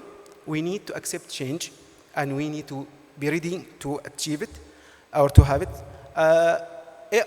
Holding AI as a valuable component in our curriculum is mandatory, and embracing subjectivity assessment or subjective assessment tool which stimulates self-reflection and feedback. That's all. Thank you for your listening. Thank you, Dr. Majid, for keeping the time, because I think we are very pressed with time. There is a closing ceremony by 3. I think I enjoy talks about AI, especially when it comes to assessment. And I think AI is going to be upset with us because we talk about AI as one entity, but there are so many different chatbots. So ChatGPT-4, or there is Gemini, there is Cloud 3, Cloud 5. So I think we need to give a name to each one of them so that we know which one, because some of them are more accurate, some of them are more comprehensive, some of them hallucinate, some of them don't. So there is continuous update on the chatbots. Now, if you allow me to introduce our third speaker, Prof. Khalid Abdurrahman. I don't think he needs introduction. غني عن التعريف ما شاء الله. He's a professor of family medicine and medical education. He's a full time faculty member at the Department of Medical Education, the College of Medicine in Imam Muhammad ibn Saud University. He's the professor of the Al-Kholi Chair for Developing Medical Education in Saudi Arabia. And he has a lot of academic degrees. So please let us enjoy the talk of Prof. Khalid.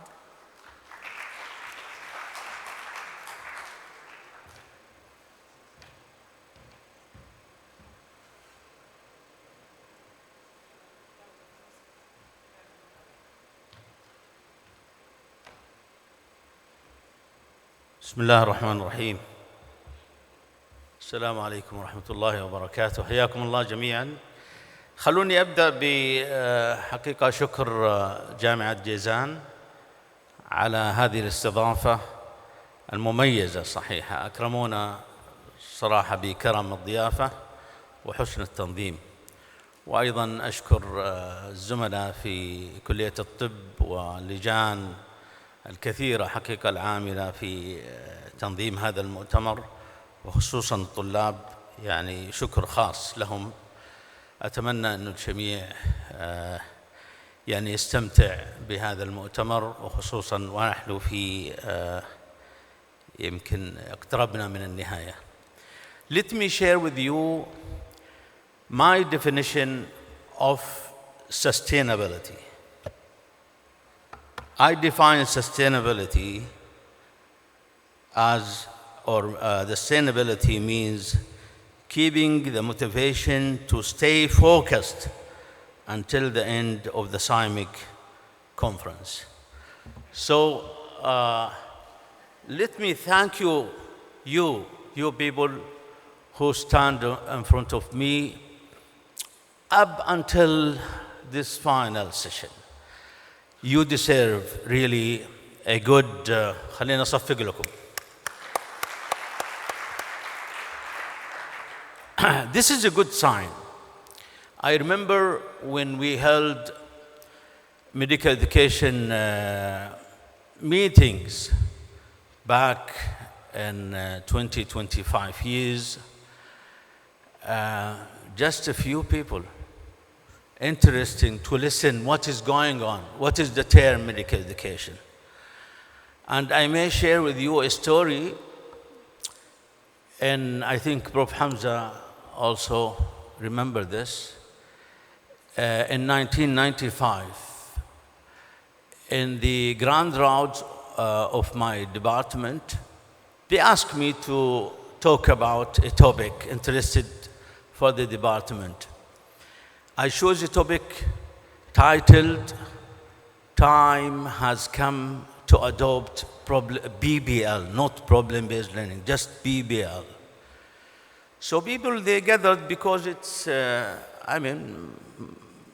just a mandatory grand round in the department. One of the faculty, after the talk, he told me, honestly, he said, I came just to know what is the abbreviation of BBL. So people at that time, they don't know what is innovative, what is medical education, but now, alhamdulillah, we're all in the same page. Dr. Muna kindly speak about the coincidence of the volunteer day, which is corresponding to today, December 5th is the volunteer day. And my talk is almost related to this celebration day. Let me ask you, as audience, say yes or raise hand if you involved as faculty in undergraduate or postgraduate, if you involved in some issues related to global health, whether you are in medicine, family medicine, public health, basic sciences, anything, something related to global health. If you involved, raise hand, please. Okay, I can see few hands raised. Let me now talk about this topical issue, which is really important in our day-to-day practice as educators in undergraduate or postgraduate. We should widen our scope of the global health issues. It's not a talk about global health issues. It's rather discovering the exploration of out of countries' boundaries. We have to talk about what is going on around the globe. We are at the era of a one village. We know everything. Anything happens in a remote area, we as people, as human beings, we have to know, we have to recognize, we have to, especially the issues related to health and diseases. So it is crucial for faculty members as well as students to understand this issue, and we will talk about how can we incorporate this issue in our mission, day-to-day mission. I know it is very short time, but I will make it quickly, inshallah. I will go quickly through the 6 questions, but I may focus on how, the 6th question, how to incorporate, because it is the hot question. So, as all of you know, global health addresses health issues crossing the boundaries. It is not only the diseases and the health, but it's more beyond just the health and country. We are talking about the human being. As a human, how can we survive together? How can we keep cooperating, communicating to help each other so that we can survive peacefully, not just struggling, combating, and so on. This is another detailed definition of global health in Lancet. But I just give you an example of how the World Health Day in 2024 raising some global health victories. They call it victories in terms of HIV and AIDS, vaccination, smoking AIDS, behavioral medicine, mental health. So this is just to give you some glows about what is going on in global health. I will give you more details on the coming slides, but I will refer to this textbook, which is good to understand more about global health, which is the Global Health Collaboration Challenges and Lessons. Why global health matters in education? Because global health addresses health disparities, prepares professions for cross-border challenges. It really expands the mind of our graduates from just talking or looking at the boundary of the community, the limited community, to rather a big community, the globe. So it is really important to expand. Now, as I ask you, how many engaged in global health? I did a study published in 2022 about the core topics in undergraduates.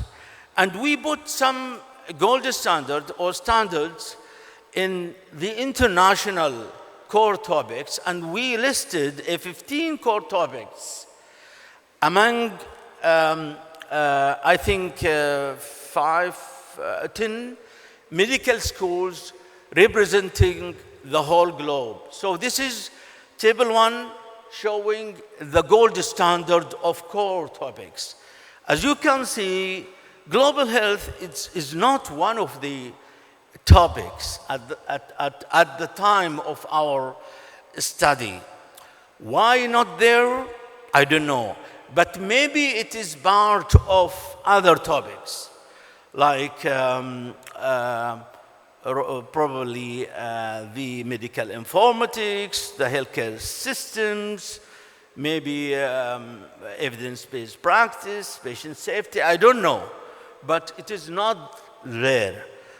So I compared this gold standards with medical schools in Saudi Arabia to know whether our schools, they have the same core topics or different.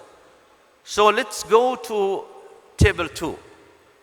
Table 2 showing that, alhamdulillah, we almost up to 65%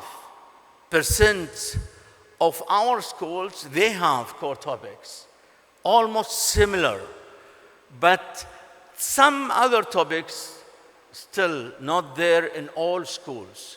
Some of the schools they have and some not. Now, the question is, are they all in a separate required course? No. Some of them part of required courses and some in the elective courses. Who should be involved in global health education? What do you think? Who should be involved? I think everybody could involved.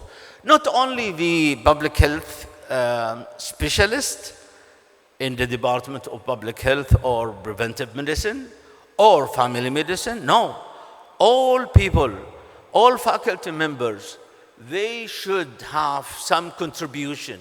Even the surgeons, the physicians, pediatricians, they can talk about global health or at least tackles issues related to global health in their curriculum. So let's agreed that it's not devoted or not as a responsibility for one specialty. It's all about the faculty because we are dealing with one program, MD program, so we have to share, we have to collaborate. All right, let me move quickly here. When and where are global health issues taught in undergraduate education? When? What do you think? At the later stage of education or early? Everything is early is better than late. So if you adopt spiral curriculum, so start by issues about the awareness of global health in the beginning of the program, and then you go further and up until in the final stages. You can do it at the level of the college, and you can do it remotely, integrated with other schools. And I think once we talk about volunteering and volunteer day, so I think it is important to put volunteering, or let's talk about health volunteerings within the context of the curriculum of undergraduate. We have to encourage our students to be part of the initiatives, societies, groups, volunteering groups and health, so that they can, adopt and they can grasp the concept of global health from the volunteering concepts. And this is just a detailed of how can we, now the question is, how can global health be incorporated into the undergraduate? I think first of all, we can use or utilize the existing resources like problem-based learning. And I think we have a good opportunity in some cases to inject global health issues within the scenario, the case scenario, so that you can put the scope of global health within the scenario. The students will go and reach about it. And active learning, online courses, experiential learning modules. It is good for the schools who adopt summer courses, which is the international or regional summer courses. And I think this is a great move of some schools to adopt summer courses where it is collaborated with international medical schools, so the students will cooperate with their counterpart students to deal with issues related to health issues. Another thing, we should also collaborate with the international agencies. In Saudi Arabia here, we can have the King Salman Volunteering and AIDS Center, which is international, active in providing AIDS and support for countries with some problems, especially the health needs country. I think this is also a good opportunity to encourage our students, our faculty, to get involved in these activities so that they can adopt the concept practically, not only theoretically. Now, also the diversity of the curriculum ensure quality of global health program. We have a diversity of curriculum. We are not talking about one. We have integrated curriculum, so it is good to utilize this in how to incorporate. Also, some modules, we can utilize it if you already adopt a formal program, then you can inject these issues in the elective courses where some students interested to do more exercise in the global health issues with their remotely students among elective courses. Provide professional level expertise in the demography, epidemiology, economics, data analysis. Again, this is areas important, and this will differentiate between classical graduates and international graduates, where the international graduates open his or her eyes to a lot of issues globally interested to the future. So he is ready to be prepared for the future. Plan for the evolution of global health professions education continuously and responds to changes. And this is the responsibility of the program directors and the quality assurance units. They have to keep updated and what is going on in the global health issues so that they can update the curriculum, the ongoing and the dynamic curriculum on that regard. Finally, long-term awareness of prospective development issues, and we all almost tackled this. This is just a quick example of the Irish Global Health Competency Framework. They put competencies in this program, and I think this is a good example for those who are not trying to adopt the global health issues to utilize this framework. And again, the same framework, this is the values and the principles. It's good to see that the empathy, kindness, equity, equality, respect, which is good for the students and also the faculty to have the soft skills, how to communicate with the international faculty, international students, and this is good framework. I recommend to go and look at it. And this is another consortium of University for Global Health. They show the core global health competencies in different model. And this is the spiral model that I talked about. How can we incorporate global health in the spiral model? This is how to integrate the integrated strategies of the global health within the our ordinary or adopted program. You can do it whether in core courses or standalone courses or case studies. And I think if you want to start implementing global health, start by case studies through the problem-based case scenarios, as I mentioned, or through the standalone case studies in task-based learning or case studies in seminars for the students. And here is the course's objective. You can see the knowledge, skills, values, all related to the global health. And this is adopted from one of the schools. They have a guide for the curriculum of the global health. This is the 2024, 6 major issues of the global health. As you can see, innovation, technology, pandemic accord, and One Health and climate change, all topics related to the globe, across the globe. We are all in one big community, so we have to work together.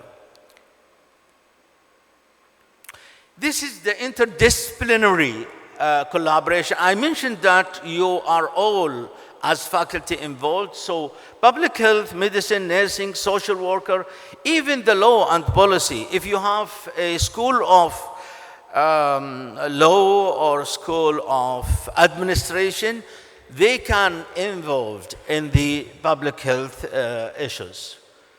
Some challenges I mentioned, sources limitation, lack of trained faculty, and some limited experiential learning from faculty. I think the technology must be utilized effectively in the global health issues. Here is the assessment. How can we evaluate global health? And I think there are a variety of assessment tools, like like professionalism, for example. You can utilize it. And I think this is the end of my talk, and I hope I can just throw a light for this topical issue, and thank you again for listening. Thank you.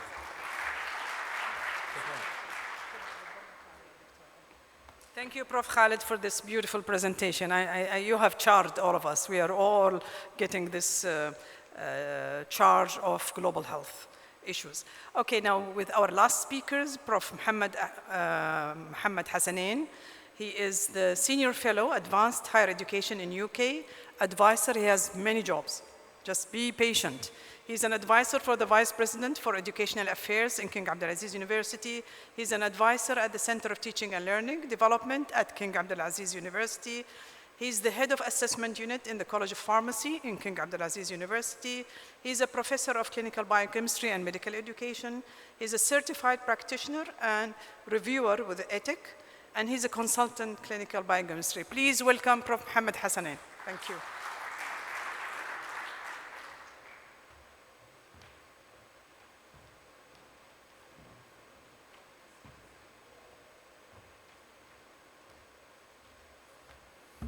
السلام عليكم ورحمة الله وبركاته. بسم الله الرحمن الرحيم والصلاة والسلام على سيدنا محمد وعلى آله وصحبه أجمعين. يعني لو تسمحوا لي بس دقيقة في البداية بالعربي. حقيقي أنا يعني سعيد جدا بوجودي في جازان وفي كلية الطب، وبشكر يعني الترحيب وحسن الضيافة.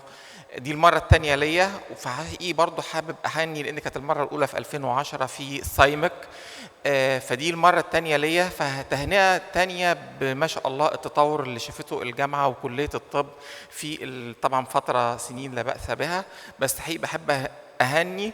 وطبعا يعني أنا كنت بقول امبارح للدكتورة منى أنا سعيد كمان إن هي النهاردة يعني لأن هي أستاذتي في الأسسمنت صراحة يعني، فأنا سعيد إن هي تكون رئيسة الجلسة النهاردة. بقول لها إن أول ورشة عمل أو دورة أخذتها في الأيتم أناليسيز كانت على ايدها من الفتره اللي بقول عليها دي، يعني مش عارف قد ايه. فحقيقي سعيد وفخور طبعا بان انا تكون هي رئيسه الجلسه، فربنا يبارك في حضرتك دكتوره منى. وما زلت حتى هذه اللحظه بستخدم شيت علمته لنا كده عن الانتربريتيشن اوف ايتم اناليسيز، ما زال بستخدمه في اي دوره بقدمها. And I'll echo what's was said by Prof. Khalid. This is the last talk and last session. فالسو be patient with me ان شاء الله. But hope of benefit for all of you. Bismillah.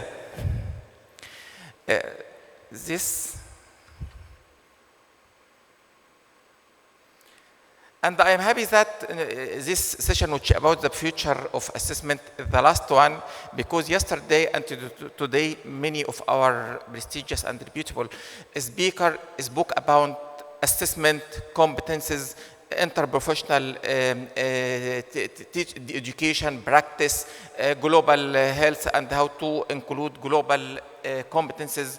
So alhamdulillah, I'll just also, like said by Prof. Khalid, raise some things related to the future of assessment, as I'm not here to يعني أنظر في الأسسمنت with all our experts, but just to raise some issues related to the assessment, especially in the era of AI. So inshallah, I have an introduction especially related to the challenges and the limitation to the current practice of assessment. Then I'll go to the future direction or the future suggestion for assessment. Let's start, as mentioned by Dr. Magid, what we assess. We assess knowledge, clinical skills, and professional development. This is what we should assess in our practice in the medical education. And I think all of you are familiar with Miller pyramid. It started from knows how, shows how, does, and the modified one, which is the professional identity. And I highlighted some word in it to raise. For example, in knows how, are we really assess clinical reasoning through clinical scenarios? Are we assess higher order thinking questions? We have those. And also related to the does, if we are using workplace-based assessment, are we using it in the way that, as we will mention inshallah, to ensure that our students get or be competent or be interested in the workplace? And the red one, are we assessing professional identity or not? So I just raise this and keep the answer for all of us, including me.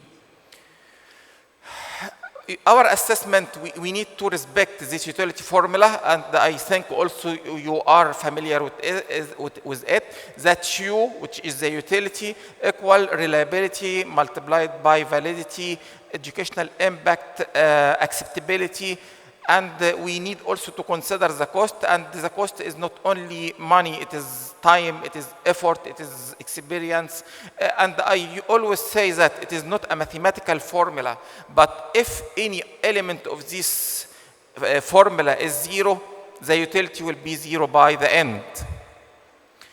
This just and by the way, this is not my slide. It is the definition for all the validity, reliability, educational impact. And this is the slide of one of my mentor, Prof. Judy McKeem. And I got her permission to show this slide because it summarizes all the concept or term related to assessment in one slide.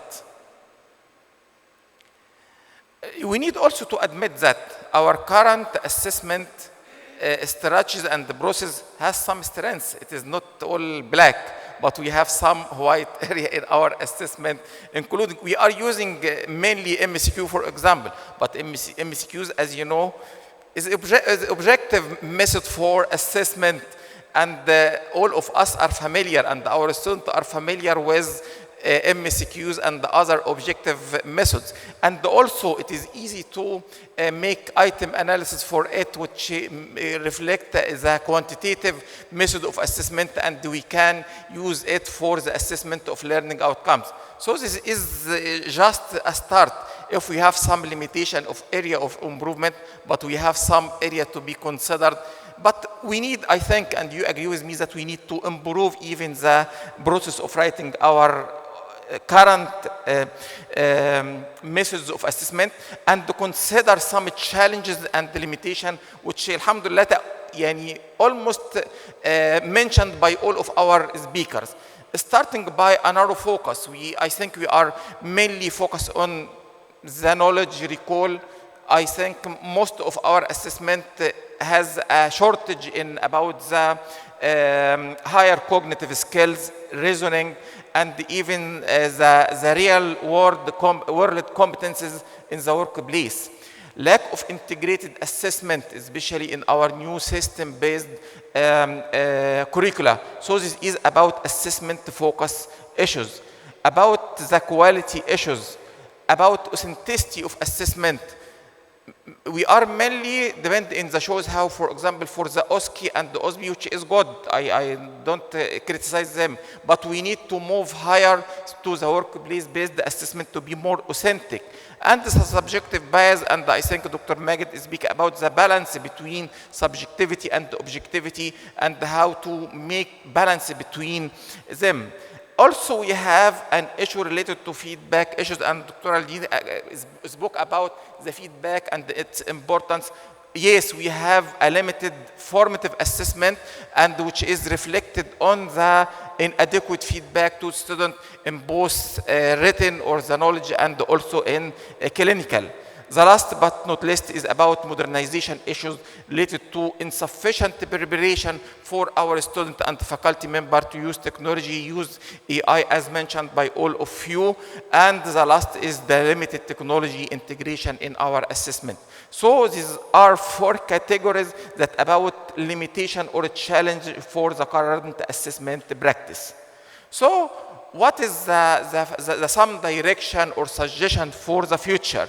If we start by competency-based education in medical education, and if some of our curricula or program claimed that we are a competency-based program, and this was written in the program specification, but are we really curriculum is competency-based? Are we teaching our students to be competent? And if we do this in the training and teaching, are our assessment methods and tools reflect the competency-based education? Are we sure that our students are competent and interested to be in the workplace? So this is just questions to be raised about competency-based medical education, which need continuous evaluation. So maybe, as mentioned by Dr. Magid, maybe the programmatic assessment has a place here. We need also to move forward with the interested professional activity. The last but not least is to have a milestone tracking for students. This may be the workplace-based assessment that depends on multiple observation,